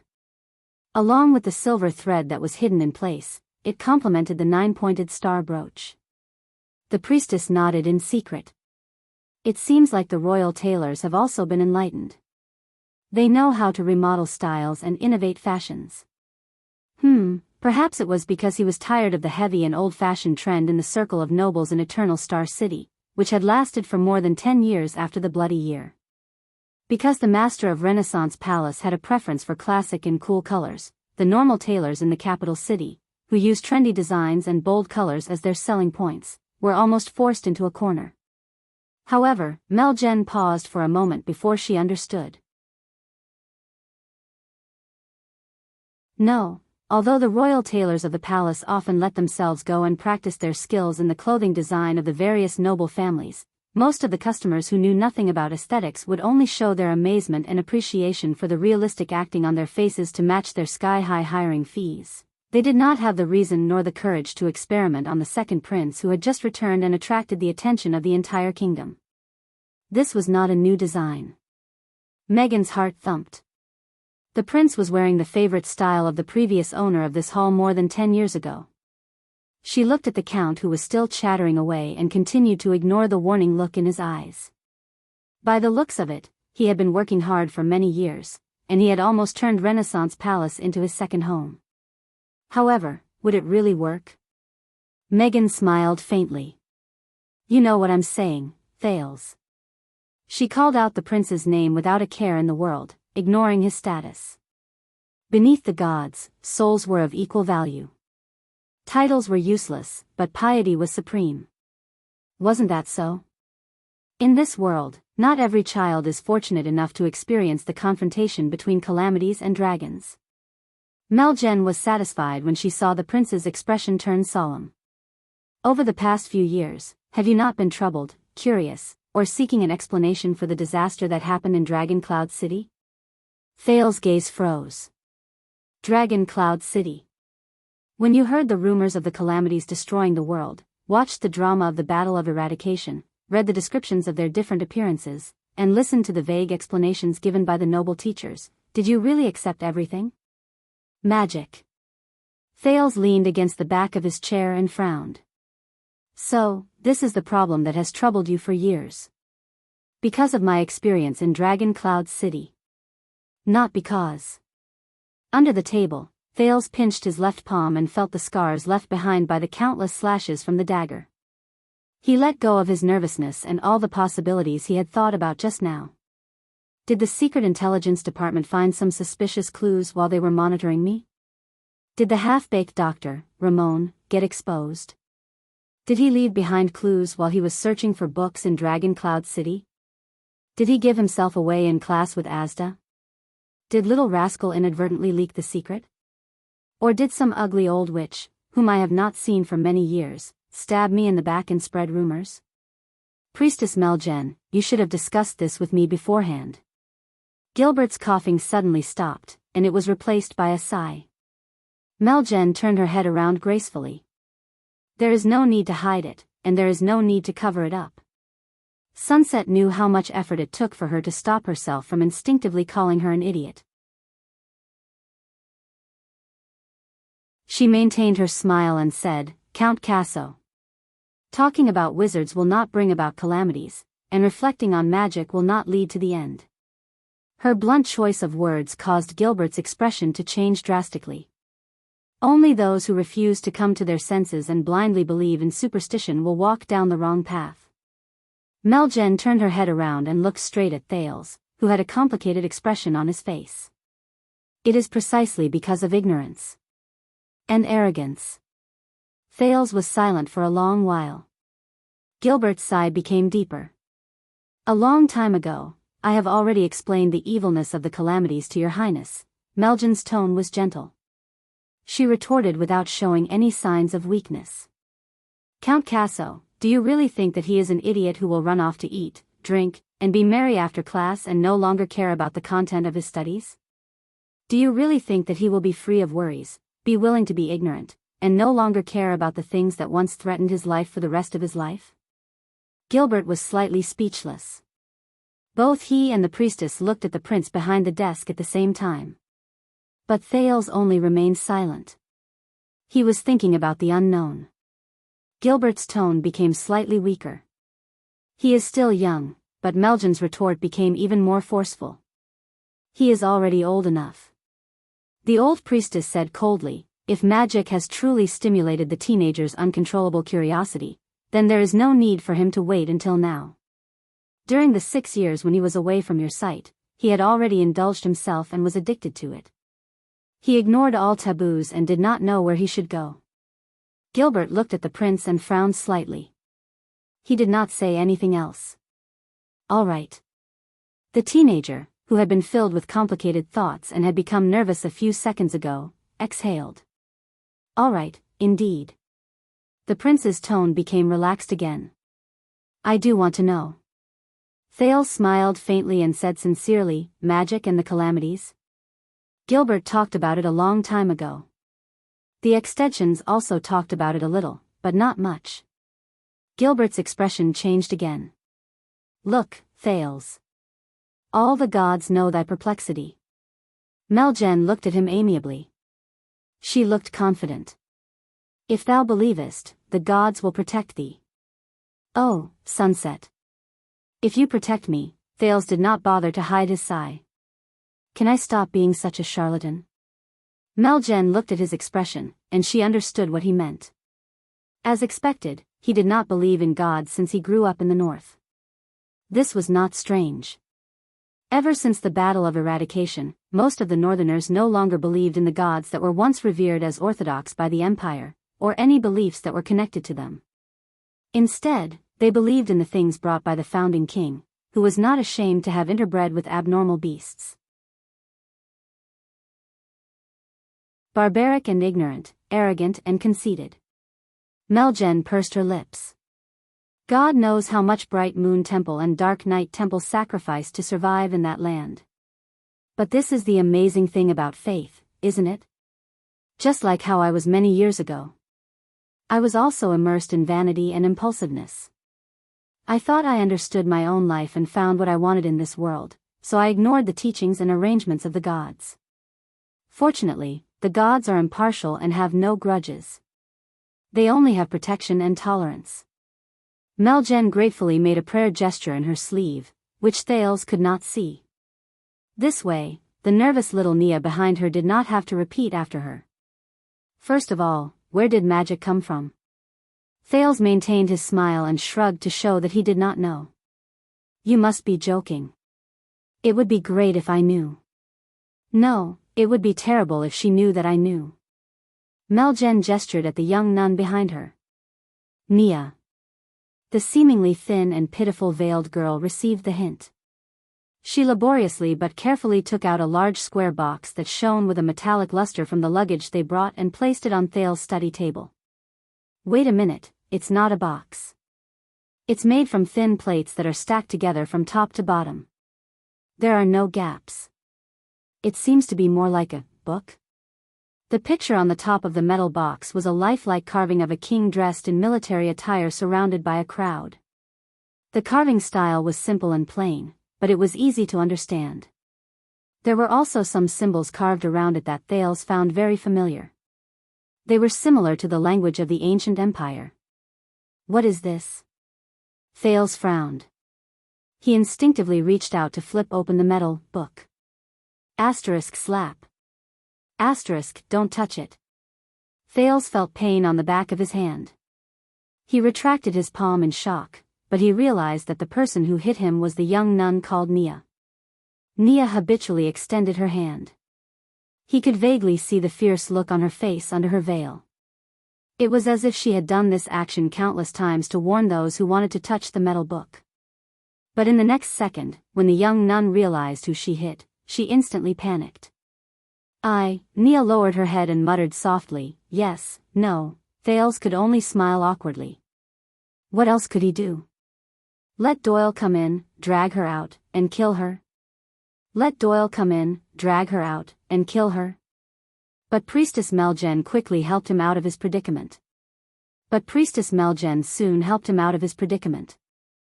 is a metal nameplate found in King Anzac's tomb. King Anzac? Thales' gaze flickered. Wait, I've read this name before. Thales racked his brain and recalled the time he spent in the library in Dragon Cloud City. But it was clear that Meljen did not intend to give him the chance to show off his memories and knowledge. He was one of the previous kings of the human race during the Age of Kings, a relative of the royal family of the Shewan Kingdom. When the last line of defense collapsed, the Iron Blood King died in battle, the Northland was lost, Shewan was destroyed, and the ancient orcs marched southward on a large scale for a century. It was King Anzac who raised his arms and stood his ground against the objections of the masses. He united the kings of the humans who were fleeing in panic, formed a joint conference, defended the city, and waited for the opportunity to counterattack. He remembered the initiator of the Joint Conference of Kings and the symbolic figure of the era of multiple kings. But when he looked at the metal nameplate on the table, a strange expression appeared on his face. King Anzac, you raided his tomb? Priestess Meljan's expression immediately froze. Not us. There was a hint of displeasure in her tone. Thales coughed and said angrily, of course not. All of you are just, kind, naive, and innocent buyers and collectors, right? And this is... Thales shifted his attention back to the metal nameplate in front of him. He watched as Nia skillfully flipped open the first few pages, and a few images flashed past. The city walls collapsed, the sentry posts were destroyed, and countless people were beheaded. A huge figure came over with human heads and weapons in his hands. He approached a group of soldiers who had nowhere else to run to. The king on the cover was sitting at a round table. He waved his arms and spoke passionately. In ancient times, before paper and printing existed, people recorded important events in history on the nameplates made of special alloys so that they would not forget them. Meljen sat in her seat and said faintly, based on what I know, some places, including Northland, still retain this tradition. Thales remembered it. When he was still in Northland, it was said that the White Blade Guard's legend of the White Blade Guards was written in this manner. But Thales could not understand it. After hundreds of years, the White Blade Guard's records should weigh dozens of tons. Could the dead-faced man with thin arms and legs carry it? In the distance, the shocked Gilbert wanted to go forward, but he could not lose his composure. He could only crane his neck to look over. Thales could see the amazement he felt towards the metal nameplate in his eyes. At the very beginning, before the world was completely explored, when beliefs were still divided, and when humans were still insignificant and lowly. Meljen spoke slowly at a moderate pace. And Nun Nia flipped the page cooperatively. On the page, the crowned kings looked tiny. They stood back to back with a group of huge figures. At that time, the humans were surrounded by powerful alien races that did not fit in with them. The bloodthirsty orcs who worshipped their ancestors went south to expand their territory, the elven kingdoms who worshipped nature were at the height of their hegemony, and the dwarven kings who worshipped iron and fire were ambitious. There were also great dragons and adversity beasts. Thales moved. What? Meljen had no choice but to stop again. She sighed. A certain archaeological discovery showed that many years before the appearance of humans' pictures and words, our world was ruled by many gigantic beasts. They were unimaginably huge. The great dragons were just the head of them. They traveled between the sky and the earth without fear. They ruled over the mountains and the oceans. They used the world as their hunting grounds and the living creatures as their slaves. They did whatever they wanted to the insignificant insects, and they displayed boundless might. It was only then that Thales understood. Nia flipped to another page. A man with a crown stood at the top of the city wall. Many figures stood beside him. Some of them held weapons, some were dressed in long robes, and some leaned on their staffs. Among human beings, there is such a group of strategists. With their experience and wisdom, they give advice dutifully in the tents of the tribes, in the palaces of the nobles, and in the towers of the cities, trying to fight for a chance of respite for human beings. They were no different from Count Casso over there. In the distance, Gilbert's expression became a little darker.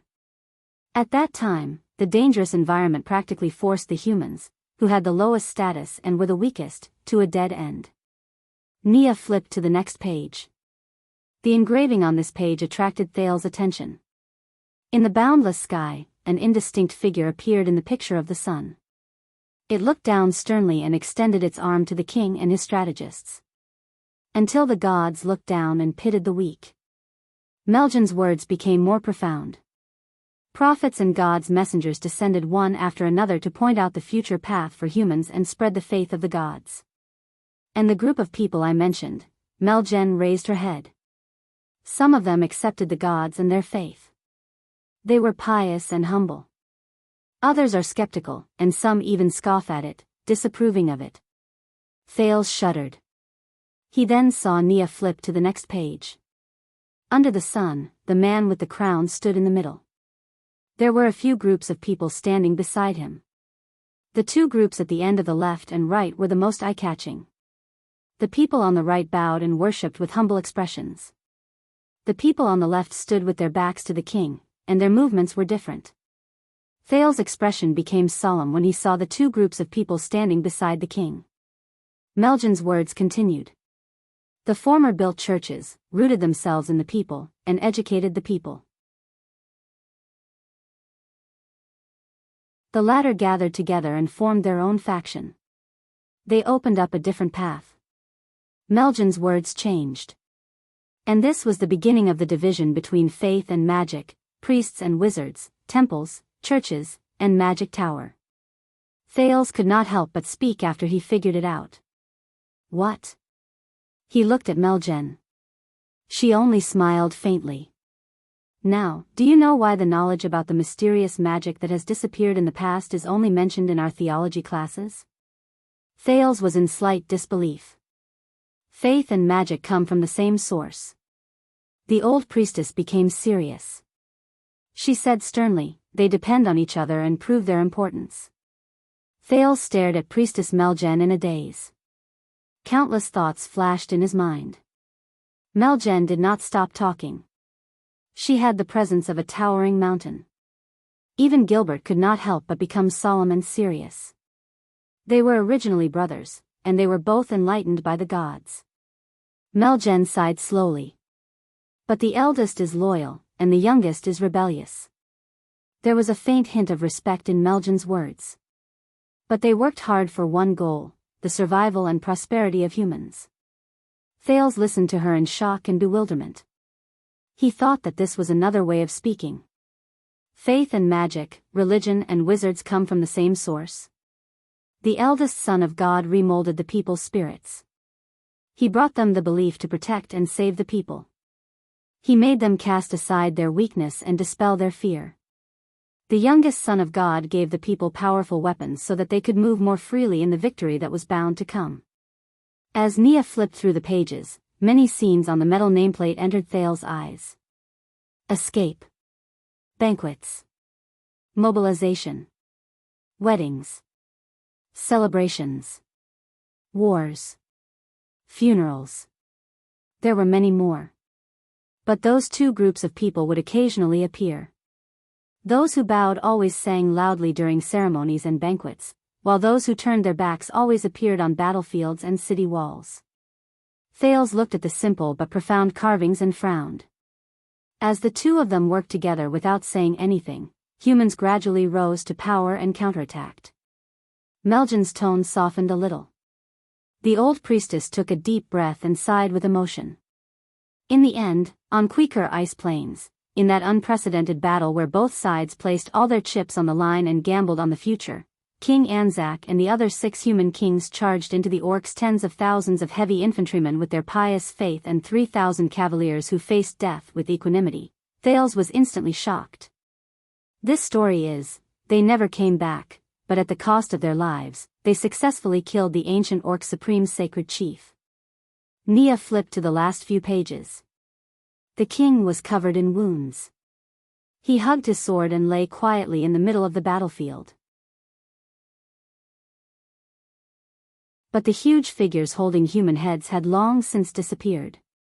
Only countless tiny figures held their horses and spears as they surrounded the king. They raised their flags and stood solemnly. In the sky, the clouds dispersed, and light shone on the battlefield. Having lost their holy chief, the leaderless ancient orcs were defeated. Meljan raised her head and spoke in a clear voice. Hence, the battle that started a new era was called the Holiness Exorcism Campaign. Thales fell silent. Panting lightly, Nia laboriously closed the metal inscription book. The 10 or so pages covered the records of King Anzac's magnificent life from 1,000 years ago. The Holiness Exorcism is over, and the old times have changed. The bravery of the orcs is no longer terrifying. The rule of the elves has declined, and the arrogance of the dwarves has disappeared. The fear brought by the great dragons and the disaster beasts has finally become an unverifiable legend. Thus, the foreign races hid themselves everywhere, and the faith of the gods spread throughout the world. Meljan's expression was gloomy as she looked at the sunset outside the window. The golden age of mankind is about to arrive. Stealing fragrance.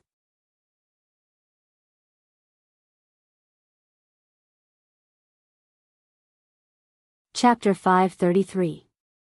Nia closed the metal nameplate and dragged it back into the luggage laboriously again. In a short period of silence, Thales thought about the story on Anzac's nameplate, or rather, the story Meljan told him through the nameplate. The old priestess averted her gaze from the setting sun outside the window and waited quietly for Thales. She seemed to have expected this silence. Faith and magic came from the same source. The holiness exorcism campaign resulted in the rise of humans? Thales repeated the story. What flashed in his mind was his first meeting with Asda. Wizards seek the truth of the world. They use all sorts of ingenious methods and wisdom to use the resources and energy of the world to serve a better world. Meljan glanced at him before she spoke in a languid manner. You're right. But this is only the beginning. There was a faint hint of pity in the old priestess' voice.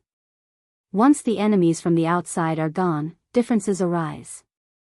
Their attitudes towards the gods and faith eventually caused the elder and the youngest to go their separate ways, and they gradually drifted apart. The elder and the youngest. So, this is their explanation. It's really hard for them to come up with this explanation that is similar to Abel and Cain. Thales sighed in his heart. The eldest son of the god versus the youngest son of the god. Loyalty, rebellion. If I did not know, I thought Artanes was arguing against the insect swarm, the prince mocked quietly. Meljan, who had very sharp ears, frowned. Artanes? Who?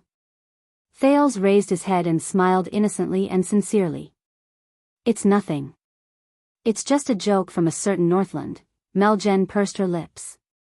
The corners of her lips were sharp. The old priestess quickly returned to her lecturing state. Hence, for thousands of years, under the attention of the gods and the practice of men, the eldest son and the youngest son, faith and magic, the church and wizards fought endlessly. They went back and forth on different paths and beliefs. Wait a minute. Thales narrowed his eyes at the perfect moment to interrupt her.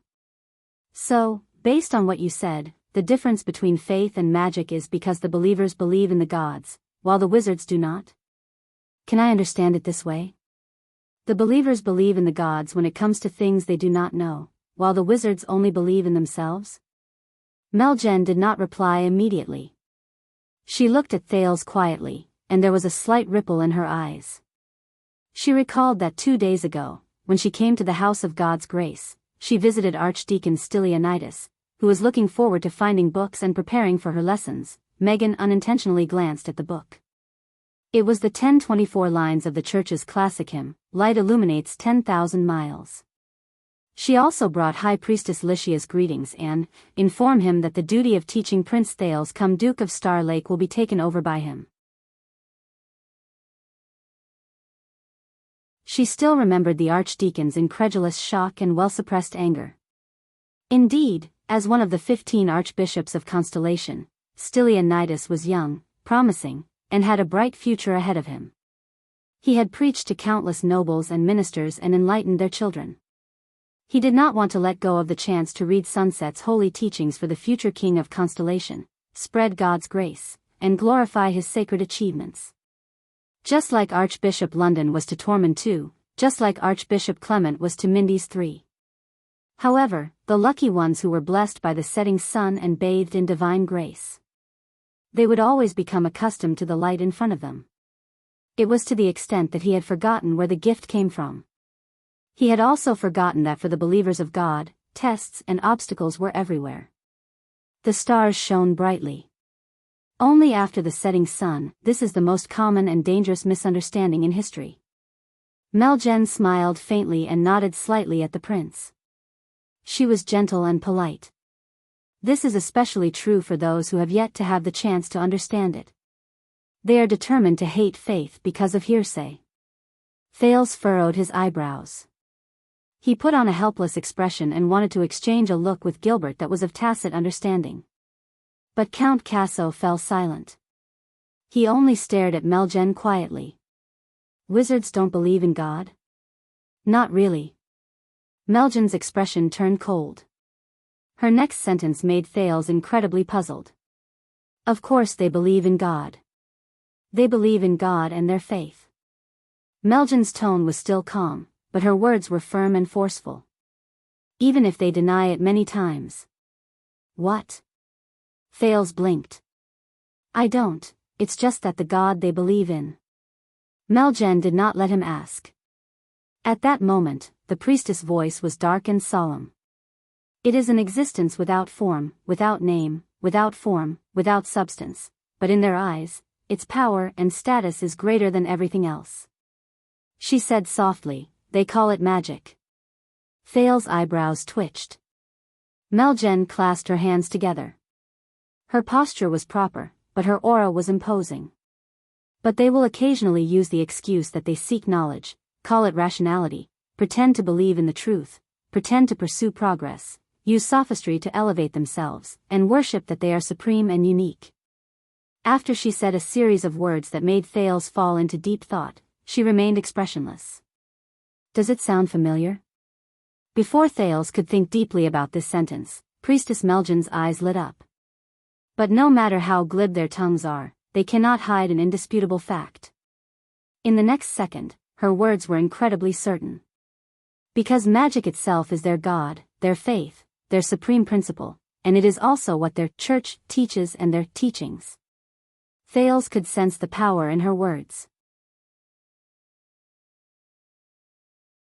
To a certain extent, its place in their hearts is no different from how our God is in our hearts. In fact, it might even surpass it. This unfamiliar God possesses a domineering, cruel, indifferent, and merciless power that far surpasses all the existences that have been worshipped and revered since ancient times. Melgen's tone gradually turned cold. The law is strict, and the hegemony is supreme. Those who doubt it will find it difficult to question it, and those who go against it will not be tolerated. Thales was puzzled. Are you saying that they worship the concept and principle of magic itself as a god? Melgen only snorted softly. She did not answer him directly. As for the millions of believers who were once infected and brainwashed by it, regardless of whether they are wizards or not, and whether they have the ability to control magic, they are even worse. They believe that they are the orthodox religion and denounce those who do not believe in it. They are even more fanatical than the believers of all gods and demons.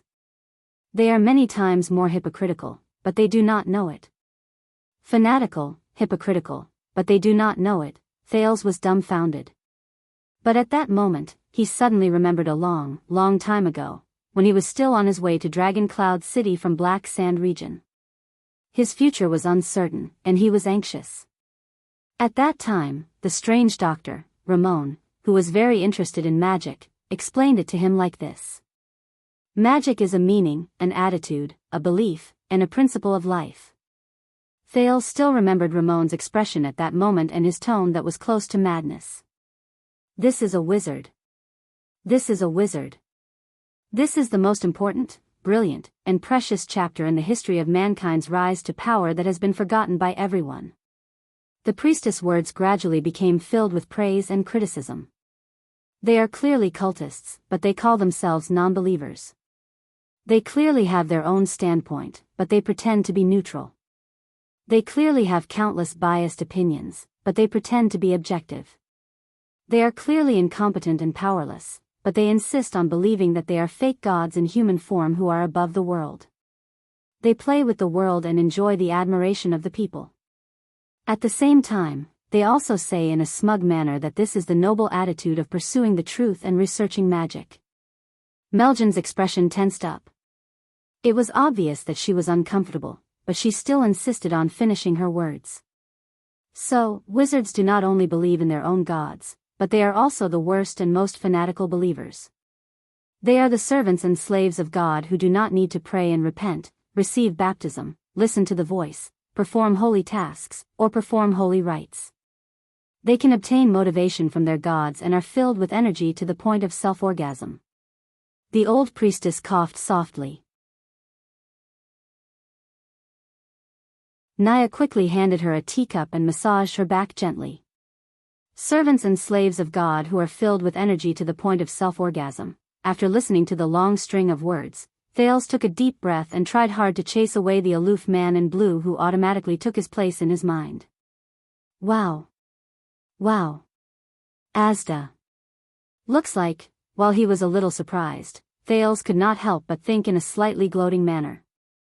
You have met your match. So, you want to tell me that magic as a religion is wrong, and wizards as believers are bad, and that there are countless bad consequences? Once Meljen was done resting, Thales organized his thoughts and tried hard to direct the topic of conversation towards something he was curious about. And this is why we must resist and ban magic? But against his expectations, when she was asked this question, Priestess Meljen, who seemed to be very pious and hated magic, paused for a moment. She seemed to be thinking about it, and she looked a little lost and hesitant. She cast a profound glance at the sunset outside the window. I don't know. Thales was a little dumbfounded. What do you mean? Meljen looked away and shook her head. As believers of our God, tolerance and strictness are our commandments. So, we cannot be so arbitrary. We cannot make a judgment and say that magic itself is wrong just because we see that the consequences are not harmonious. When he heard her answer, Thales was a little shocked. The old priestess rubbed her arms. While she thought about it, she said cautiously, at most, we can say that countless wizards in history, countless people who used magic and worshipped magic have done many wrong things. Meljen's thoughts seemed to have cleared up a little. She then nodded. But if so many people who worshipped magic as their creed all did wrong things, the old priestess sighed slowly. Who can say that the supreme magic itself is definitely pure and untainted, and that it is not involved? So, I do not know the answer. And I cannot mislead you. Thales felt a little dizzy from this series of judgments that first pursued her fiercely, then gently let her off the hook. You have confused me. Meljen turned her head around and smiled apologetically at Thales. But I can find another angle. The priestess returned to her gentle and soft tone. Just as I said in the beginning, this is a field of knowledge about people. When I believe in our God, what is important is not how great and omnipotent I believe in her, even though she is, but whether I can become better after I believe in her. Can I become more beneficial to myself, others, and everything else? Meljen looked at him with a smile. Thales, I believe that God does not want us to worship them and be blindly superstitious. Instead, he wants us to look at each other with tolerance and compassion, and reflect on ourselves. Do not be blindly superstitious. Thales had a strange expression on his face. These words actually came from a believer? Meljen thought about it for a while before she sighed with emotion. I believe that we believe in God so that we can become better. It is not to make God more superior. That is not our duty, and it should not be. As long as we do not misunderstand God, it will not mislead us. Meljen sucked in a deep breath. So, back to our question just now, is magic good or bad? The two sons of God, belief in magic, came from the same source, but there is a difference between the older and the younger. Meljen looked up, and there was a much firmer look in her eyes. As the eldest sons of God, when we believe in God, what we should believe in is the humility, self-reflection, sincerity, and kindness that we can obtain when we are in front of God. This is the key to belief. As for the youngest sons of God, in history, what they are most easily deceived by is the greed, desire, indignation, and arrogance born after they abandon God and become independent. This is the tragedy of magic. The humility and self-reflection when they are in front of God. The greed and desire to abandon God and become independent. Thales sat up straight without realizing it. Strange. These words sound very familiar. He realized once again that if he treated this old woman, who answered while thinking, sometimes paused, and sometimes hesitated, as a fanatic believer who only had "God is great" in her mind, he would be wrong. And it had been a long time since Gilbert interrupted her. And every time the youngest son becomes the ruler, he instigates people to question God and their beliefs, and exaggerates his own power and status. In the end, what emerges is the arrogance and ignorance of the mortals. Thales quirked an eyebrow. This is a humanistic religion? So, what you're trying to say is... The prince tried to keep up with the other party's words, which had been immersed in religious language for a long time. Magic is not wrong, but those who believe in magic can walk towards the sorrows of magic. Walk towards depravity. Plant the seeds of evil. Meljen smiled. It is not just magic, my child. It is not just magic. The expression on her face became much more benevolent. In every era, every person will have their own beliefs and their own God.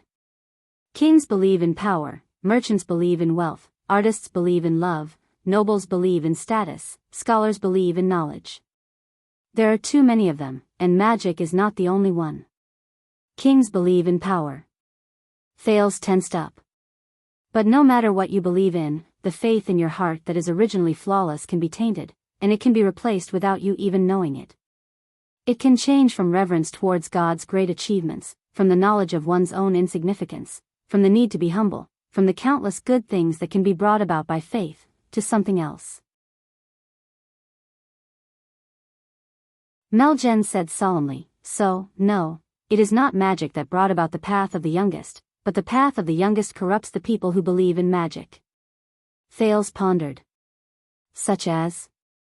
Meljen was silent for a while before she began to think. Her expression changed gradually. Sometimes, it was sentimental, and sometimes, it was sad.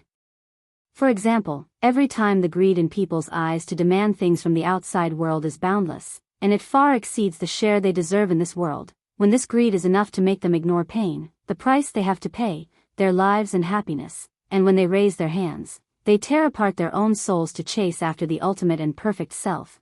The ultimate and perfect self. Thales felt as if something had touched his nerves. In reality, Meljen continued speaking. Every time, the people in the world no longer revere them, no longer glorify their beliefs, no longer admit their limits, no longer believe that there are things that they cannot reach, things that they do not know, and laws that cannot be defied. Thales suddenly remembered the first time he met Asda in the chess room on the night his fate changed. Stand above the heavens, surpass the gods, and look down on all life. The priestess words began to mix with the voice in his head, but they were incredibly clear. Every time, the people in the world no longer humbly face their own weakness and ignorance. Instead, they use it as an excuse to justify their insatiable greed. The prison of bones and the entrance to Black Prison flashed before Thales' eyes. The strange emblem that looked like a deep eye flashed in front of his eyes, along with the row of words under it. Leads to omniscience. Meljen's sigh traveled into his ears slowly. Every time, the people in the world pursue power and omnipotence at all costs. They think that this is the only beautiful and correct choice. Thales lowered his head and frowned. The strange Dr. Ramon's passionate words appeared in his memories. Magic is the sum of all knowledge, discoveries, and truths. With the advancement of magic, humans can become more perfect, greater, more improved, and closer to the truth. Meljen's sigh brought Thales back to reality.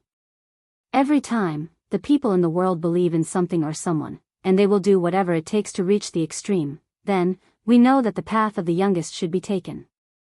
The people are not far from falling and suffering the consequences of their own actions. Meljen was silent for a while. She picked up the teacup that Nia had refilled. Thales quietly rubbed the scar on his left hand. He did not say a word. After a while, Meljen, who had finished drinking, said slowly, 2,000 years ago, the unified belief in the supreme bright God created the endless glory of the ancient empire. 1,000 years ago, the belief in the Holy Sun rose to power, and it witnessed the revival of the final empire. When she said this, yearning and respect could not help but flash in the priestess' eyes. But then, her expression became gloomy. However, when the utilitarian creed of magic overshadowed the noble persistence of belief, bright God Church collapsed on its own, and it foretold the decline and division of the ancient empire.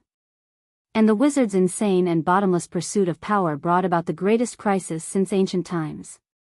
It lasted until the Battle of Eradication, when they suffered the consequences of their own actions and brought about their own destruction, marking the end of the final empire. When she said this, Meljen raised her head and looked straight at Thales. Her gaze was stern. And you, child, you have long since seen the power, terror, cruelty, and madness of those monsters. In the distance, Gilbert wanted to say something, but did not. Thales sucked in a deep breath. He felt that his thoughts were in a mess. Calamities? Meljen observed him and nodded slowly. Calamities.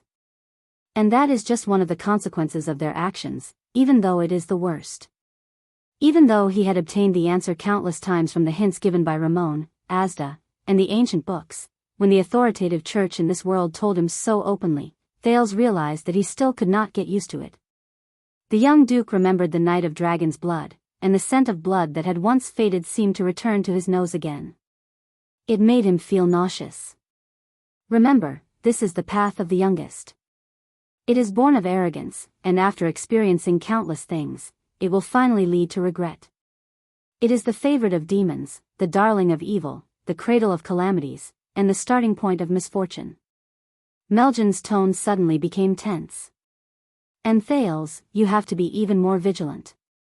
The prince was slightly shocked. Me? Meljen said sternly, because the path of the youngest has countless forms of harm. It will take on many forms, change names, and change forms.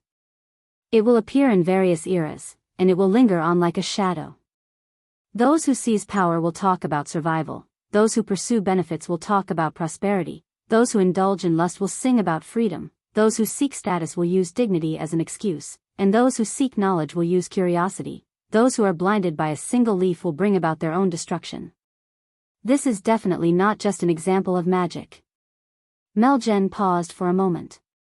Thales sucked in a deep breath and tried hard to clear his chaotic feelings. He seized logic. But, based on what you said, Madam Priestess, could it be that your belief in your god will not become a victim of the path of the youngest? Meljen's expression changed slightly. Thales observed the man's reaction. For example, the people of the current era believe in the sunset goddess, so much so that they blindly believe in her and are fanatical about her. They will suppress those who oppose them at all costs, and they will go to extremes.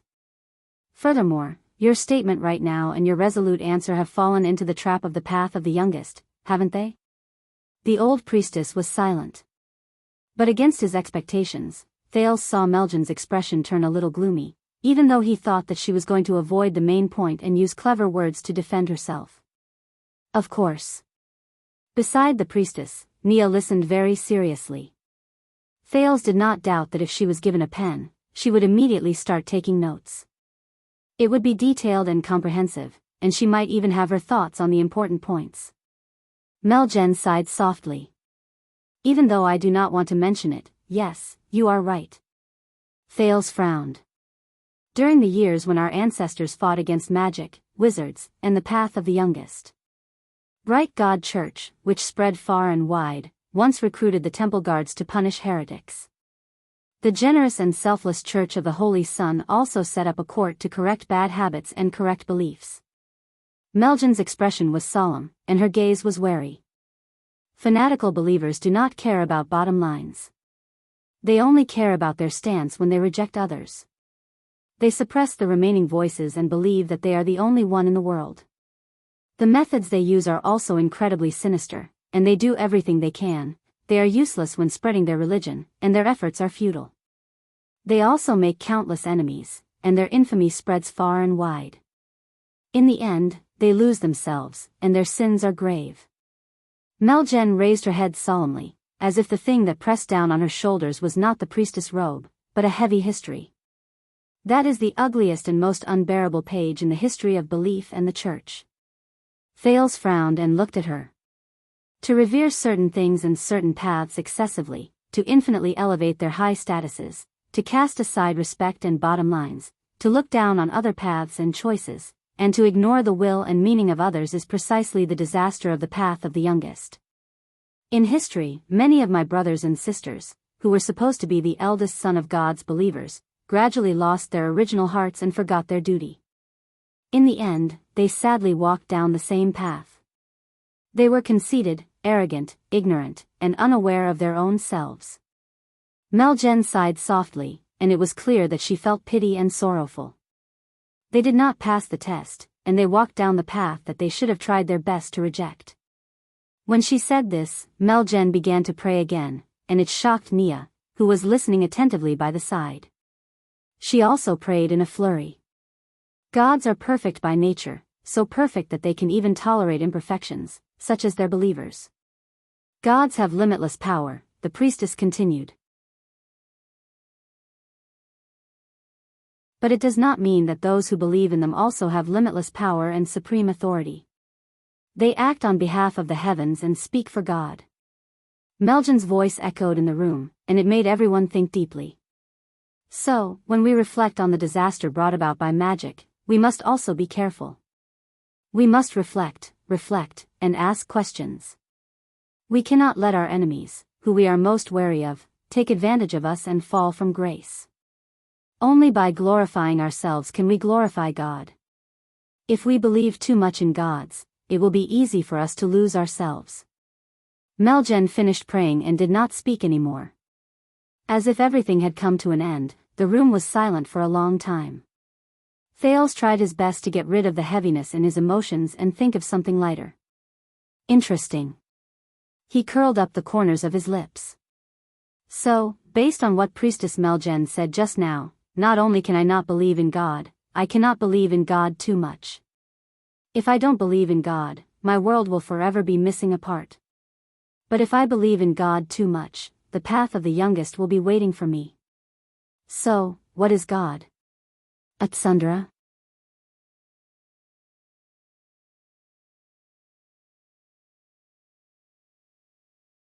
Chapter 534. Believing too much in the gods is also a sin. This saying, Thales sucked in a deep breath and asked this teasing and irreverent joke in an appropriate manner. Priestess Meljen, does your goddess agree? However, Meljen laughed. Her tone was relaxed. An excellent teacher will not like a student who respects him above all, thinks his life is his, borrows his power, and hopes that he will save them without realizing it or improving at all. Meljen cast a glance at Gilbert in a manner that was neither light nor heavy. Gilbert, who was already numb, could not even be bothered to change his expression anymore. Meljen spoke earnestly and earnestly. Those who believe in the gods should be humble. This humility also includes how you should view the gods and beliefs. A thought appeared in Thales' mind. How strange. That familiar feeling from before is here again. Then, magic and wizards. Thales tried hard to recall his original intentions. He also tried hard to steer the topic back to what he was interested in. What is the status of these things that have disappeared from history for a long time in your eyes? Victims? The culprit? The puppets of the path of the youngest, or the soil and cradle? What is it that leads to the prohibition and taboo against magic? Meljen thought about it for a moment. In history, in the eyes of some of our traditional and conservative brothers, magic is the culprit. It deserves to be condemned by the people, and it deserves to die. Thales nodded as if he had expected it. But Meljen turned her head and smiled. But in my opinion, perhaps that is not the case. Thales was curious again. Even though they are rebellious and disrespectful to our gods, and even though their arrogance brings about evil consequences, many wizards, even if they are unfortunate practitioners of the path of the youngest, are still respectable warriors and pioneers. Their existence is also of great significance. Meljen nodded slowly and smiled. Their confidence, arrogance, and reluctance to investigate did not just affect themselves. I believe that the appearance of magic is the intention and gift of the gods. Thales was stunned for a moment. He glared at her and blew at the hair on his forehead. Beside him, Nia almost laughed, but the clever little nun managed to turn it into a cough in time. More importantly, they also affected us, the firstborn of God. Meljen did not care about the prince's expression. She looked around the main study room in Mindy's hall and sighed. Look at the name of our class, theology. But you know what? A long time ago, the any church had no theology. In the eyes of many brothers and sisters at that time, God was omnipotent, and all they had to do was carry it out. What was the point of studying theology? Thales suddenly realized something. It was only when the mages gained power and magic ruled the world that countless problems from the Three Towers, which could be considered a few organizations among the mages, began to threaten our existence. How did the gods receive faith? What is God? Why does God exist? Megan's words were very calm. But Thales took a deep breath. 3 pagodas. True enough. Meljen spoke with great interest.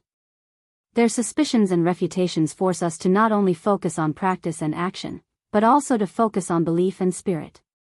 We have to delve deeper into the range of theories and exploration to improve ourselves. Thales smiled and nodded at Meljen. He understood. That familiar feeling just now was not a coincidence. Humility, reflection, vigilance, that was the familiarity that Asda felt when he was lecturing. At the same time, Meljen's words today showed Sunset Temple's ideology and views. That was definitely not the result of a religion, a church, or some believers shutting themselves off and working hard for thousands of years. Instead, it was the result and product of countless capable people who were motivated and worked hard for thousands of years while facing the challenges from the mages. Thales bit his lower lip gently. It was just as the old crow said, just like how Extet and Constellation influenced each other and shaped each other during their long confrontations. Magic. Over thousands of years, they were also one of the heroes who shaped faith, the church, and the temple into their current state while they fought and stood against each other. But that was not all. Meljen continued to speak. This is just an example. It is precisely because the path of the youngest is not only born from magic, but also from the church. Hence, every time magic and mages flourish, and every time faith and the temple decline, it will prompt the knowledgeable people in the church to start reflecting. It will prompt them to let go of their prejudices and stubbornness, cast aside their conservative ways and form, and truly listen to the oracle with devotion. Priestess Meljen looked straight at Thales. Reflect on yourself. Reform the church. Seize opportunities. Meljen spoke in a profound manner. Just like the sacred priestess Jade from 1,000 years ago. After she was ravaged and raped by the army, she hung herself in the dilapidated church. She saw Holy Son Errol's mysterious message and asked her to stop the steed of Kessel VI, who was later known as the Emperor of Poison, at the risk of being beheaded. Just like the prophet Mahathir from 700 years ago. When he was dying on the battlefield after the calamity wreaked havoc, he heard Sunset Goddess's decree and extended a helping hand to find his fated king of Renaissance. When he heard this, Thales noticed that Gilbert's expression had turned sour again while he was listening by the side. So, even when magic was prevalent, the mages controlled the court, monopolized knowledge, and looked down on the rest. Even when the path of the youngest was the most respected, and it was powerful and domineering, Meljen's expression was rather touched. The believers of God still held fast to their faith. They cleaned up the dilapidated churches and temples, all so that the humans, who were so confident and arrogant that they became blind and impulsive, had one more choice. Hence, after Bright God Church came the Church of Holy Sun, and after the Battle of Eradication came Sunset Temple. Thales did not pay attention to the old priestess expression. Instead, he shifted his gaze to Nun Nia. The prince curled his lips and flashed her a bright smile. The young nun noticed the prince's smile. She shuddered slightly and instinctively turned around to avoid it, revealing her red ears. But that was enough. Thales' gaze moved past Nia and landed on the luggage on the ground, which was revealed after she turned around. It was an ancient metal nameplate that belonged to King Anzac's tomb. Thales curled up the corners of his lips. He did not care about the fact that it made Nia even more flustered. Over the past thousands of years, the kingdom's secret intelligence department was not the only one who kept traces of magic and wizards after the world cleansing project. It also included their greatest enemy. So, Thales, what is magic? Thales was momentarily lost in his thoughts and did not pay attention to it. But fortunately, the kind Meljen did not ask him to answer. Magic is a mirror. It brings disaster through the path of the youngest. It makes us realize its absurdity and the wrong path we might take. It forces us to face our own weaknesses, discover our better selves, and return to the path of the eldest. As I said, the path of the eldest and the youngest depend on each other and prove their importance to each other. Yes. Just like what Meljen said. Magic is like a mirror. Similarly, faith and churches are also the mirror of magic. They reflect, display, and retain the marks of their old enemy of 1,000 years. Isn't that so? When he thought of this, Thales looked at the luggage behind Nia and the outline of the ancient nameplate. His smile became even more sincere. Nia avoided the prince's unscrupulous gaze. She bent down stiffly and picked up the teapot with trembling hands to refill Meljen's cup of tea, which was already very full. Meljen's voice rose again. In fact, the sorrow of magic is a trial that we must go through. It is the bitter fruit that is naturally born when we are immersed in our own sins for a long time without realizing it. It is the wrath and punishment of the gods when we betray the true meaning of our faith, misinterpret the gods' will, ignore our own glory, and fall into the trap of the path of the youngest. This is what it means to us, and perhaps to the world.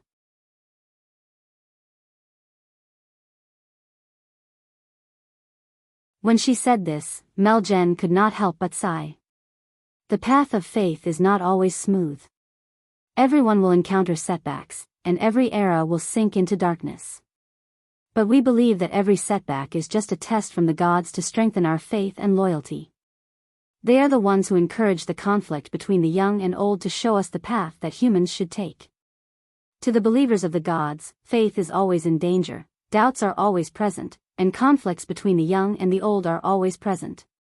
She looked at the setting sun outside the window and said gratefully, but as long as the flame of the eldest is not extinguished, the disaster of the youngest will eventually come to an end. The room returned to silence. The sky outside the window gradually darkened. Dusk was approaching. Priestess Meljen, I have to say this. Thales suddenly spoke with half sincerity, and the other half was deliberate. What you said today is indeed thought-provoking, and it will leave a lasting impression on me. Meljen smiled and bowed politely to Thales. If I can inspire you even a little, it will be my fortune, and it will also be a gift from the goddess. Thales nodded gratefully. So, if I have any doubts in the future, I can go to Sunset Temple and ask for your guidance in person? Crack. Everyone in the room was startled. It was Naya. She had broken a teacup at some point in time, and she was picking it up from the ground in a flurry. Her ears behind the veil were extremely red. The people in the room had extraordinary self-restraint. The three of them only glanced at her before they looked away, as if they did not see her. It is my honor, Your Highness. Sunset Goddess accepts every believer who wants to get close to her. Meljen seemed to be in a good mood. You are welcome to visit me at any time. You don't even need to invite me in advance. I will have Naya receive you. Ah. The three of them looked away again. Naya had pricked her finger when she was picking up the shards on the carpet. She covered her wound and looked up at Meljen with tears in her eyes, as if she had been wronged. Meljen glared at the young nun in displeasure, and the latter quickly stood up nervously. Then, the old priestess coughed and stood up. She returned to her amiable state. Let's call it a day. Thales stood up as well, and his smile remained the same. So soon. That's great. Meljen smiled and pointed at the sky. The setting sun has passed, and dark night is about to arrive. Her tone was a little profound. However, the starry sky is bright, and it foretells a myriad of things. It cannot be imagined. Thales blinked. Is this a prophecy? The kind that flatters me? Besides the prophets and messengers of God, no one can make a prophecy. Meljen smiled softly. But even if it is a prophecy, it is just a prophecy. Thales did not understand the logic behind her rambling, so he decided to just continue smiling. Besides, Madame Gines told me to give you more time to rest. This caused Thales to be slightly moved. You know Madame Gines? I know many people, Meljen said with a myriad of emotions in her voice, and I have also seen many things. However, the things that God knows and has seen will only be more. However, they only remain silent and protect the living. Thales could only smile politely again. God protects the living? The teenager pinched the scar at the center of his left palm. It was a scar that was left behind many times due to using mystic energy, and it was difficult to get rid of it. All right. If there really is a God, Thales thought in a mocking manner, then it definitely doesn't know me. After he watched Meljen and Naya leave into the distance, Gilbert slowly walked over. He stared at the shattered teacup on the ground and sighed slowly. It seems like the Honorable Priestess Meljen had a great harvest today. Gilbert's choice of words was polite, and his tone was appropriate. But it sounds a little sour. Thales smiled faintly. Take a guess. If I had said earlier that I wanted to visit them frequently in the temple, would she have ended her lessons earlier? Thales quirked an eyebrow. If that is the case, Gilbert looked at Thales with a thought-provoking gaze. Did you understand her lessons? Thales shrugged, raised his right hand, and rubbed the gap between his thumb and index finger. A little. Gilbert's eyes lit up. That's good. Gilbert nodded in understanding, and the sour tone in his voice finally lessened a little. The Foreign Affairs Minister cast a sideways glance at the door. Forgive me for taking my leave, Your Highness. He glared at the door and did not even look at Thales. I still have to catch up and have a not-so-pleasant conversation with Priestess Meljen. Gilbert chased after his guest with a hostile expression. But Thales smiled. He sat down again and thought about what he learned from today's lesson. Your Highness? Did you do anything to that young nun? Thales looked up and noticed that it was Doyle and not the usual servants who came in to help him light up the everlasting lamp at night. Mallows, the watchman, narrowed his eyes and crossed his arms, lectured him afterward. So you said that because the servants did not come, you were forced to help His Highness light up the lamp, and the servants did not come because you sent them to light up the lamp. Doyle, don't you think that there is something wrong with your explanation? Doyle said in puzzlement, I just noticed that when she left, she kept turning around to look at you. She looked very scared. Thales frowned. I didn't do anything. Doyle lit up a lamp. He seemed to be deep in thought, and his expression slowly changed. All right then. But that scary old lady. Thales looked up again. As the lamp was lit up, Doyle was seen mumbling, I was very close, and could not help but listen. You know, the eldest and the youngest depend on each other. What she said made sense, didn't it?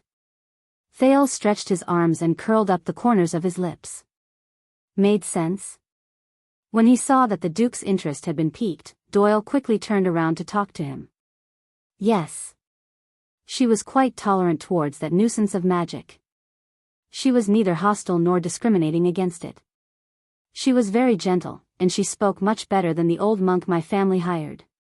He only knew how to nag about things like ancient wizards are all believers of the devil, and they summon calamities to destroy the world.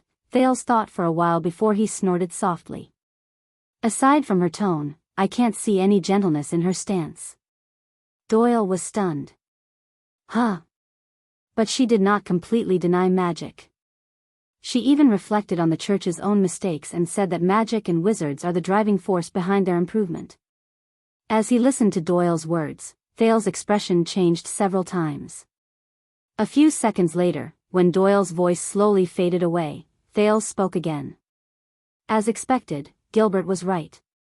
Thales sighed. Grammar lessons are really important. Doyle's smile froze. What? Thales leaned against the back of his chair and looked at the confused Doyle in front of him. He flashed a smile and said, according to Priestess Meljen, this is no longer a matter of whether magic is good or bad. As Thales spoke, he put on a contemplative expression. If the church and their beliefs are corrupted, it must be because they walked down the wrong path and fell into the path of the youngest. He thought about it. Similarly, if magic is beneficial, it must be because the person who uses magic has found the right path and followed the path of the eldest. Doyle rolled his eyes. Gentle? Thales repeated and snorted softly in a thought-provoking manner. Truth be told, I cannot find a more unyielding attitude than this. Doyle first tried his best to understand what Thales meant. Then, he put on an enlightened expression that said, "Oh, I see. That's right. Priestess Meljen is neither hostile nor discriminating against magic." Thales did not notice Doyle's expression. Instead, he said in a daze, he said absent-mindedly, on the contrary. She wants to use the name of the gods, to dominate magic. Thales looked out the window with a profound gaze. It was dusk, and the sun was about to disappear from the horizon. And, what leads to the prohibition and taboo of magic? Thales recalled the question he had asked twice since the beginning of the lesson. Meljen did not answer. Is it because she's old and her memory is bad? Or, is it a coincidence? Doyle blinked in bewilderment. He did not know how to flatter Thales next. But Thales ignored him. He only snorted softly and packed up the Sunset Goddess Apostle's axe that he had found for the lesson but never used. It seems like the self-cultivation of the church believers is not that simple. And I have reason to believe that if some people listen to these words, they will definitely not be happy. What the F***ck? What the F***ck? Thales' muttering suddenly turned into loud cries of surprise. This made the people around him wary. Doyle was also shocked. Your Highness? Glover and Jonvald rushed into the study room with wary expressions. Are you all right? Doyle even ran to the prince in a few steps. He glared at Thales and pressed his hand on his sword as if he was loyal. What happened? Thales took a deep breath and calmed his emotions, but his face was livid.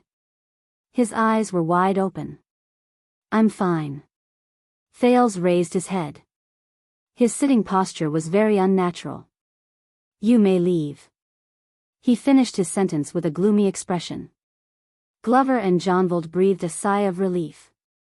They scanned the study, then checked the windows and bookshelves, including the ridiculously large eternal oil clock. Only then did they prepare to leave warily. Are you sure?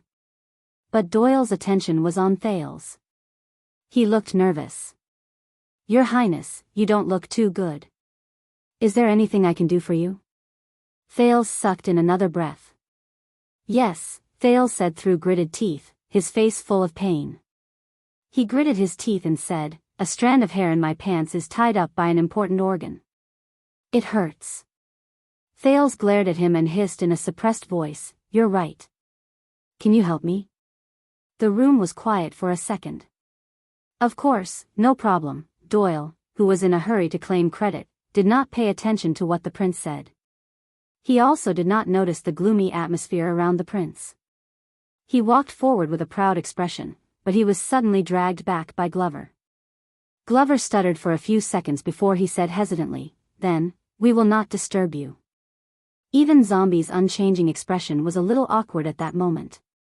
We will leave. Give His Highness some personal space. Thales smiled stiffly and waved his hand stiffly.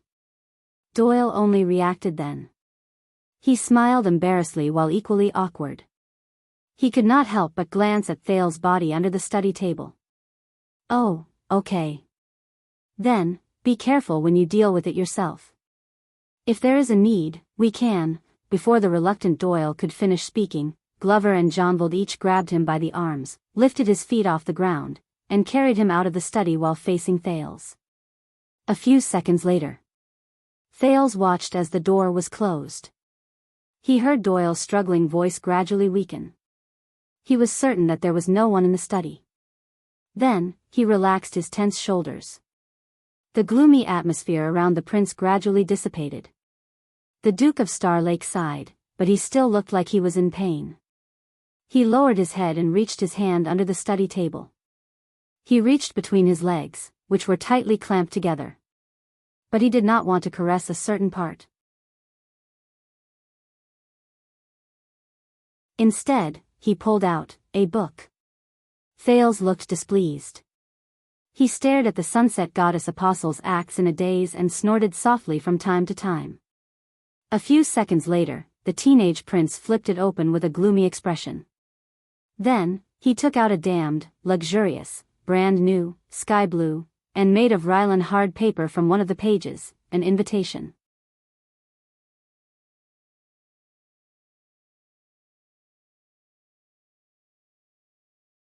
Chapter 535. Very good, Your Highness. Please straighten your arms.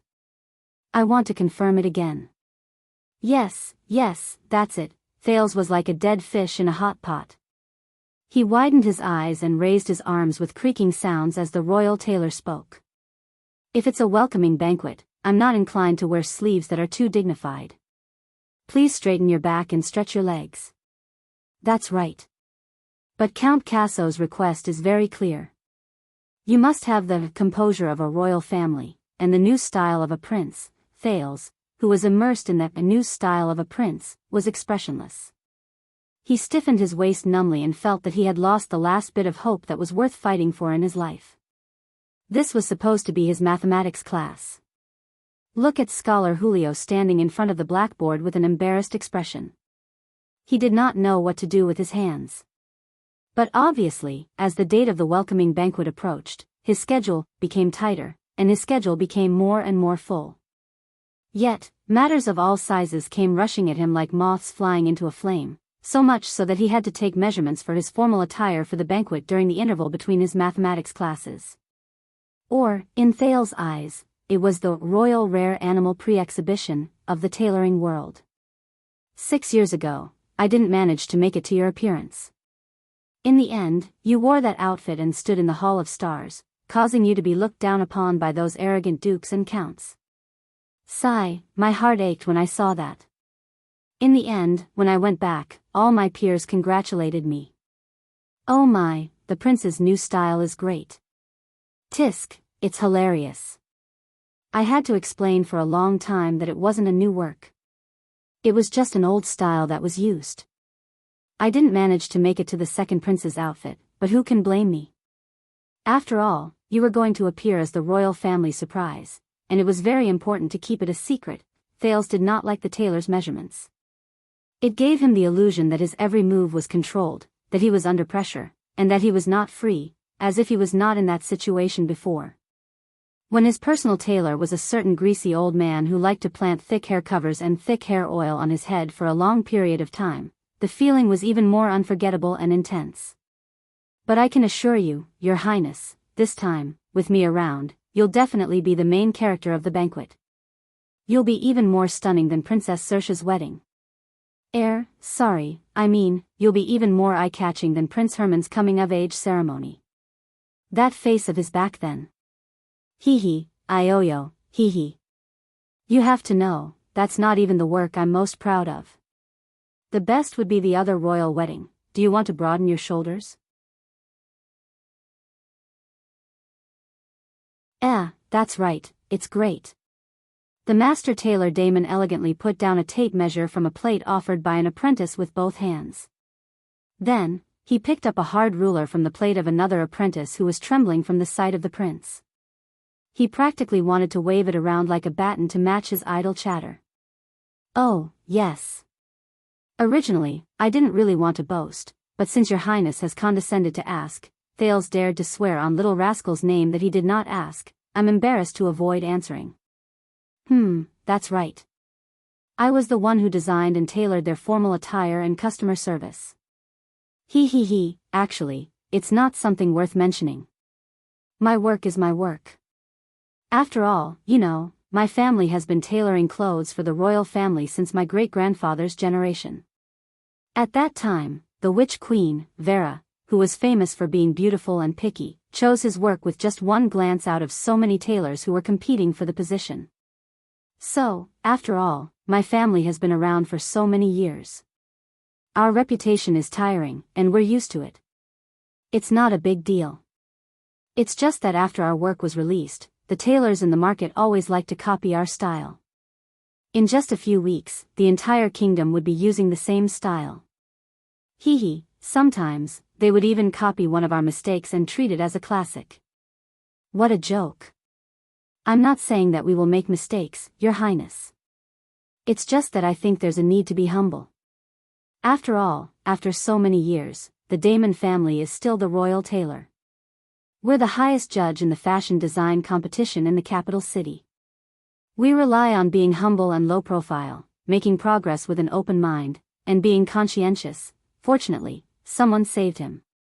Vanguard Glover, who was watching from the side, Doyle was punished by Mallows to help the servants transport the lamp oil in the kitchen, said coldly, if you can't finish taking measurements, the Zavak family, who specializes in tailoring the clothes for the Sun Sword and Shield family, said that they only need 30 seconds to take measurements. Master Damon looked as if he was bitten by a giant dragon. He jumped up from the side of the stool valiantly and almost reached Thale's shoulder. He scowled and glared at Thales amidst the oil and powder on his face. Hey, kid, let me tell you. If you don't believe me, you can take a piece of the Zavak family's clothes. You can tell from the stitches that they are heretics in the world of sewing. They only have what they have today because of the dirty relationship between their ancestors and the Cotton Association. Zombie Glover obviously did not fall for this. He turned around and instructed another young guard. Ness, go and make an appointment with the Zavak family immediately. All right. Master Damon waved his hands fiercely and wrapped up his tools at lightning speed. He kicked the two apprentices up and turned his head around gracefully. He flashed Thales a greasy smile and gently clapped his palms in the air. Hey, Your Highness, don't worry. With your decent looks, when you wear my... He did not manage to finish his words, because Glover had already led the royal guards in the area and unceremoniously dragged Damon and the two apprentices, who were trembling with anxiety, out of the room. Thales then got down from the stool and exhaled dizzily at the ceiling. He felt that the hope in life that had left him far away had crawled back shakily. Scholar Julio coughed softly and drew Thales' attention back to him. But of course, he would not be able to get back the half of the lesson that he had lost. You should be more polite. Thales' mathematics teacher stuck his head out in awe and sized up the gorgeous sample that Master Damon had deliberately forgotten about. I heard that Master Damon's commission for one time is equivalent to 8 months of my salary. Of course, I have no intention of asking for a raise. Temporarily, Thales felt a little helpless. I'm guessing that a gorgeous outfit that can amaze the eyes of a banquet is much easier to be praised than a mathematical technique that calculates the errors of the Holy Pursuit Day every year? The young and promising Julio looked away from his envious, jealous, and hateful gaze. He said pitifully, I can only agree with that, unfortunately and regretfully. Thales smiled and returned to his desk. Very good, Your Highness. It seems that you can understand and apply Vice Bishop Leish's concept of the two-dimensional coordinate system very well. So, now, if you calculate two related variables, it should be much more intuitive. Scholar Julio returned to his teaching mode. He held the syllabus in one hand and chalk in the other. He was worried about how he could finish the day's content in half of the lesson. Yes. Thales looked at the graphs and numbers on the paper and sighed. How astonishing. This mathematical knowledge was actually invented by a traditional and pious theologian hundreds of years ago. Julio's eyes brightened. During the era of Jackal Sumer III, Saint Leisha was not just a theologian. His achievements in mathematics were in no way inferior to his knowledge of divinity and philosophical speculations. And the method you used just now to express the rate of change of numbers using the geometric coordinate system was something he came up with to solve the problem of crowd evacuation after the city's celebration. It was recorded in Arched Sea City's collection of enlightenment. Julio's smile was very excited. At the same time he introduced Saint Leisha, he was happy that the prince was actually interested in this unpopular knowledge that many nobles scoffed at. I see. Thales could not help but sigh when he thought about the theology lesson a few days ago. Sunset Church, a religion that regards God as the supreme being, actually has such a talent. How interesting. Julio nodded, but his expression immediately froze. He seemed to be hesitating about something. Your Highness, this might be a little presumptuous, but I know that you have begun your theology lesson. Thales raised his eyebrows. You know? Scholar Julio shrugged and lowered his voice. I think that you should, build a good relationship with the church. Sometimes, you might as well ignore some small conflicts of ideals. It can save you a lot of trouble. This is a rare thing. Thales shifted his butt and leaned against the back of his chair. He was very interested. What do you mean? Scholar Bonner, who was in charge of the grammar lesson, had an old-fashioned style. He was slow and unhurried, but he often said shocking things that would make even a few Thales speechless. Your Highness, why you're in such a hurry after class? Are you going to a date? Gilbert, on the other hand, took up the responsibility of a political lesson in the history lesson. It was supposed to be a cramming lesson on royal pretentiousness, but he was always unable to compete with the foreign affairs minister's personal thoughts on key historical events. The lesson would be long gone, causing the progress of the lesson to be seriously delayed. Ah, Your Highness, wonderful times always pass too quickly. Why don't you add another lesson today? Lord Monton, on the other hand, was synonymous with sweating profusely and smiling awkwardly during nature class. The goal of the lesson had long since changed from the grand and majestic, help the king open the eyes of the world and advise the king to see the world, to, why don't you guess this question, Your Highness? As for Master Urin's art lesson, Thales always fell into a deep, blurry, sweet, and satisfied sleep under his melodious music and brushes. Hence, he could be considered the kingdom's hero who saved the Duke of Star Lake from dying young due to lack of sleep. However, the mathematics teacher, Julio? Although he was a legitimate scholar, his clumsy speech was a stark contrast to his ingenious calculations. He was straightforward and simple, and his lack of worldly wisdom complemented each other. It always made Thales wonder how he managed to get such a lucrative job that brought him both fame and fortune. Of course, Thales later learned that Julio's father-in-law was once an important figure in the Department of Finance. It was not difficult to explain why the latter could always produce clear financial statements. But if he were to say something like, I suggest that you build a good relationship with someone, during class, Thales would rather believe that the tailor's measurements just now had not ended. Scholar Julio cast a few glances at the Duke's desk. He looked a little unnatural. You know, there was a period of time when some knowledge and research were deemed illegal by the church, and mathematics was unfortunately one of them. Thales' interest grew stronger. Why? Julio sucked in a deep breath. Because there are some things that, if we delve deeper into them, we will touch upon ancient taboos, and we will attract the displeasure of God. Ancient taboos. Thales thought for a while. And you believe in it? Julio shrugged innocently with a resigned expression. Of course not.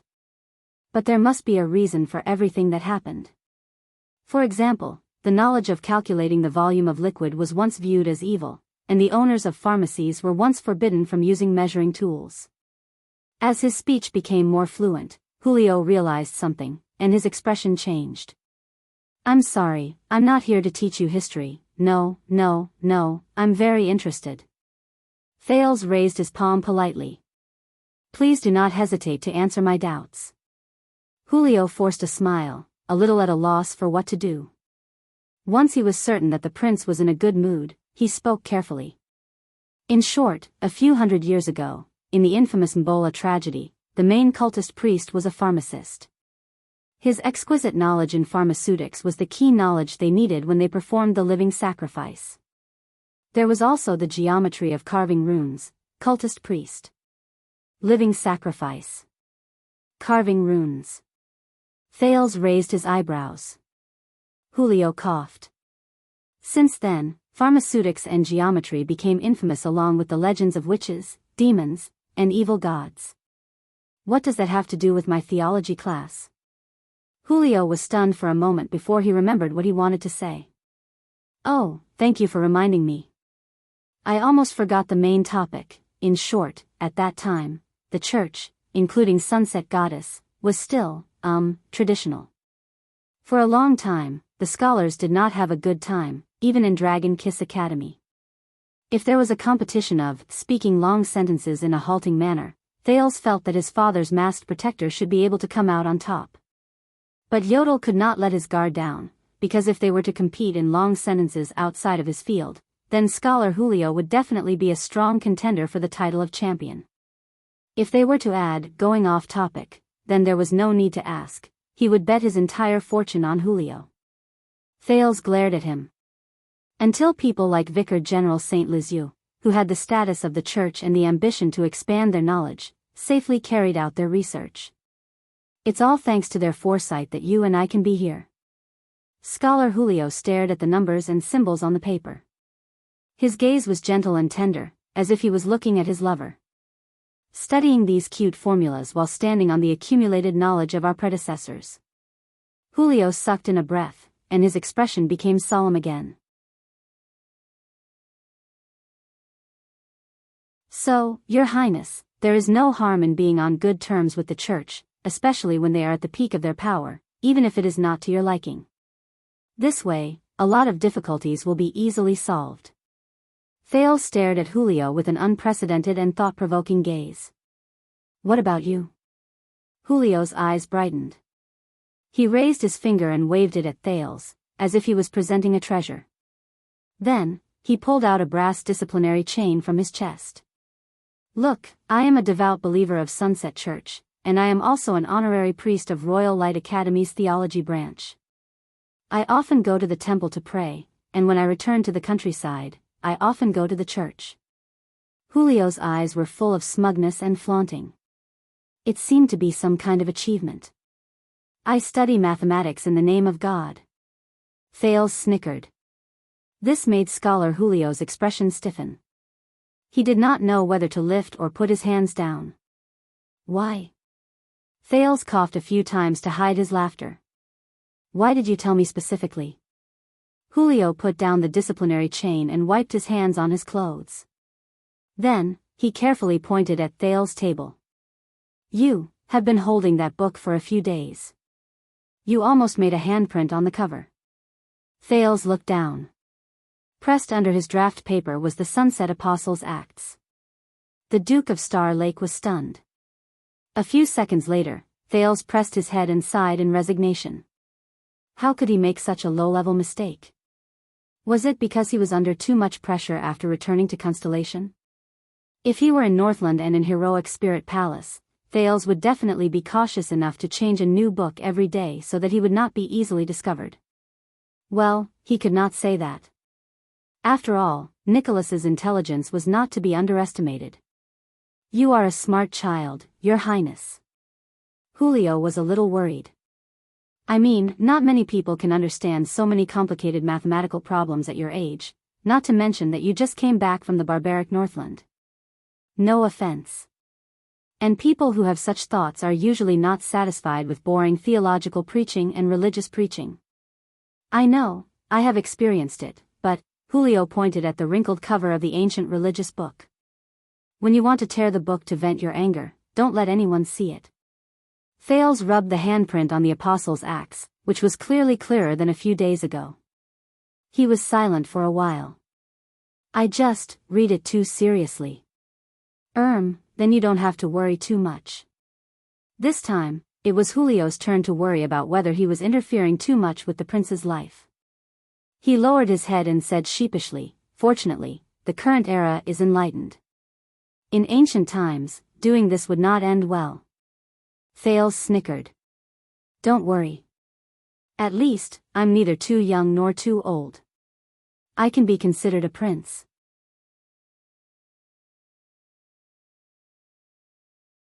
More than 400 years ago, alien star, Herman was also the eldest son and heir of Ascension King, but he was still killed because of blasphemy, Scholar Julio's words came to an abrupt halt.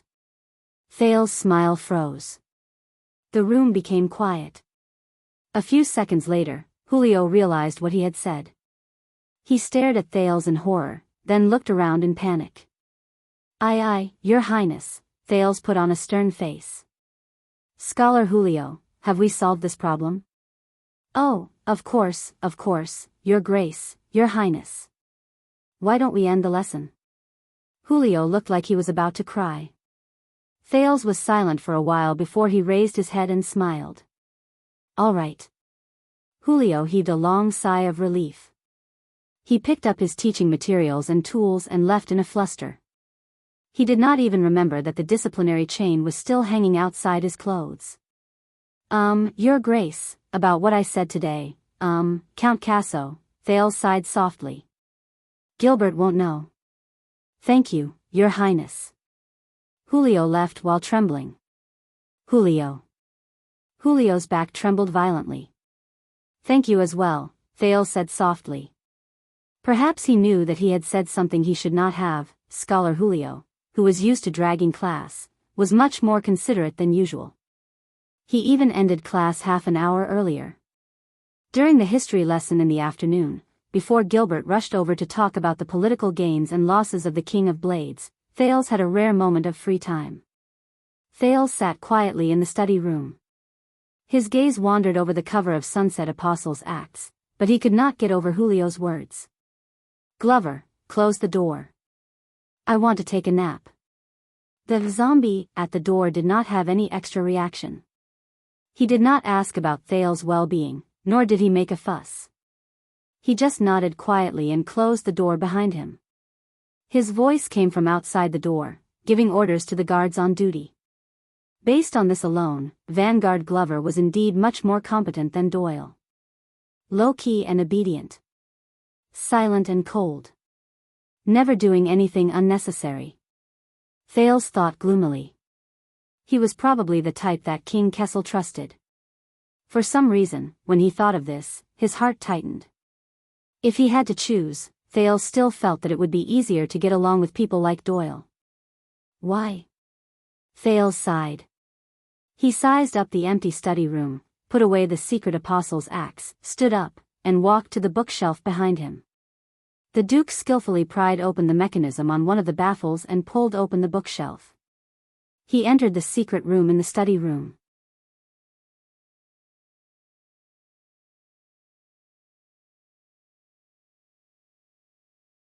Chapter 536. 6 years ago, Gilbert had brought Thales here when he had just returned to the kingdom to avoid a wave of enemies' probing attacks. 6 years later, Thales became the master of Mindy's Hall, and this place was naturally used by him, even though Gilbert believed that as Thales' identity was made public and the royal guards were stationed here, this place would no longer be of use. Thales locked the secret door from the inside and lifted the thick cloth covering the luminous stones.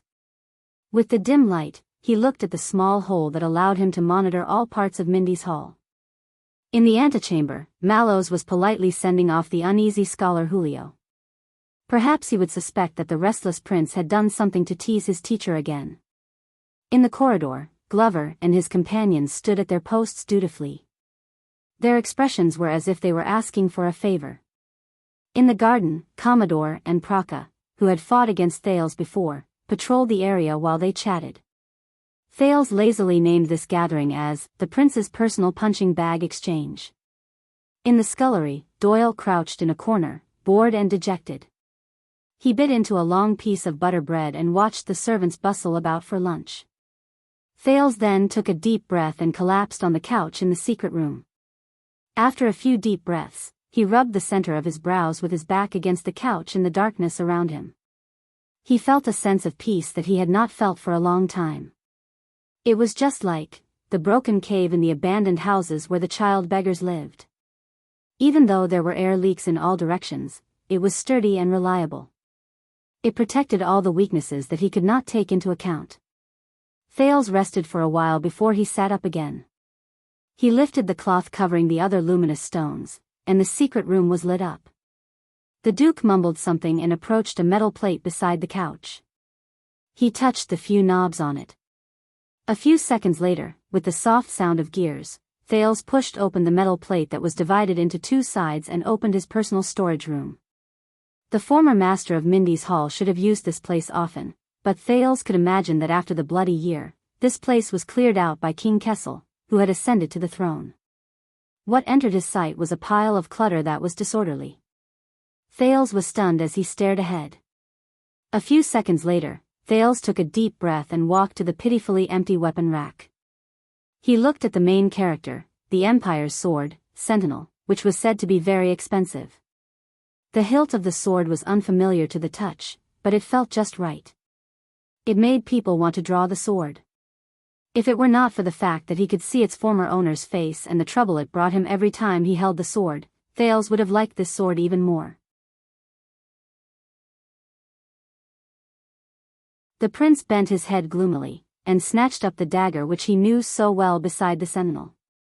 The JC's handle was ice-cold, and Thales could not help but recall the hardships he had experienced with it.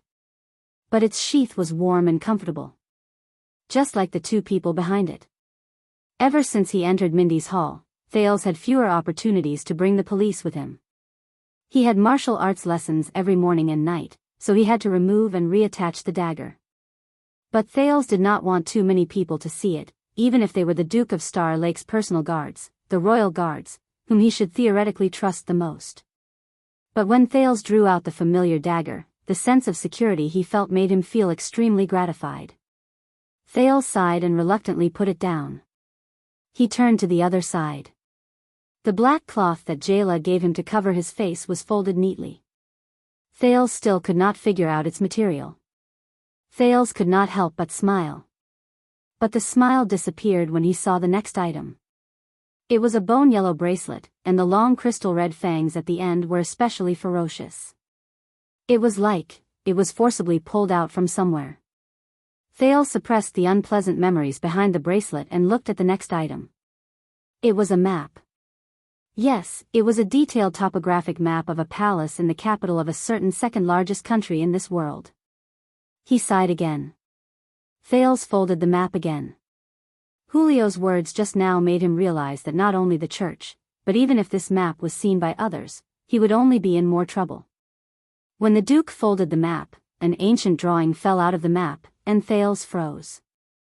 It was a sketch of a young girl. Thales had found it in a book in Mindy's Hall a long time ago. The artist's sketching skills were probably mediocre. At the very least, it would not have caught Master Urin's eyes. However, the inscription on the back of the sketch was extraordinary. At least, this was what Thales thought after he finished reading Year 11 of the Calendar of Eradication, Rikaru and Tormund, Extet and Constellation.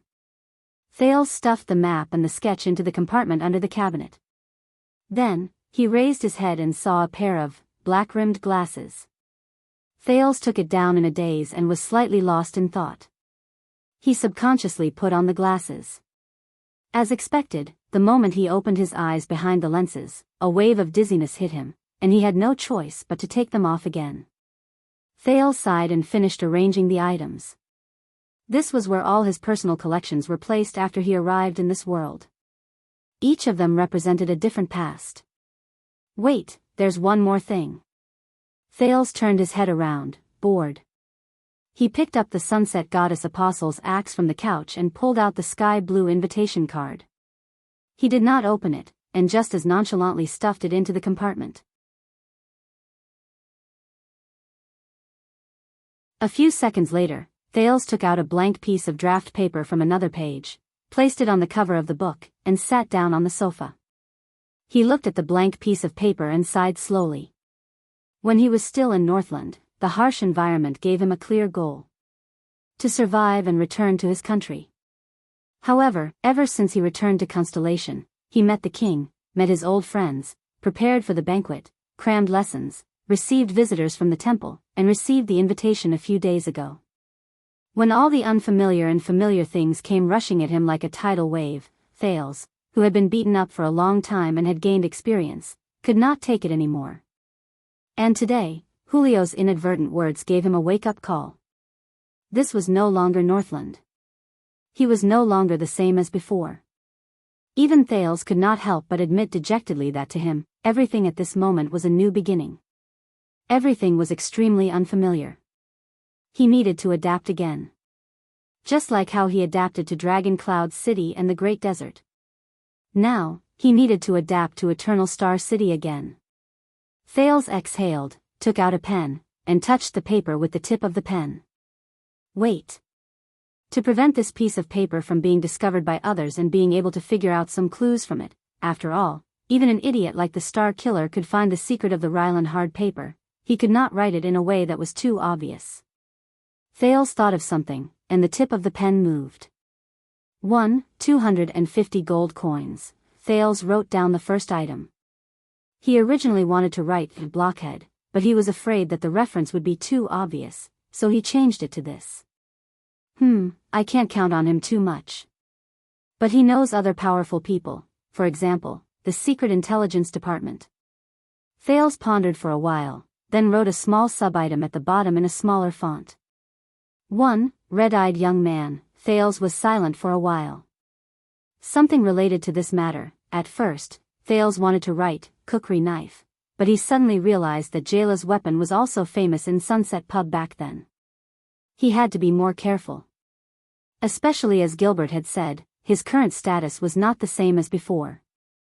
Every move he made could bring disaster to the past. So, Thales raised his pen and wrote. 2. Big sister, this is the first important task. However, Thales had to see something else. Even though he was a prince, he was alone and helpless in Constellation. He needed help. And where could he find help that could compare to his former subordinates who he had spent 6 years with in Northland? So, he wrote down the second main item. 2. Little old man, mute, and old man. However, Thales wrote the sub-item, little rascal, but the Duke hesitated for a while. There were people who knew this nickname. One of them even found him an eyesore and swore to teach him a lesson. So, Thales crossed out, little rascal, and wrote again. 1. Triumph. Then, Thales wrote down the unofficial nickname. 3. Little dummy. Thales wanted to laugh.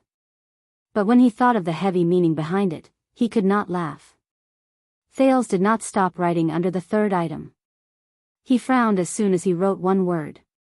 In the end, he gave up on writing, calamity.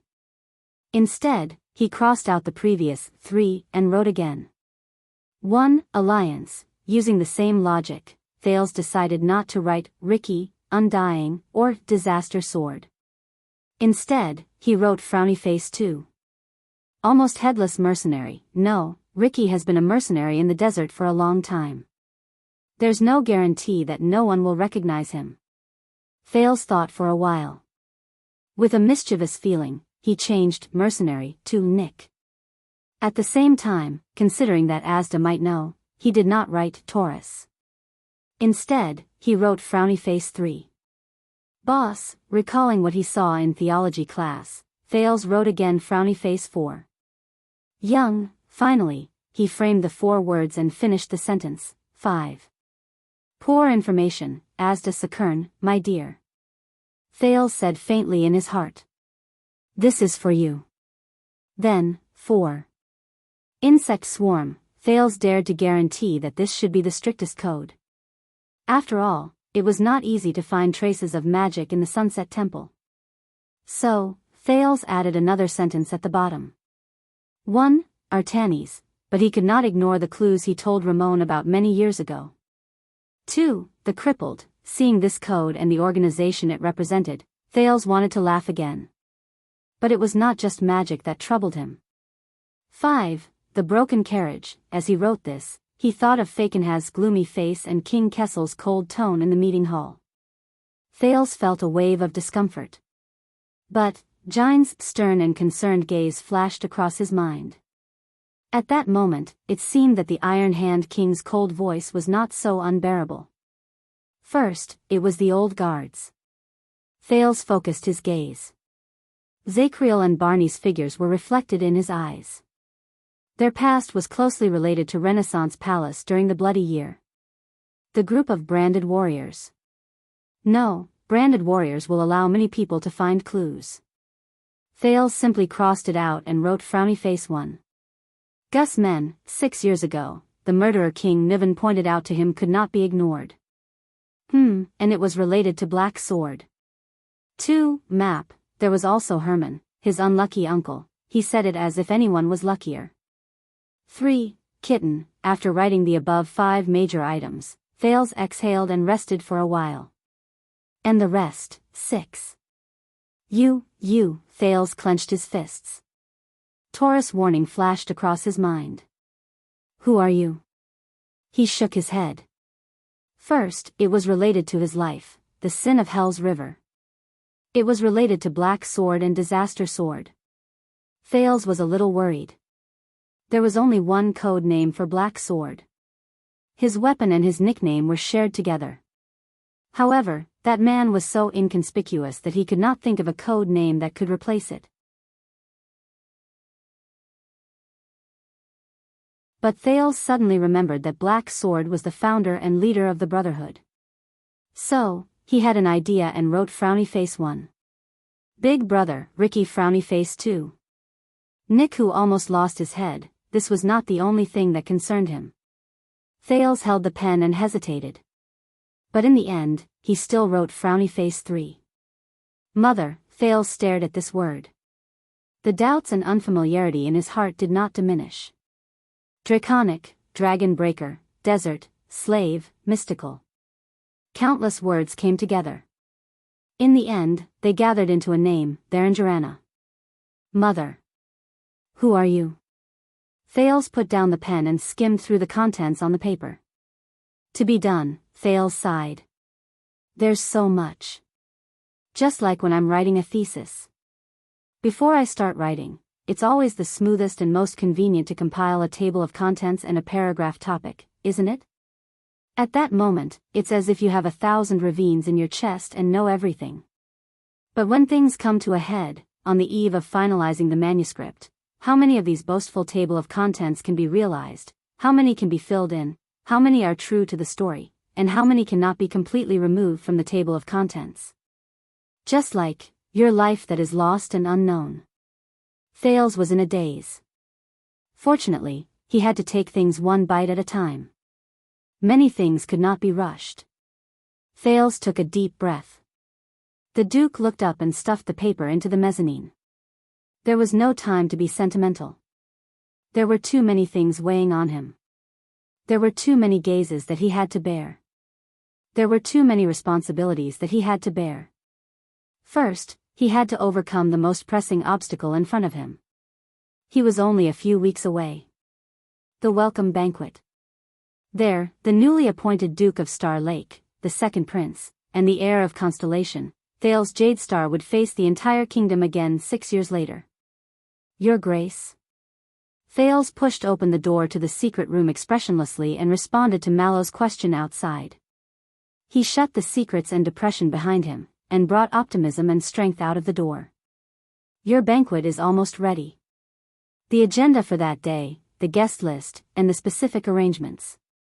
He opened the door and saw Mallows handing him a stack of documents. I think you need to take a look at it in advance and prepare. Come on. Thales paced steadily and told himself silently. He smiled and took the documents from Mallows. The latter was as calm as water, and he was indifferent. Since 6 years ago, he had been heading north, the arrival of the calamity, the assassination of the king, and the rebellion army forcing him to abdicate. He had experienced all these hardships.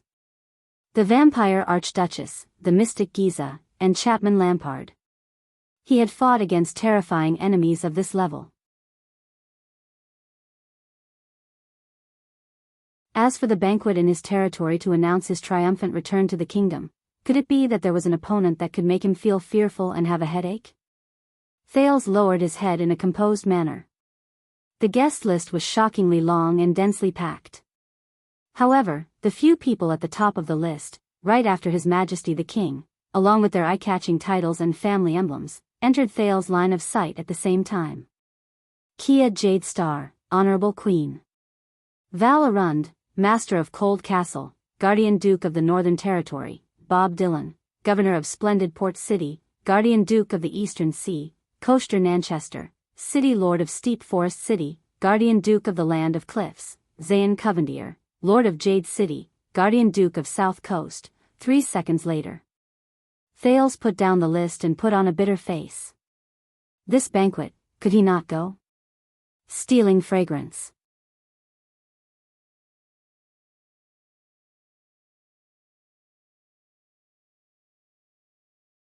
Chapter 537. In the training field at night, Thales strode forward, drew his weapon, and swung his sword horizontally. 2 crisp sounds were heard. The 2 pendulums hanging in the air were nimbly flicked aside by him. Thales took the opportunity to move forward. He passed through the gap created by the pendulums and stabbed the person in front of him with his practice sword. Asterisk thud. Asterisk his blunt sword struck the thick wooden shield in the person's hand and let out a dull thud. From the feel of it, the effect was pretty good. But he did not have time. In the narrow vision of the helmet, Thales gritted his teeth, retreated along the path he came from, and retreated quickly. He wanted to return to the starting point unharmed. The creaking sound of the rope swaying could be heard. The pendulum closest to the teenager swung back, and it was getting closer and closer. Thales' nerves were tense. He could only increase the strength of his calves pushing against the ground and try his best to maintain his precarious balance as he retreated. The sin of hell's river in his body felt nervous. It became restless, but Thales did not care. Asterisk whoosh. Asterisk the pendulum brushed past his shoulder and did not hit him. Thales breathed a sigh of relief. Very good. There's only one last thing left, asterisk clang. Asterisk before he could finish his thought, Thales felt a sharp pain in his eardrums. His helmet was hit by the second pendulum, and it buzzed. What the hell? Thales crouched down in great discomfort, threw away the long sword, and quickly pulled his neck out of the helmet. He rubbed his left ear, which was in great pain, and the ringing in his ears did not go away. In front of him, the middle-aged guard who was training with Thales, Vanguard Vladivostok, who was about 30 years old and always tried his best to hold back his laughter when the prince made a fool of himself. He put down his shield and looked at the commanding officer present. Your steps must be steady. Mallows walked forward and patted the lime spots on Vladivostok's shield. He looked at the 2 pendulums that were entangled and could not be separated from each other as they swung back and forth. He seemed to be deep in thought. Your strength must be ruthless, your sword thrust must be accurate, and your movements must be straight. The most important thing is not to be hit by the swinging pendulum. If you fail to do any of these 5 things, your training will not be counted. Mallows mercilessly looked away from the prince who was suffering from tinnitus. He knocked on Vladivostok's shield and gestured at Protector Commodore. Again. Commodore walked down the stage and used a brand new shield to exchange for the thick shield in Vladivostok's hands that was covered in limestone spots. With great difficulty, Thales smoothed out his left ear, which was in great pain, and got up in frustration. I don't understand. Why is this training so inflexible? I have to go up and down, I can't swing my sword to parry, I can't bend my body and roll. Just to compete with the speed of 2 swinging pendulums? Thales stared indignantly at the metal pendulum that was swinging back and forth like a swing. Thank God, or, to be politically correct, thank the setting sun, that not long ago, the static stances and confrontational training in his martial arts class had come to an end. But what replaced it was sword practice. Thales looked at the pendulum that was suspended in the air on the wheels that could be moved freely.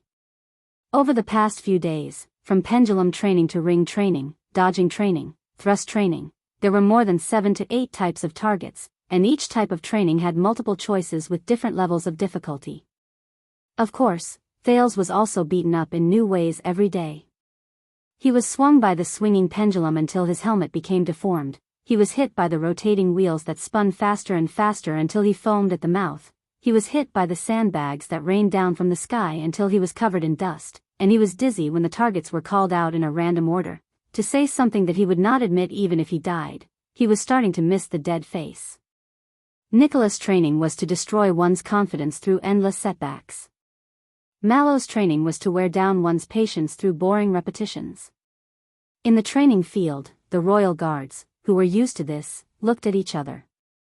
Logistics officer Praka, who was in charge of the equipment at the side of the field, tactfully handed Thales a cup of water so that he could buy some time to rest.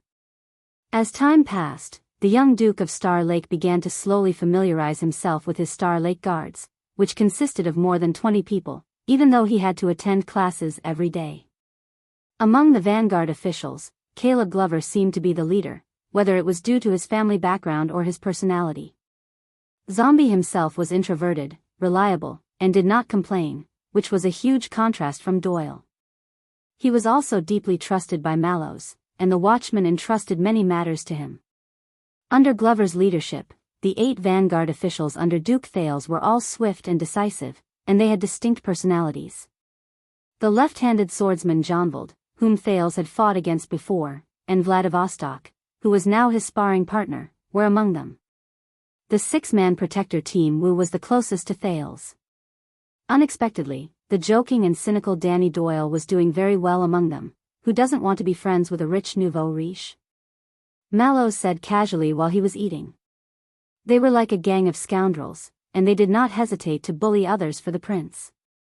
Commodore, who had once sparred with Thales and was promoted from a police officer to a guard, was also one of them. The 6-man protector team Wu was the closest to Thales. Gray Patterson, the leader of the former, was a small bald old man who liked to nitpick. Hee, do you know why that guy's nickname is Gardener? Because once, he caught a guy who was having an affair with a maid in the bushes, and then... Oh, Sir Patterson, you're actually here. I, need to pee, I'm leaving first, hee. Doyle, who met Patterson at the corner 30 seconds later. Durward Stone, who was in charge of the logistics department, was amiable. He often asked Thales if he was satisfied with the food and expenses with a smile. How stupid do you have to be to believe that the people in charge of keeping accounts and managing money are good people? Doyle, who was chewing hard on his bread. Hugo Fubel, who was in charge of the flag-bearer division, had a gloomy expression. He came and went like a ghost, and he walked without a sound. He probably died a few years ago. Only his ghost is left floating in the air. We just don't know about it. Doyle, who was picking his teeth with a face full of enjoyment. He and his 2 subordinates who were flag-bearers only talked to Mallows, and they rarely participated in the affairs of the guards. And according to Thales' malicious speculation, the captain of the guards, the watchman of the guards, the respected Wang Yuyen, Lord Tormund Mallows, who had a 50-50 chance of winning against anyone, led his 3 subordinates and the leaders of the 5 divisions to arrange the complicated and newly arrived Star Lake guards in an orderly manner. Their work went smoothly, especially when the banquet was about to arrive. It had to be said that they were quite capable. Practicing with the sword target does not mean that you can be opportunistic and make up stories. Mallows looked at Praka indifferently. Doyle, who was supposed to serve the prince by his side, had yet to finish his sentence as a kitchen. He passed a cup of water to Thales. In the past 6 years, what you learned from the Northlanders is the skill of fighting with your life on the line. This might have stimulated your power of eradication, but it also means exchanging blood for blood, seeking victory in the midst of danger. It means that you have to move forward even when you are in a frenzy, and you have to grit your teeth even when your blade is broken. It means that you do not leave a path of retreat, and do not distinguish between the severity of your actions. Half of it is a gamble on luck, and the other half is a gamble on madness. The watchman's gaze focused slightly. In reality, this kind of situation will only happen when the weak fight against the strong, and the chances of winning are extremely small. It is a fight with your back against the wall, and if you do not succeed, you will die trying. Thales returned the cup of water to Praka and soothed his sore muscles. But most of the time, you will have a lot of chips in your hands, but you will face complicated enemies and more constraints. You will have a lot of choices, but it will be difficult for you to make them. Mallows narrowed his eyes. At times like this, what you need is not just the will to sacrifice yourself for a moment, but also the actions, habits, focus, calmness, sensitivity, and courage that you have cultivated in your daily training. This is the reason why you are here today. Alright, Thales admitted. At least in terms of words, Mallows could still completely crush the Star Killer. Listening to him, as for the rest, battles require meticulous planning and preparation. You must consider all aspects, take every factor into consideration, and be fully prepared. You cannot just muddle through and go wherever you go, Mallows said leisurely. This is the opinion left behind by the former watchman of the guards. He was highly skilled, and was once in charge of guarding Mindy's hall. Thales' thoughts paused for a moment. This time, the prince turned his head around. With complicated emotions, he once again sized up the vast but exquisite and unique courtyard of Mindy's hall. A breeze blew past. Under the illumination of the everlasting lamp, Mindy's hall at night looked more like a tourist attraction than the solemn and restrained royal family's garden.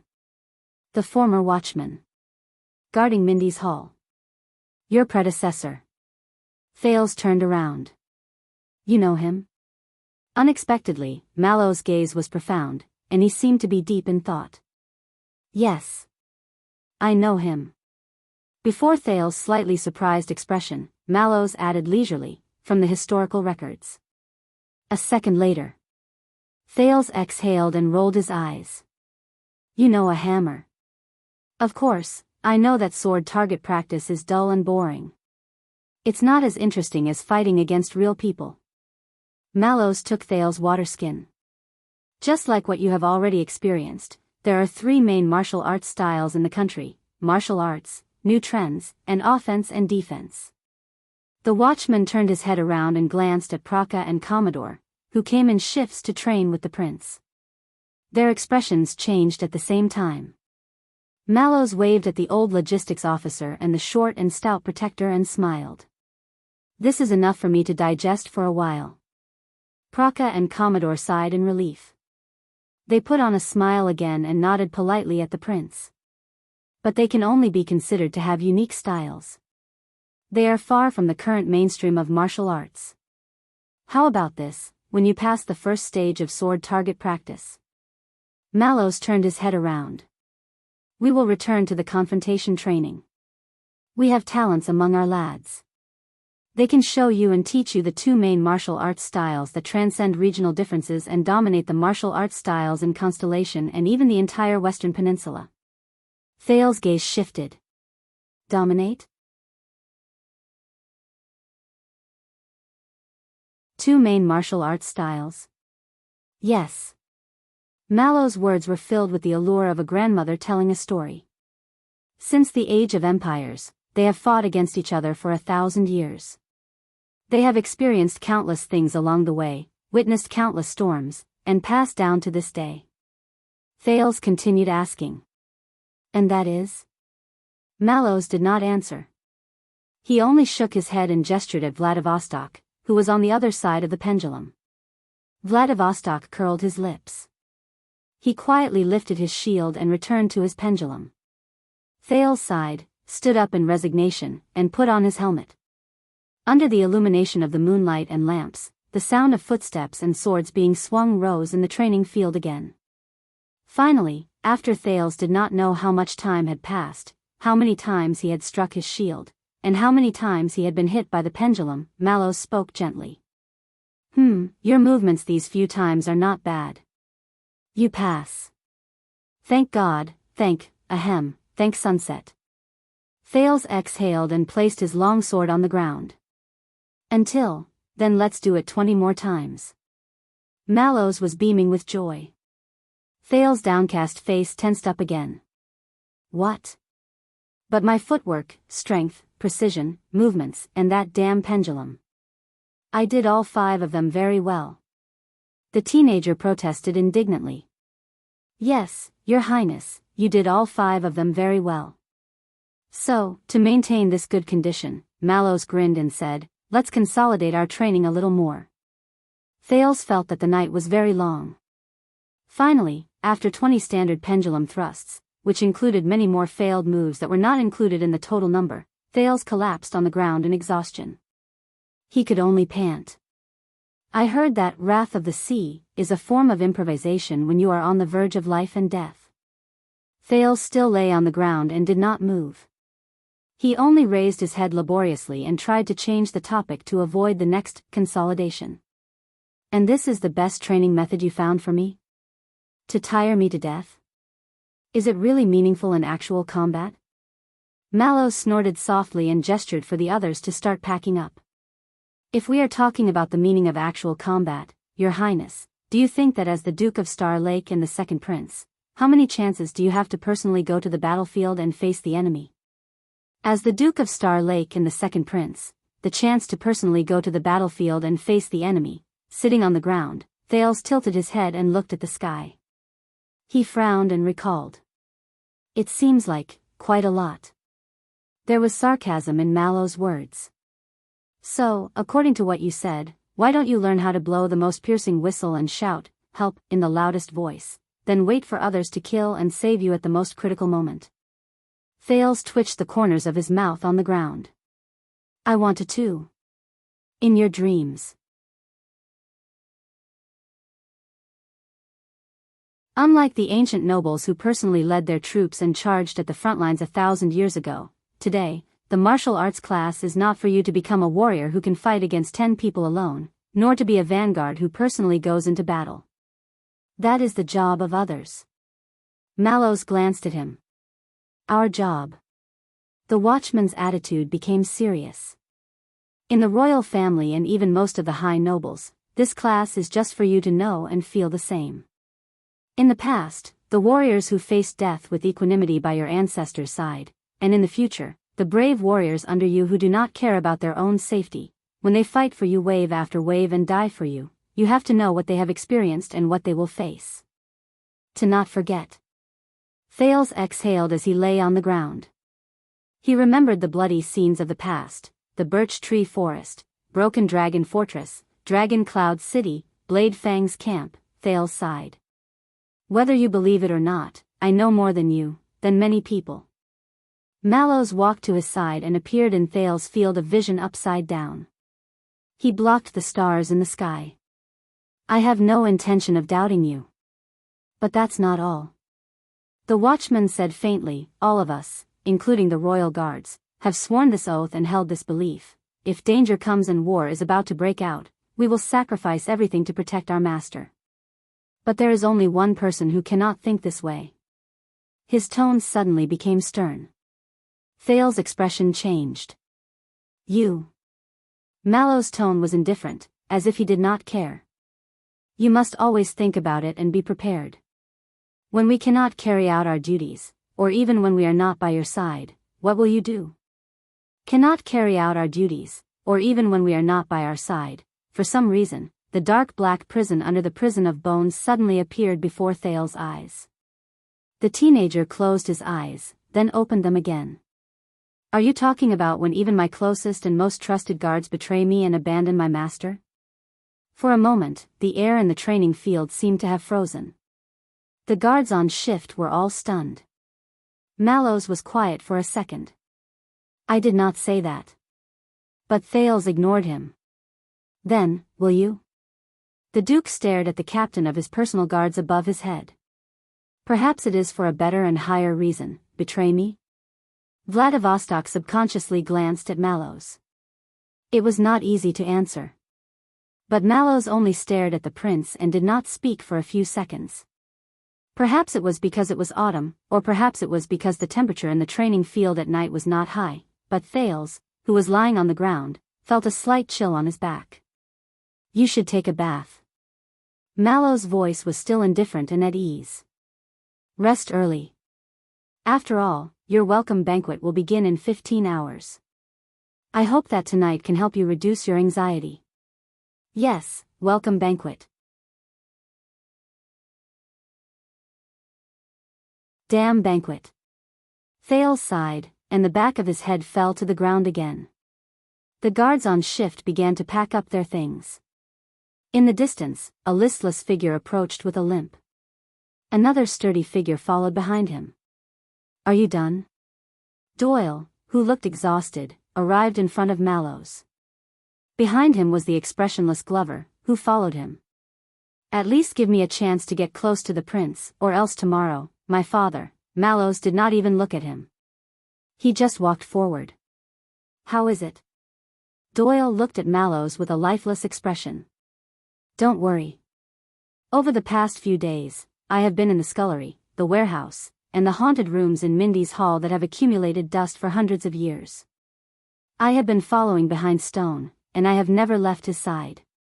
I have even built a good relationship with a group of maidservants, and understood the situation. At least no one can poison the prince and his guests at tomorrow's banquet. Of course, I don't know about the aphrodisiac." Mallows chuckled and ignored Doyle's tactful complaints. "I have already finished coordinating with the police station, the regular soldiers of the royal family, and the guards of Renaissance Palace. There are no problems with the arrangement of personnel and posts, even after His Majesty leaves," Glover said coldly behind Doyle. "No one can threaten him, much less assassinate him." Mallows was silent for a while. "Poison? Assassination?" The watchman turned around and looked at Thales, who was lying on the ground and watching the stars. His gaze froze. "That's the least of my worries." Today was the 30th of October. It was the day of Holy Pursuit, which commemorated the first defeat of the orcs in human history. It was said that on this traditional festival, the entire world celebrated from Crystal Jade Island to Demon Sea, from Sighing Mountain to Flame Sea. Thales still remembered that this was the day of fat sheep that the child beggar spoke of. On this day, the citizens on the streets would celebrate and parade noisily, not caring about the location of their wallets. It was the cutest. Unfortunately, for Prince Thales, today was no longer the day of fat sheep. Instead, it was his damn welcome banquet for his return to his country. Since he was young, Thales had only attended one banquet. And the experience from that time could not be used as a reference. The dignified Duke of Star Lake could not possibly roll up his sleeves, raise his wine glass, and roar at the guests in Mindy's hall, "Eat. Drink.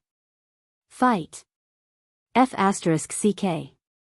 Do whatever you want."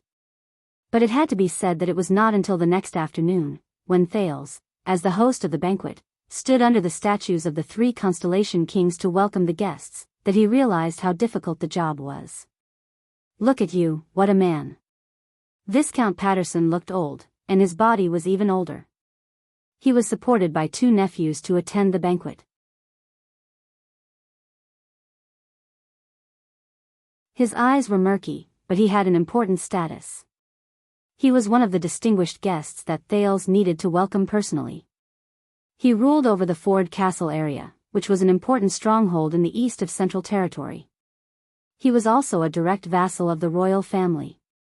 He was one of the 7 Jade Star attendants. Among all the important VIPs, he was the first to arrive early. This made Thales, who was in the lounge getting dressed and reciting the banquet procedures and various etiquettes, flustered. He had no choice but to mess up his arrangements and rush out to welcome the Viscount. Viscount Patterson pushed away the two nephews who were supporting him with trembling hands, leaned forward, and held Thales' arm firmly.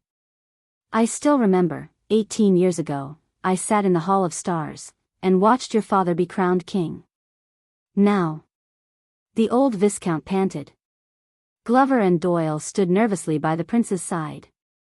Their knees were slightly bent, and their bodies were leaning forward, as if they were ready to pounce at any moment. But Thales felt that this was not to protect him. They were afraid that the old man, who could not even speak, would fall to the ground and die suddenly. The prince was ruthless and merciless at the banquet. As he chatted and laughed, the old vassal was reduced to ashes. Thales maintained his smile and followed the standard royal etiquette that Gines taught him. He held the old Viscount's hand, which was as thin as a chicken's skin, while maintaining his elegance and amiability. He paid attention to the Viscount's balance at all times, and even asked about his health gently. The Viscount was a little hard of hearing, and his nephews had to repeat the prince's words loudly in his ears several times. Just like how a standard Duke of Star Lake should do. "I know my own body. Your Highness, I will not be able to live for more than a few years. But it does not matter." At that moment, a glimmer of light flashed in Viscount Patterson's murky eyes. Because, time flies, but Constellation remains the same. Thales felt his palm tighten. Viscount Patterson bent down, and with a lot of strength, he pressed his chin heavily against the prince's glove. The kingdom is young. The wrinkled, white-haired Viscount panted and gritted his teeth. It is time. You're tuning into the Biyao's Wuxia Chronicles YouTube channel. Don't forget to subscribe and join us on this journey to catch the most captivating stories.